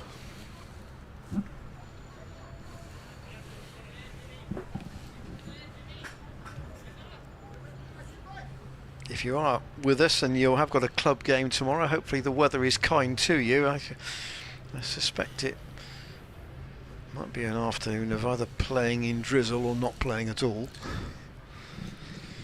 As they say in Yorkshire, get on with it.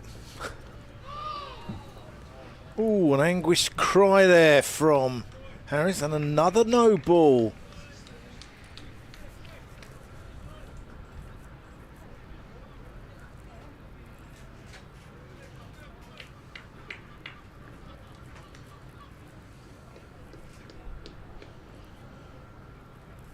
So he is the only bowler to bowl a no ball in this innings. He's now bowled 3.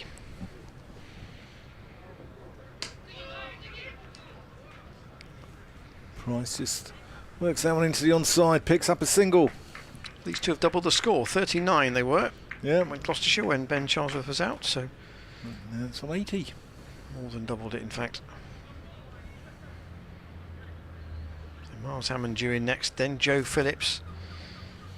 I'm looking forward to watching Phillips bat. Exciting player. Bracey at 6. Tom Price, Zafika Hart, Josh Shaw, An attacking batsman. Goodman and Van Meekeren.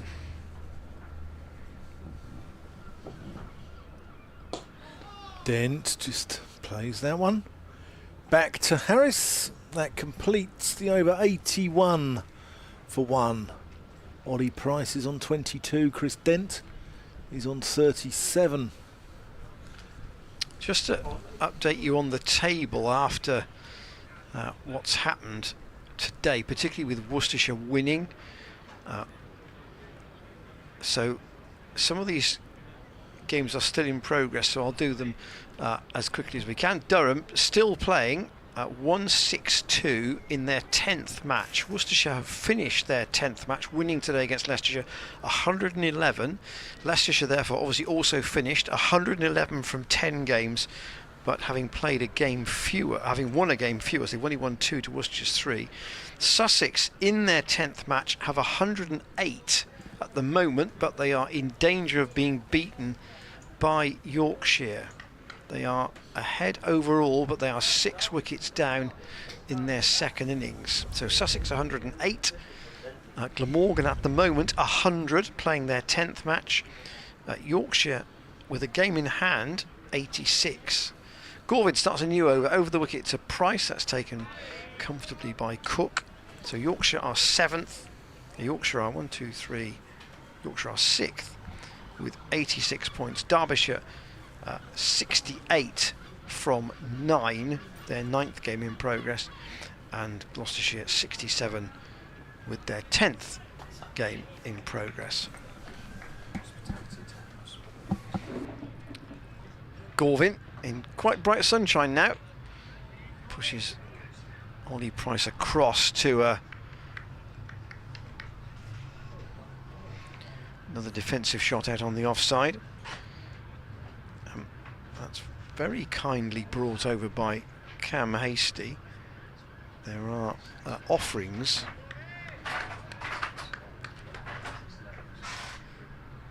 of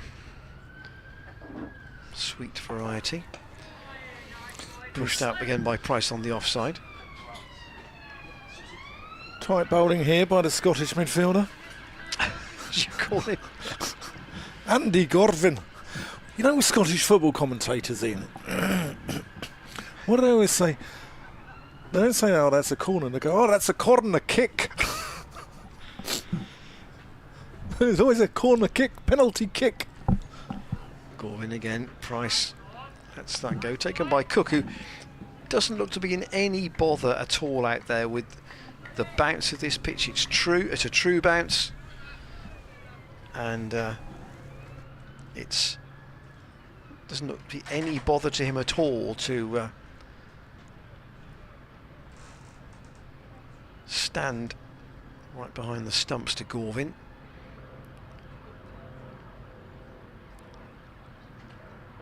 Comes in and bowls, and Price again pleasantly plays it on the onside. So it's tidy from Gorvin. It just doesn't look particularly threatening, I would say, at the moment.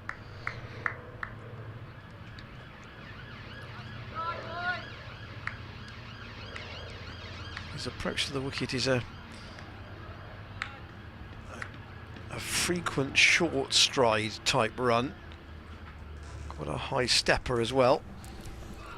He bowls here, and Price squeezes that almost out between his front and back pad out on the leg side. And Gorvin's bowled 2 maidens. It's tiny, but it's not desperately penetrative, you suspect. And Glamorgan, as just drinks or change of gloves are brought out here by Luke Charlesworth for Ollie Price and Chris Dent. Is this wicket getting slower? I think it's getting easier, would be my take. Still have 20 overs to go in the day. Gloucestershire 81 for 1 after Glamorgan declared on 450 for 6, so the deficit is 369, and if they do continue to go quietly at it, then I still think that if both teams wanted to do it, it would be effectively a declaration and a forfeit on the last day. Depends on the weather. A lot depends on the weather. We're in the hands of the gods here. And that's we're kind of assuming here that there is minimal play tomorrow. We'll have to see if that forecast is accurate or not. But Zain Ul Hassan is going to come and have a little workout from the College Lawn end. Here he comes. Nice rhythmical approach into the crease.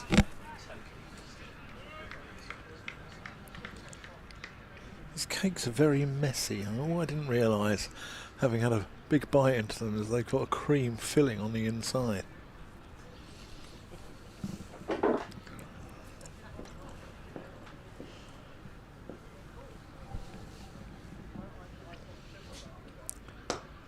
Nice from Dent.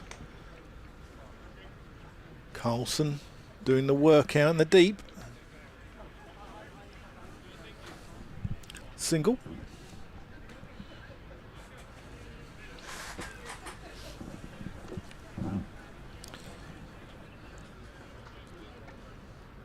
When you hear at festival cricket, you have to sort of just make do, and we're living off burgers and chips, cakes, milky teas. Yeah.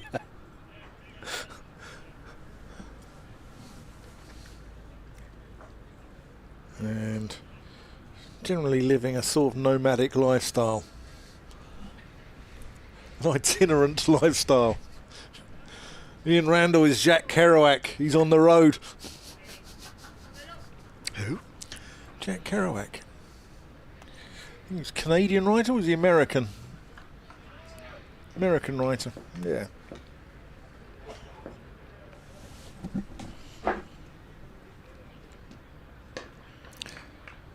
Dent plays that to mid-on. If there was an observation about the Glamorgan quicker bowlers, they're all fairly similar, aren't they? There isn't much of a point of difference. Yeah, and you wonder if they need something a little bit different to actually force some of those draws into wins from this season. Perhaps. Dent defends. But, you know, Glamorgan aren't a county with lots of money under their belt.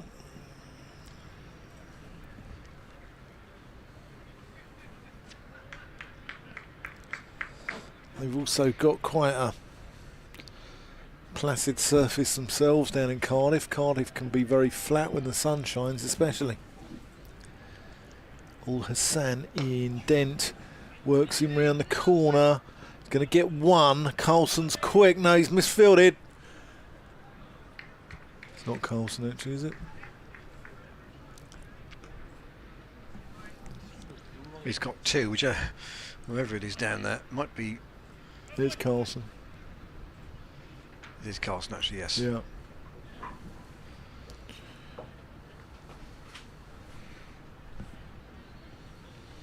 So Gorvin's given his hat to the umpire once more. This last hour for Glamorgan probably is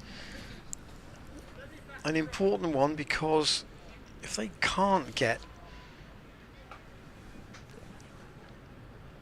even 2 more wickets to get maybe 1 bowling bonus point by the close tonight, they are really dependent on trying to set a game up here, depending on how the weather treats us tomorrow.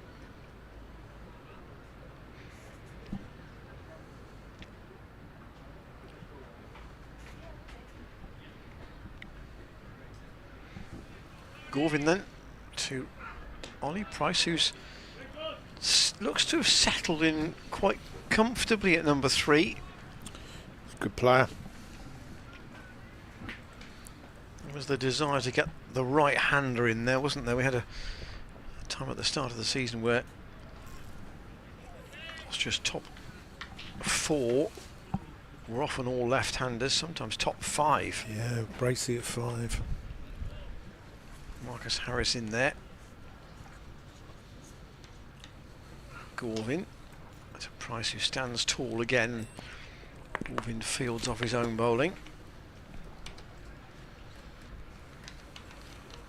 He's taken 8 wickets in his 4 first-class matches, Andy Gorvin. 8 wickets at 34, so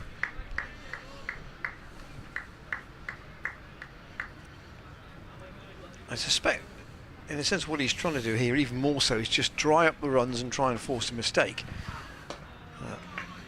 Both Price and Dent look as if he's going to bowl 1 length, they can read him and they can defend against him without too much bother. Yeah. That's how it seems at the moment. Yes, you've got the niggle of the keeper standing up, but that's a nice shot from Price. He won't get a run for it though. Fielded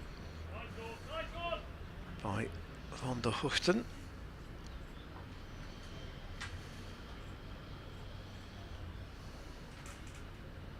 He's only conceded a single. He's got 1 ball left, 2 balls left of his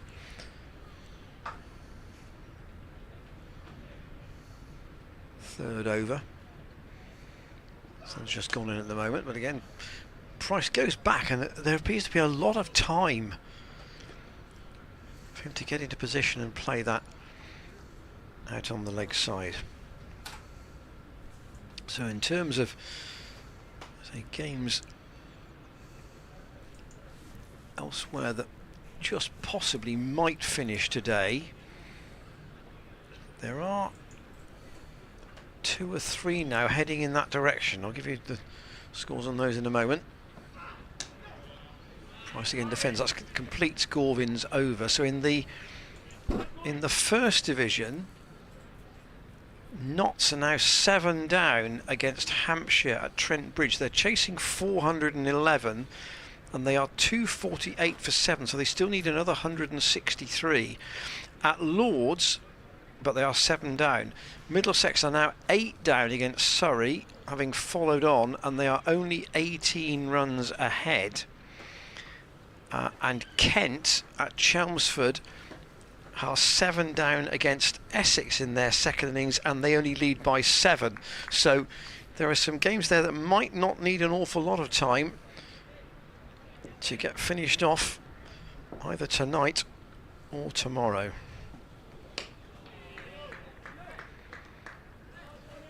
Some will be clinging on to draws, I suspect, Dan. Some of those sides. Yeah, praying for rain, doing the rain dance.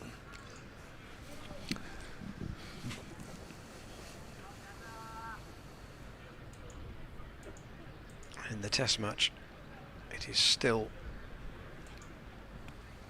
Australia 2 down, 94 for 2. They still trail by 181. Zain Ul Hassan to Dent.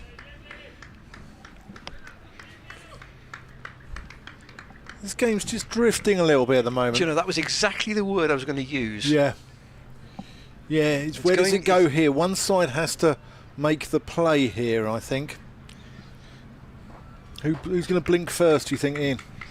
Well, I don't think either are going to blink much this evening. No. So the question then, it may depend to some degree then on how the weather plays out tomorrow.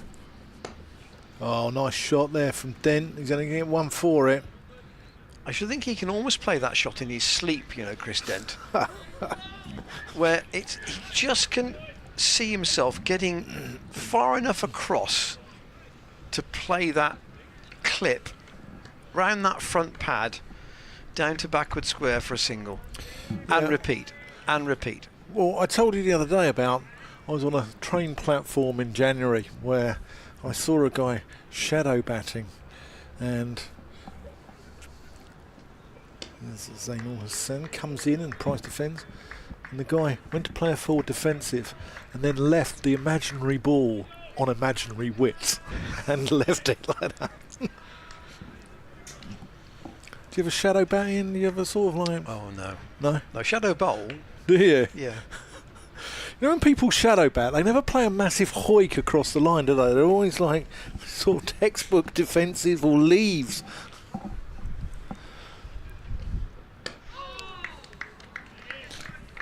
See, or working that one to leg through there. Yeah. See, and you'll understand this. If you've got 2 brothers, you can have a game of cricket in the garden, can't you? Yeah. Amongst yourselves. Yeah. So I couldn't do that. Therefore, I had to find a way of getting involved in cricket, you know, on your own. So consequently, you become a bowler because you can bowl. Right. I'm with you. Against a target on your own. Defended So by we were lucky enough to have a garden that was just about long enough when I was younger to be able to bowl down the one strip of lawn on the one side of the garden path behind the garage. So you could bowl towards the garage and the ball would come back to you off the garage wall. Simple enough. Have you seen Mark Church on Twitter? I have. I mean, his I account like is Mark. called Back and Across, by the way. I do like Mark, but I worry for him at times. That completes the over. 86 for 1. Dents 41. Oddie Price 23.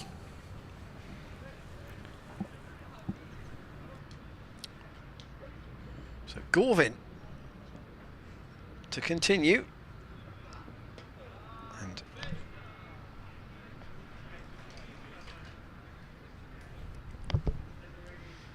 again,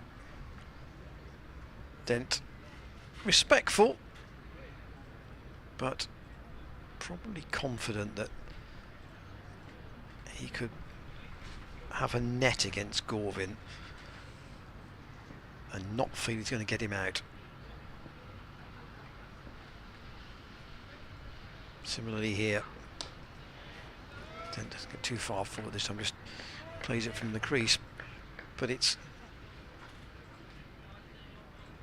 disciplined cricket. This from Gorvin. He's clearly making the batsman play nearly every ball, but there doesn't appear to be a great deal of threat from him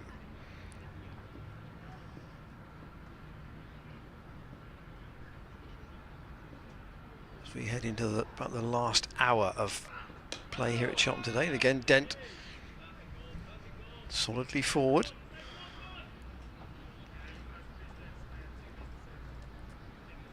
Thanks for bearing with us on the early part of our day today. Once again, the internet here at the college was a little erratic, shall we say, before lunch.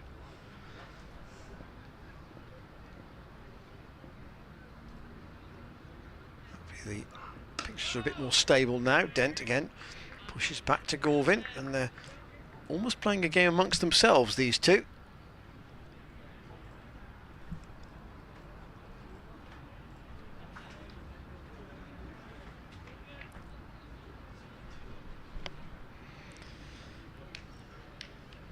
Gorvin's bowled 22 balls without conceding a run.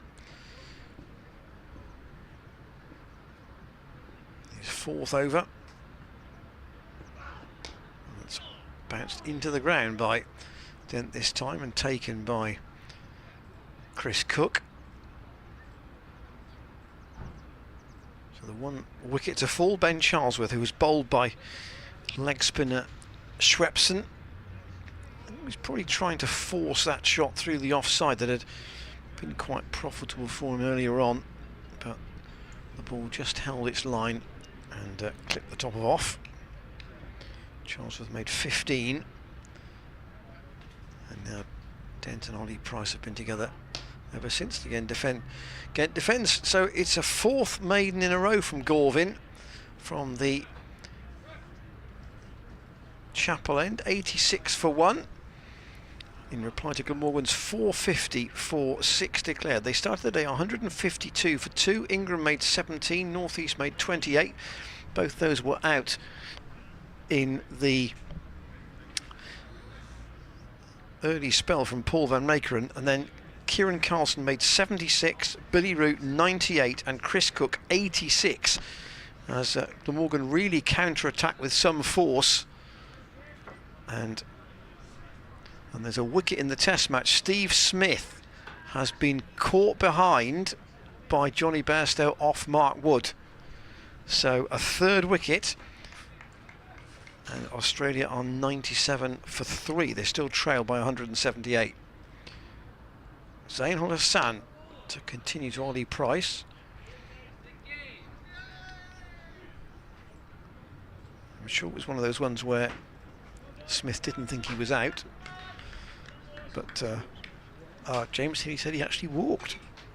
Perhaps he heard it then. He heard the nick.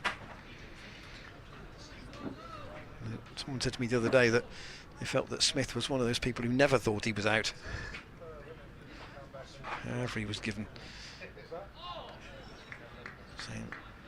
Zainul Hassan again let go this time by Ollie Price.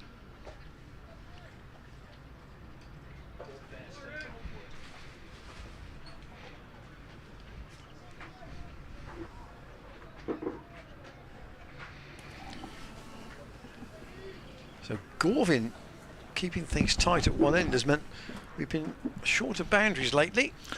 Oh, Hassan into Price, that's a nice shot. Goes up to mid-on. They're not piercing the field, these two, at the moment, are they? No, they're not. No. But just conscious that, they are a long way behind, and therefore you cannot play too riskily. Well, I think this is a good test of,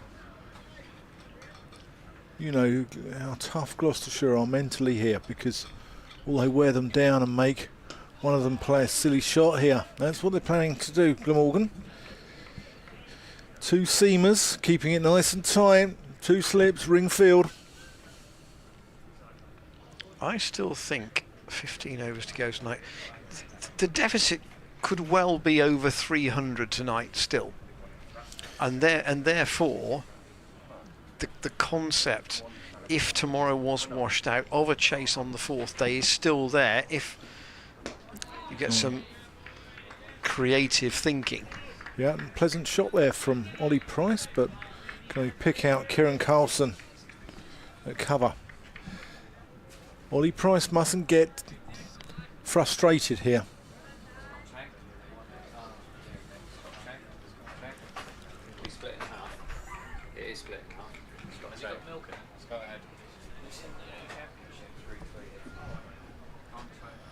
Ben Feasy will have half a Scotch egg with me. He looks like that type of guy. That's a lovely shot from Ollie Price.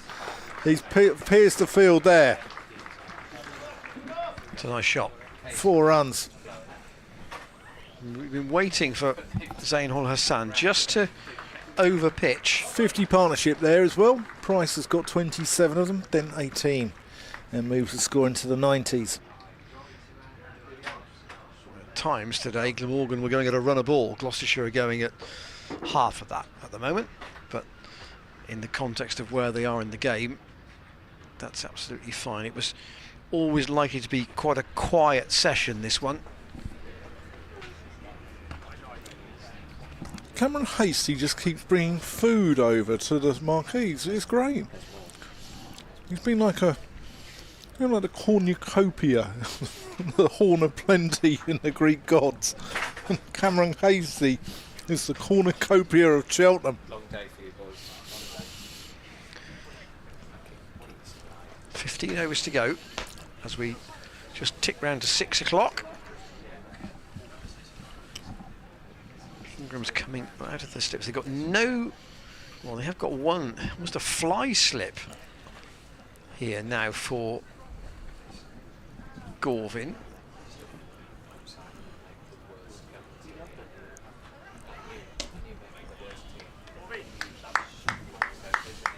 Dent continues to actually be pretty respectful of him, to be honest. In your cup of tea has made the county championship.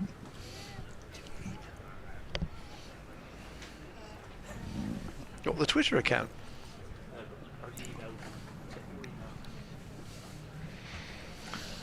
Gorvin around the wicket. Quite frankly, you deserve everything that's coming to you for that. You've got no excuses.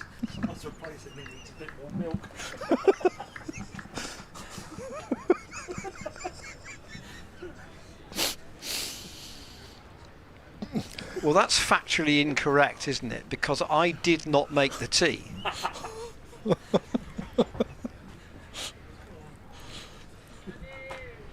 That would be my defence. Gorvin into Dent, who again defends past Carlson, but not past Van der Hoofden.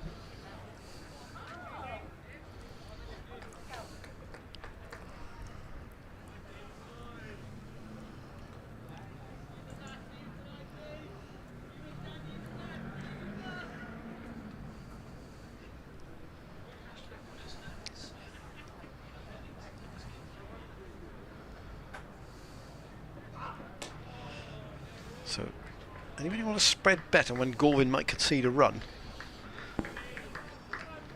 So far, 4 overs and 4 balls, 4 maidens.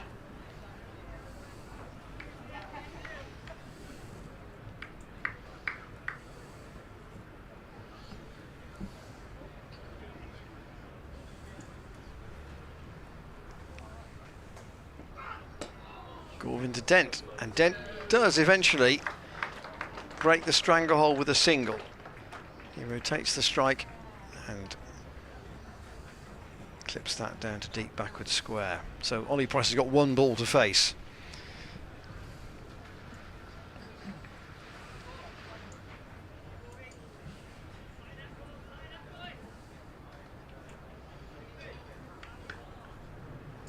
In this over.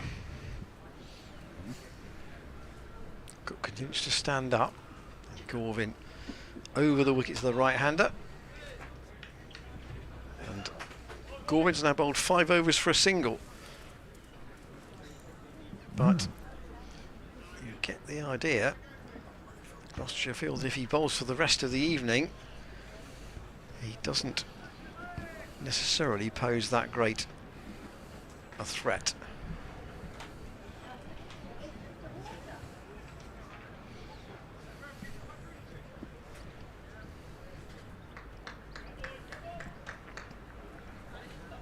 So North East, I think, has been off the field. He's back on now.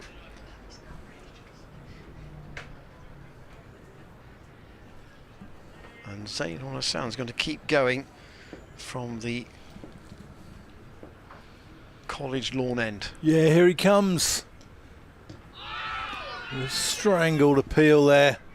Dent's going to get through for at least one leg by. Thinks about a second. Doesn't go for it.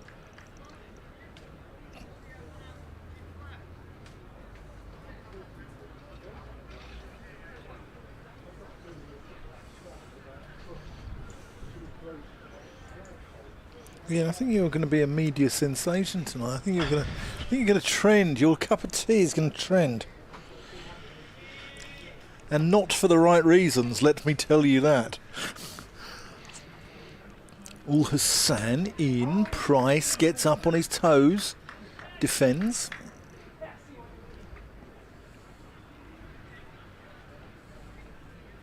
My old boss used to make a cup of tea with 2 tea bags. Ooh. Just for strength purposes. Yeah. I mean, that is the antithesis of your cup there. It is. Absolutely correct.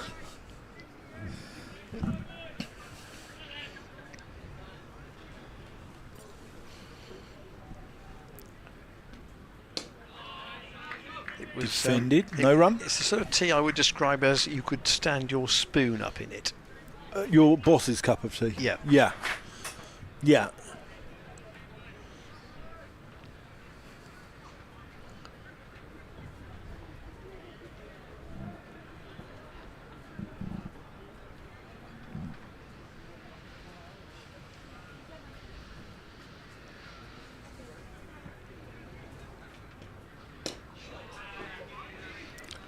Driven nicely, but no run. There are some pleasant shots being played here, but with no great force. No.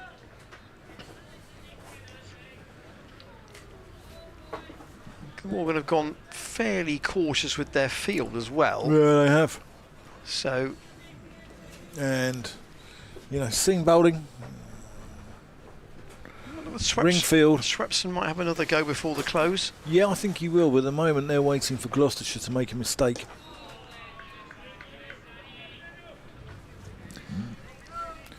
I've just removed a stone from inside my shoe, which has been there all day, but I haven't really had time to take my shoe off.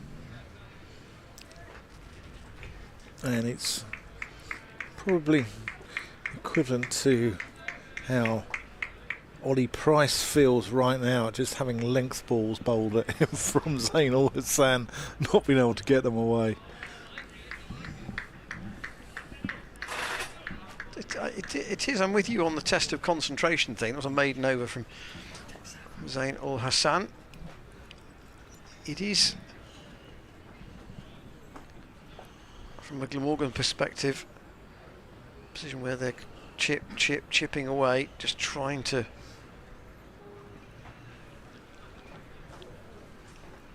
nip out one of these two. Perhaps have a chance at a new batsman before the close. I wonder whether Van der Huchten might have a second burst, or the Swepson might come back. They would be the two you probably look at. Van der Huchten has just done some stretching actually.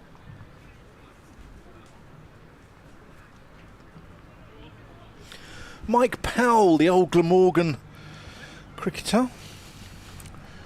Swepson too actually, so there might be a double change coming, I think. Mike Powell's been here today as part of the PCA.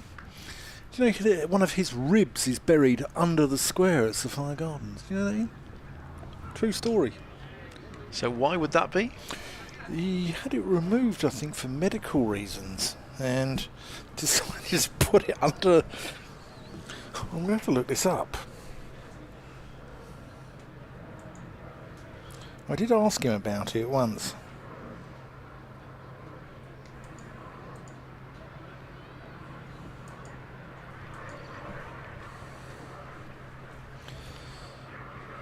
Gorvin, the left-handed Dent, again defends.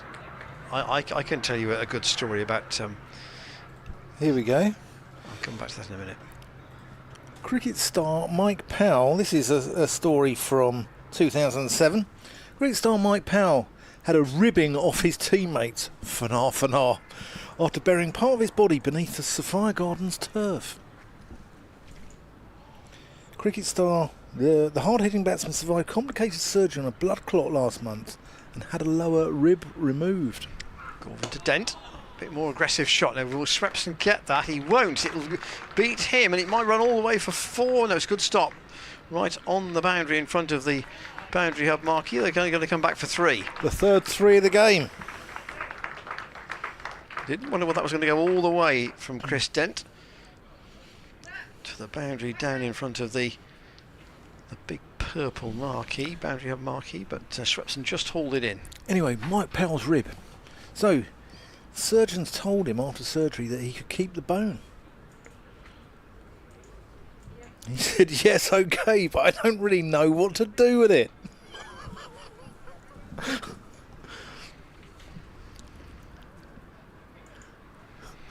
He said he had the idea of burying it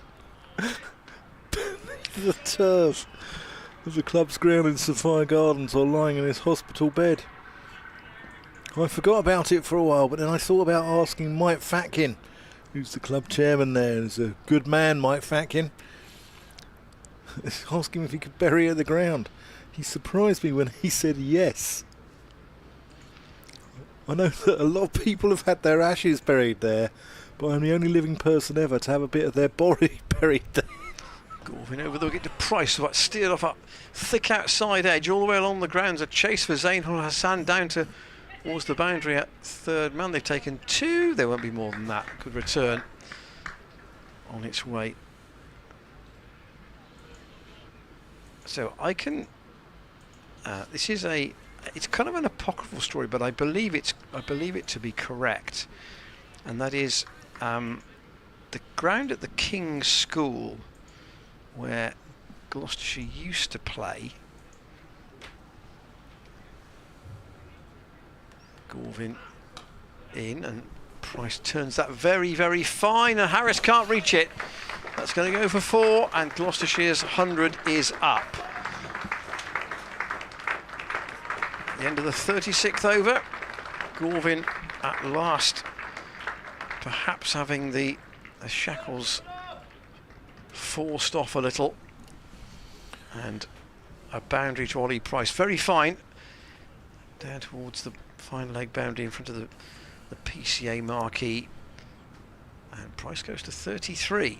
He's slowly catching Chris Dent. So the King's School ground used to be a tip, and it's a rubbish tip. A rubbish tip, and when the King's School either acquired the land or the land was levelled to be made into a sports field, and obviously the county then went to play on it.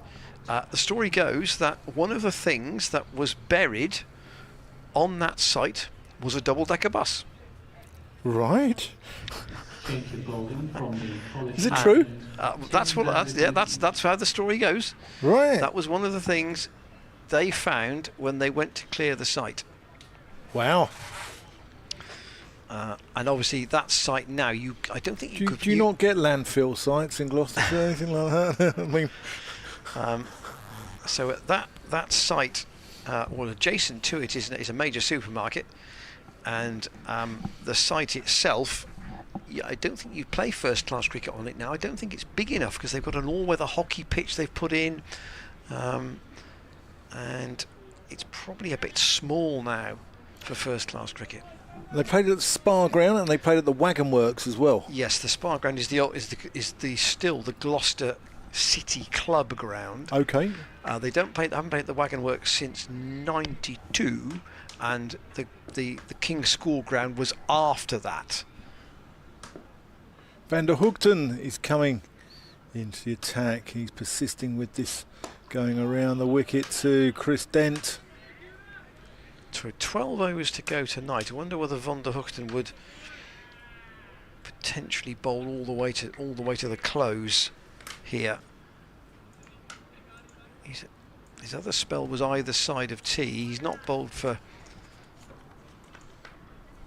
a good while.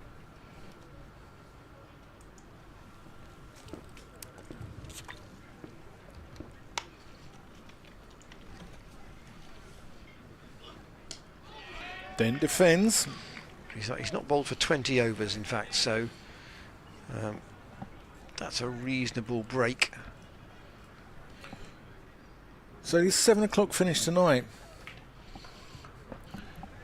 Spare a thought for matchday announcer Ben Feasey, who is commuting in and out of this fixture from his Hertfordshire abode. I mean, he's not going to get back until 9:30. 9:30 tonight, and up at 7 in the morning. Hashtag pray for Ben. I don't know what. He might be greeted by a deluge in the morning as well. That's the other thing. I'm sure his butler will be arriving carrying an umbrella for him. Maybe get a day off. Maybe I ought to go beagling or something like that.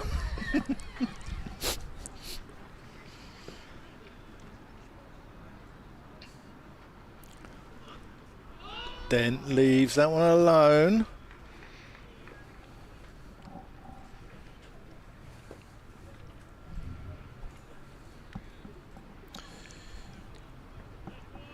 So, sweepstake, everyone. End of play score tonight. I'm going to go 148 for 2. 148. 148 for 2. 11 overs and 2 balls to go. 148. Yeah. It's quick scoring grounds.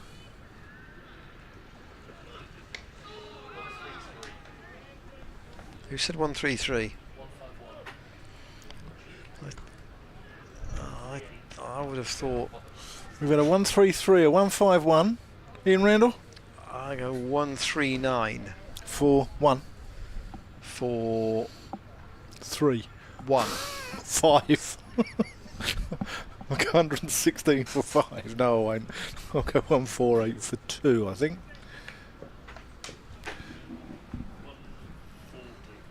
James Healy's gone 140. These two look pretty well set to me.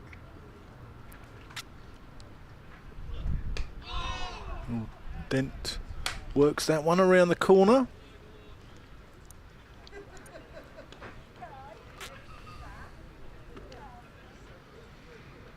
One run, 102 for 1.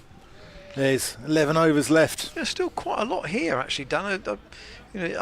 Sometimes people begin to drift away after sort of 5:30, but with play through until 7 tonight, quite a few people are staying. They've still got 10 overs to go, even if you probably know, or you think you know, how this might play out towards the conclusion. Glamorgan trying to strangle a bit on the board. It's a lovely evening though, isn't it? Lovely evening here in Cheltenham. The sun's out, and yeah, you can see. Certainly Glamorgan don't want to get points deducted for slow over rates, so they're going to bring Swepson back on, and I suspect he will bowl to the close from that end. And we're going to have a position where the batsmen are going to be crowded again now, so David Lloyd's bringing out an extra helmet.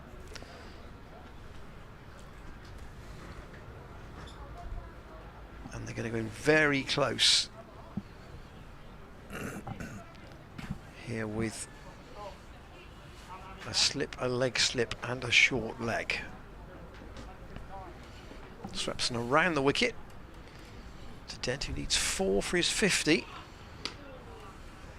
Question is whether he'll wait for the drag down, I suspect, from Swepson if there is one.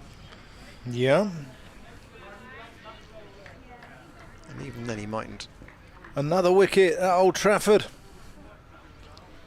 Mark Wood. It's tossed up by Swepson, and Dent defends on the full. It's Labuschagne.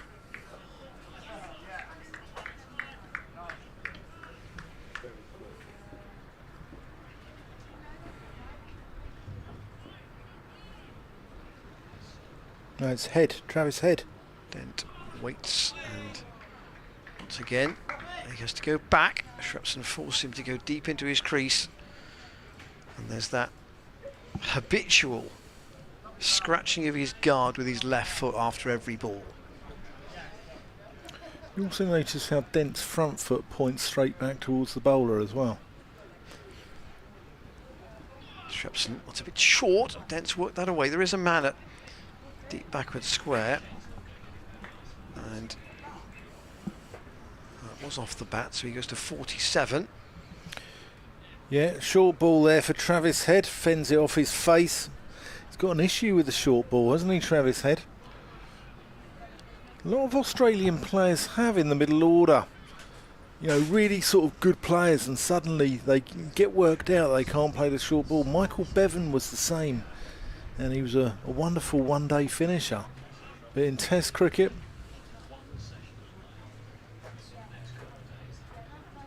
Shrepson then to Ollie Price, steered past Carlson at short leg, but fielded by Gorvin. So the Glamorgan bowling figures in this Gloucestershire innings: Van der Hoofden 9 overs 4 maidens, no wicket for 13. Shrepson again to Price. It's a bit of a grunt at delivery stride from Shrepson, but he's got through 11 overs now, 1 for 31. Zainul Hassan 8 overs, 1 maiden, no wicket for 18. Harris 6 overs for 29, a little bit of no ball trouble there, and Gorvin 6 overs for 10. So actually, probably Harris has been the only really expensive bowler, you'd say, on the day. Earlier, when Glamorgan made 450 for 6 declared, Van Meekeren 3 for 92, Zavagahar 2 for 62, and Tom Price 1 for 88 were the wicket takers. There's the match summary on your screen. yeah, Gloucestershire still a long way behind, and liable to be more than 300 behind at the close. can I change my sweepstake to 107 for 1 at the close of play? 10 overs left in the day. I think Van der Hoofden. Nice shot there from Chris Dent. that's his 50. That's his 50, well batted. 113 balls. And what a pleasant way to get to your 50. 50 for Chris Dent, 113 balls, 7 fours. 7 fours in that innings. He's been out there for 2 hours and 20 minutes. And that's probably as straight a drive as he's played, actually. He hasn't gone down the ground in the V, hardly at all. No. Just works that one. Rotates the strike. Plays it out to Billy Root at deep square leg and single.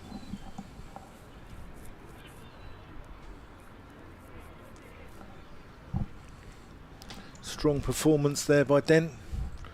Strong beard, strong performance.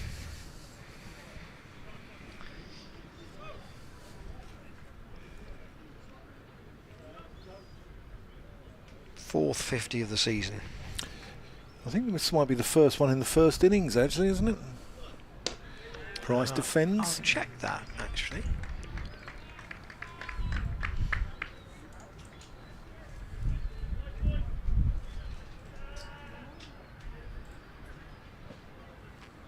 So his average was 29 coming into this game. Only missed 1 championship match this season.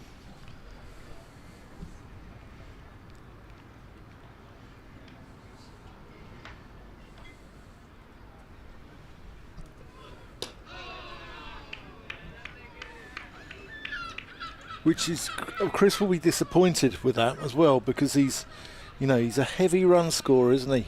And for years as well. And, you know, if runs are the currency of an opening batter, Chris Dent's accumulated quite a lot of wealth over the years, hasn't he? So, no, he got an 85 in the first innings at Durham. Ah, yes. But the other 2 were both second innings, that's right. So Glamorgan away in the first game of the season. He got 78 in the second innings, and he got 83 in the second innings at Worcester. Defended there by Price.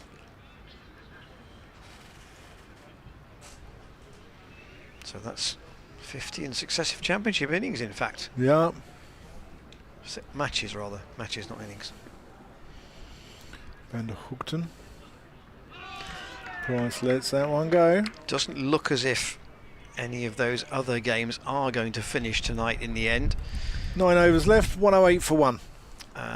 Dent 52, Price 33. Looking elsewhere, Nottinghamshire are 8 down at Trent Bridge, but still 2 wickets in hand. They need another 136, so I suppose it's possible. They are still playing there. Middlesex at least have got their noses in front against Surrey at Lords. They're 65 in front with 2 wickets in hand, so that almost certainly won't end tonight.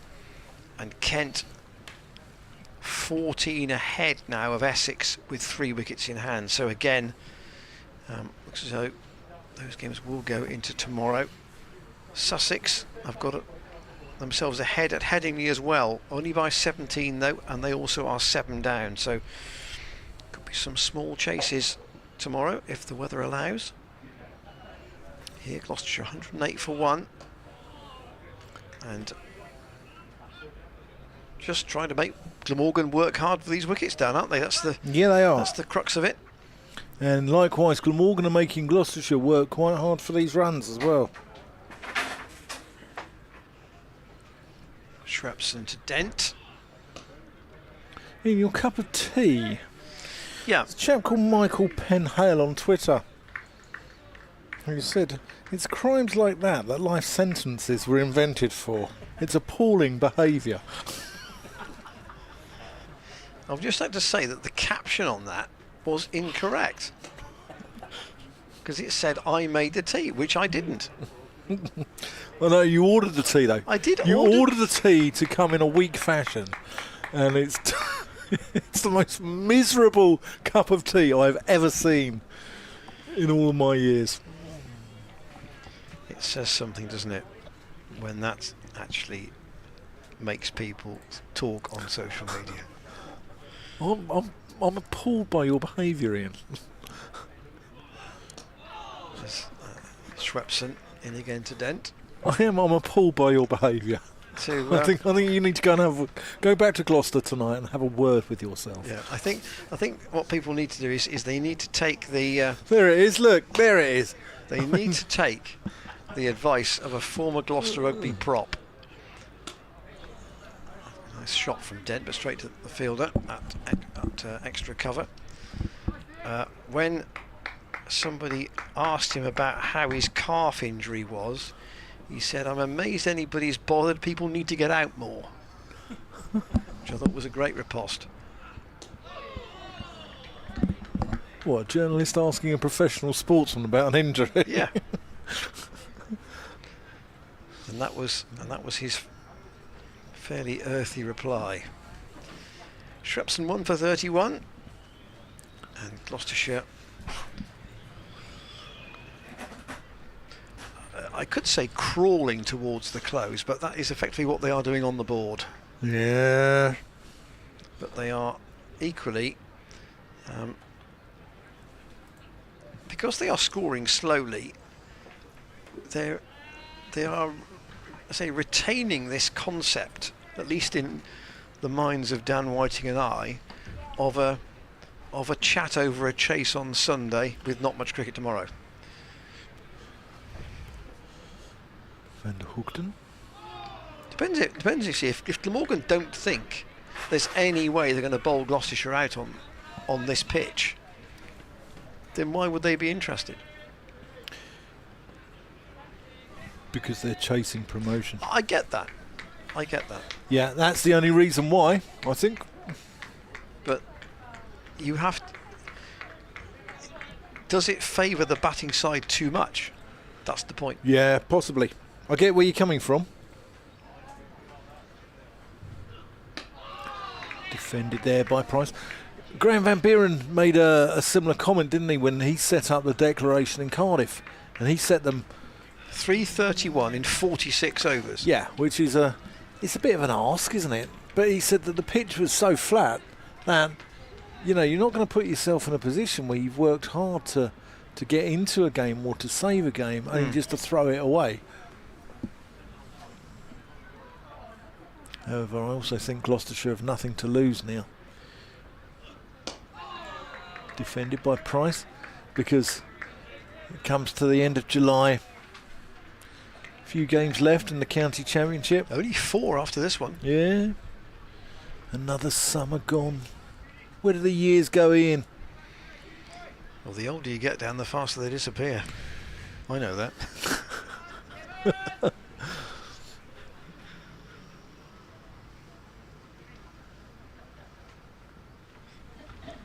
They've stopped for the day at Chelmsford. Kent 14 ahead, 3 wickets in hand. That's 1 day to go. Fine by Price. He's going to get just the 1.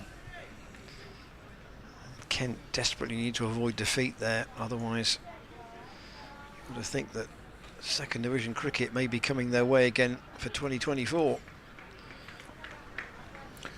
I think Middlesex and Northamptonshire have got those bottom 2 places in Division 1 nailed down, so walk back to my place next year.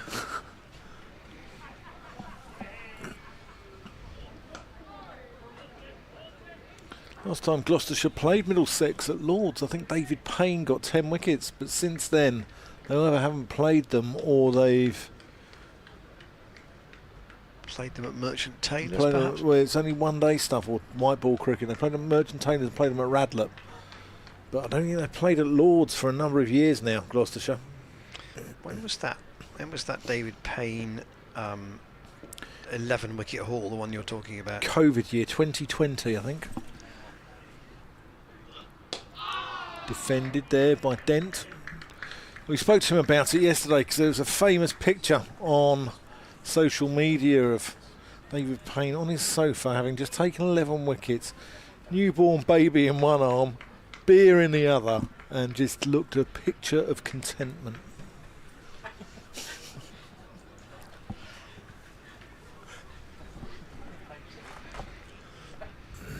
Got 7 overs to go on the day here at Cheltenham. 7 overs on day 2. Uninterrupted cricket. Who'd have thought it? Well,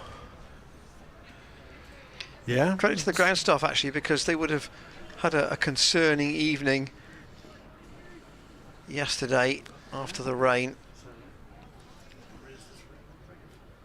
Been a lovely day here. Swepson in, and Ollie Price stretches a long way forward. Still got the 3 close catches in, still the slip and the leg slip. North East at leg slip, David Lloyd orthodox slip, and then Billy Root at short leg, but ball's not coming towards him. Swepson over the wicket to the right-handed Ollie Price. Dan Whiting's guess of 148. He's looking a little optimistic. massively optimistic. Swepson in, and again Glamorgan think they're going to get through here with one that might keep a bit low, but I don't think Price is buying the idea that he's going to get out to that.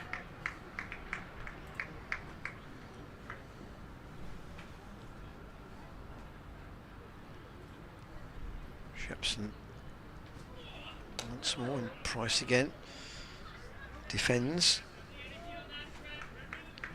I wonder if we're getting into potential night watcher territory here. Who would be the night watchman, do you think? Well, Josh Shaw might be the one, if necessary. Come out and give it a whack. It's the Night Hawk. Knots a 9 down. I think Hampshire are definitely going to keep going there then. At Trent Bridge. They'll want to try and get that last wicket this evening. Notts still need 131 in that game in the First Division.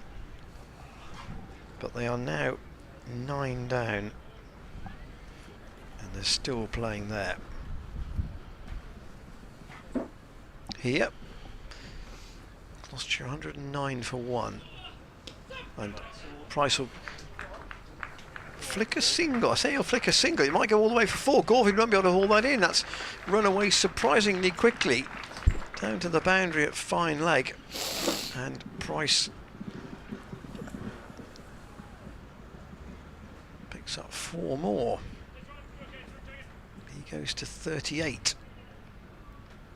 6 overs to go. I don't think, unless there's perhaps a fortunate edge somewhere, that Price will look to get to his half century tonight. I don't think that's necessarily in his thinking.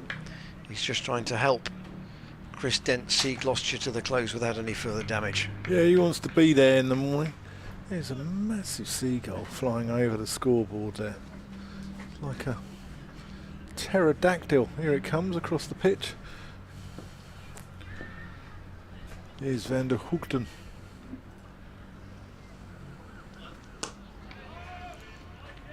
Metronomic. His accuracy.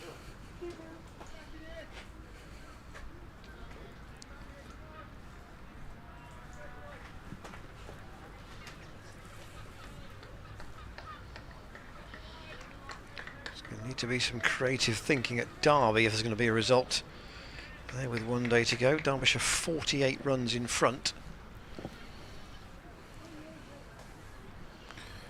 All 10 wickets in hand. Dent leaves that one alone.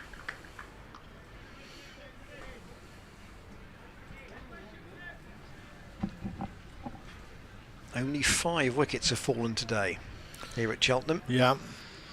Doesn't feel like a very Cheltenham day when that happens. Ollie Price just practicing the reverse sweep there. Are we going to see that unveiled? But we have had over 400 runs today. Dent defends. Well, I think that goes to show what a good wicket this is. Quick outfield, small ground. Not much in it for the bowlers. No. Not on day 2. Whether it will break up a little bit, we may not know, depending. I mean, the only thing that it might create for the last day, if the pitch is covered tonight and indeed undercover most of tomorrow, there might be a little bit of sweat a little bit. Yeah, that might be the only thing. Shot there by Dent, goes out to mid-off, shy at the stumps. Carlson doing the backing up. Dent gets through for 1.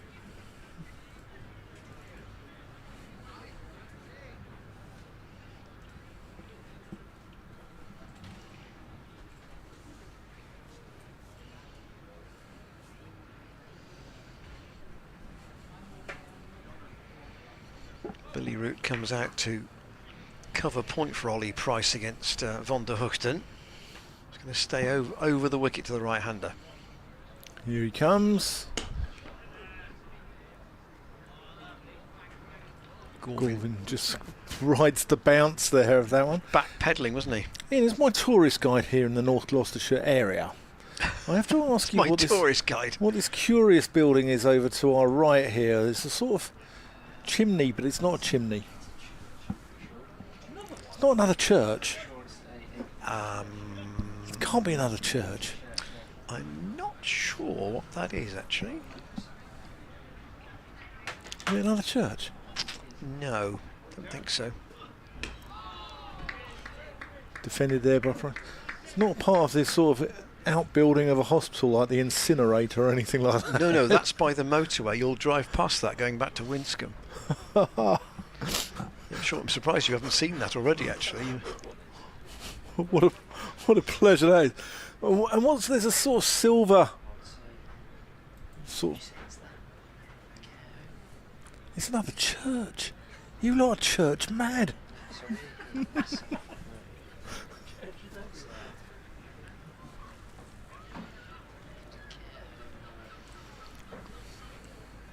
No, I don't think it's. So if we go I'll come back to that perhaps during this over from Swepson. If you go from our vantage point here at the college ground, Swepson comes in from the chapel and Dent defends. If you go out towards Oxford, the first main road junction you come to, there is an area of land called Cox's Meadow, which is sort of on the junction, and that's been that's near Kim Bailey's stables out that way. No, it's much more. It's in town. And, okay. By Six Ways? No, it's literally probably 400 yards that way from the college ground site. Okay. And that's why.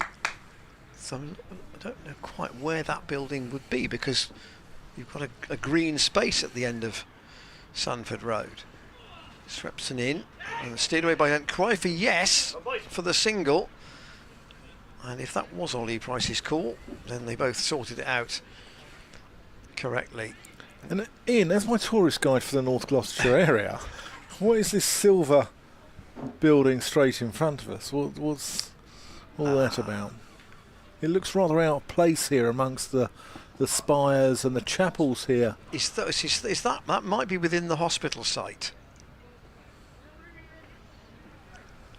I think the depth on behind that first building, which is obviously the hospital, doesn't look to be that great. Swepson in, clipped away, nicely played by Ollie Price. That'll be 4 way through mid-wicket. Price into the 40s, and 4 overs to go after this one. Price goes, when the scoreboard ticks round, he'll take him to 43. So these two have put a good partnership together.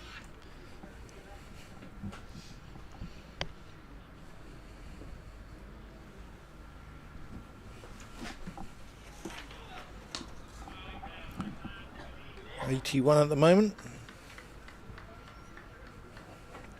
139. There was 39 for one when Charlesworth was out.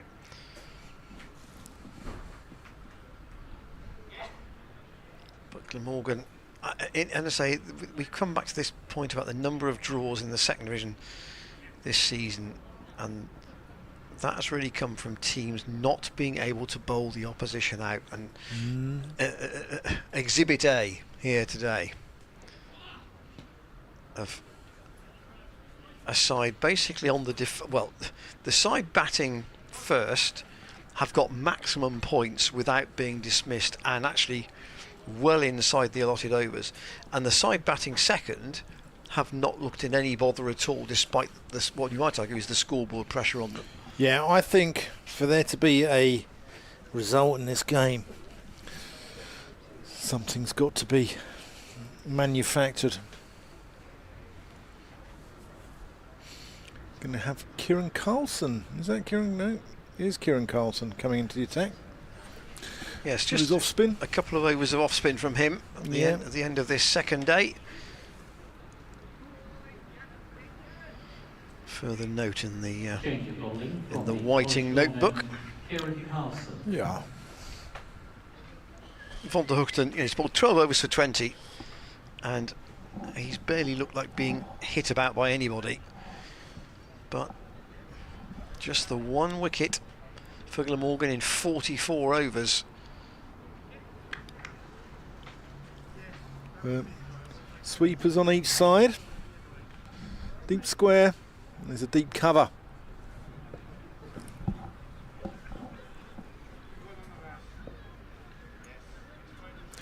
Taxi John Deering just on his way back home. That's cut away there by Dent. He's going to get 4 runs.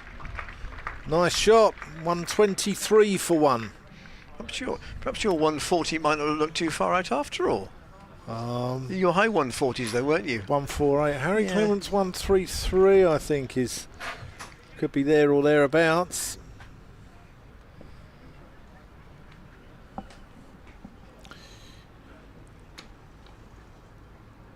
Cut just for 1. No, punched off the back foot. The question is there a freebie for Ollie Price here that might give him the chance of a 50 before the close?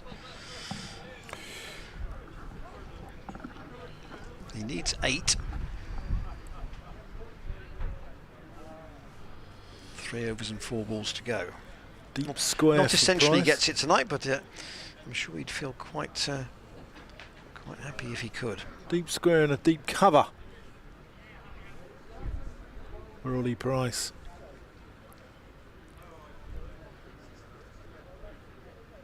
Oh, that's a wide by Carlson. That was very wide, yeah.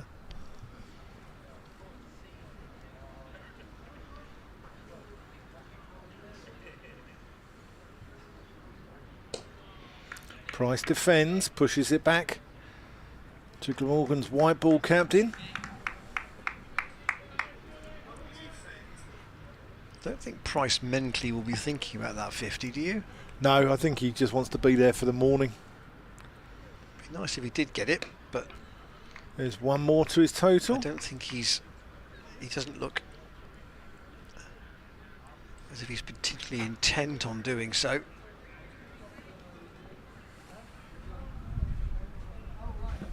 Yeah, the Glamorgan lead at the end of the day will be well over 300. And then really the tactics of the game all down to the weather. Dent rocks onto the back foot, Stumps at cuts that way. Old Trafford, Australia 113 for 4. They are still behind by 162. 2 days to go. But the weather tomorrow not looking particularly helpful. Carlson. Price pushes that into the offside for a single. Imagine if the next 2 days get washed out. Stumps in the first division at Lords, Middlesex 272 for 9. They lead Surrey by 77 with 1 wicket in hand. They're still playing at Trent Bridge, Notts are 9 down, needing 118 more. And it's Stumps 2 at Edgbaston, where Lancashire are 182 for 6 in their second innings. They lead by 297. You can't believe they'll need many more than that. Stumps in the second division at Chelmsford, Kent 265 for 7, lead by 14 with 3 wickets in hand against Essex. And they're still playing at Leeds. I'll give you the score there in a moment. Here is Swepson to start his penultimate over of the day. Appeal for an LBW with Price not playing a shot. Dangerous game there. Chris Watts not moved.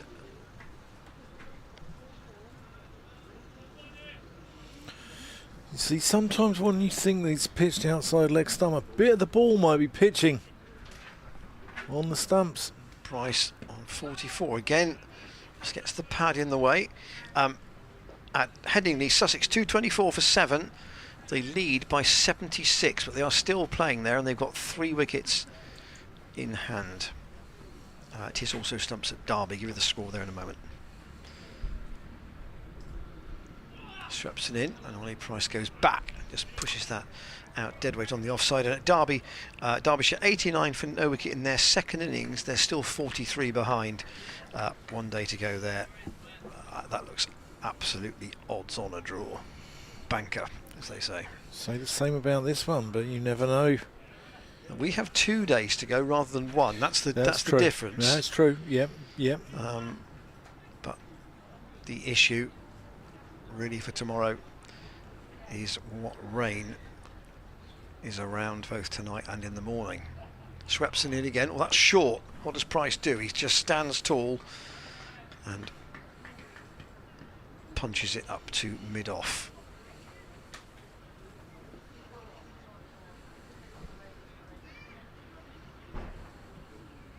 Swepson again to Price down the leg side. Lets it go.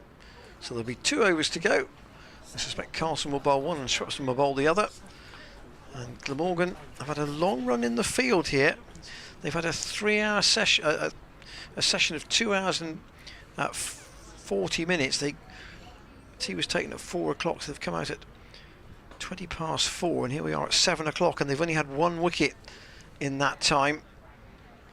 And Gloucestershire have effectively blocked any threat of a clatter of wickets from the Glamorgan attack, who haven't got much out of this pitch, Dan, have they? No one has. Apart from Paul Van Makeren. A bit of bounce from him this morning. Yeah, here's Carlson. Dent cuts away. He's only going to get one. Moves on to 61.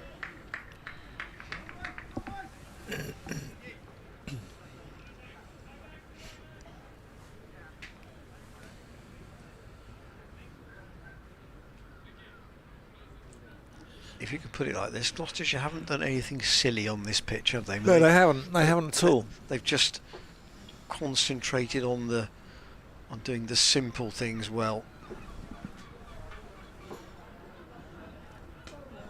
Price reverse sweeps. Is that into the ground, or let's have a look at that. Right. Oh yeah, it was into the ground and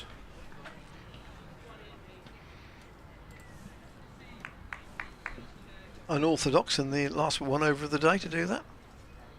yeah, David Lloyd at slip, stopping 4 runs there. Then defends.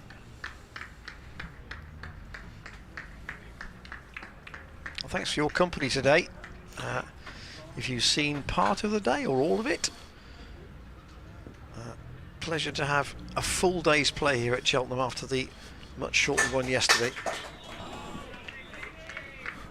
Dan Whiting's wrecking their place. So you get to the end of the day and something had to collapse from somewhere. It's because we've overloaded the bin, that's why. Carlson into Dent, that's outside the off stump, and Dent lets it go.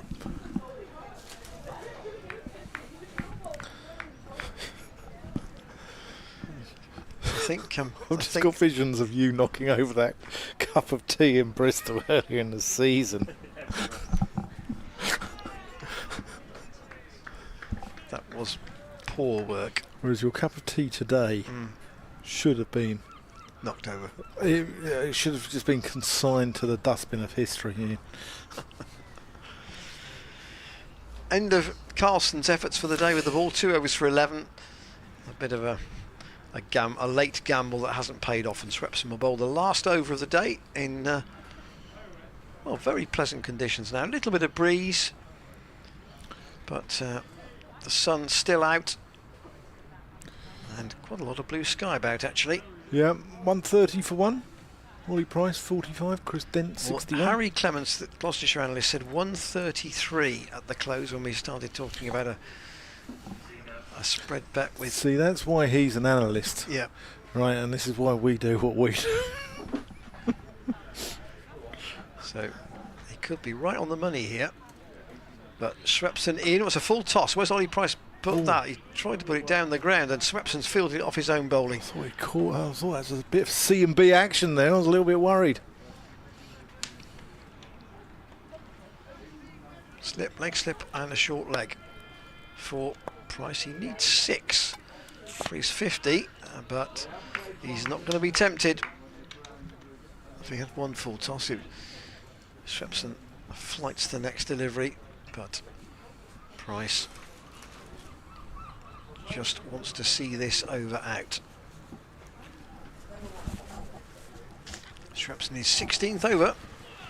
He's fired that in, and where's that gone? Has he got any bat on that? It's gone all the way to the rope, and it will be 4 to Ollie Price. He goes to 49. That wasn't as he anticipated, I don't think. But he just got, actually, it's a more orchestrated shot than it looked from our vantage point. He did well to flick that round the corner for the boundary. So, can there be a single somewhere in the last 3 balls to get Ollie Price to his 50 by the close? He's placed 109 balls. Swepson to bowl to him. That would be a neat end to the day for Gloucestershire if Price could get the one more run. Swepson to bowl to him, and Price mentally just wants to make sure he's there at stumps. He defends.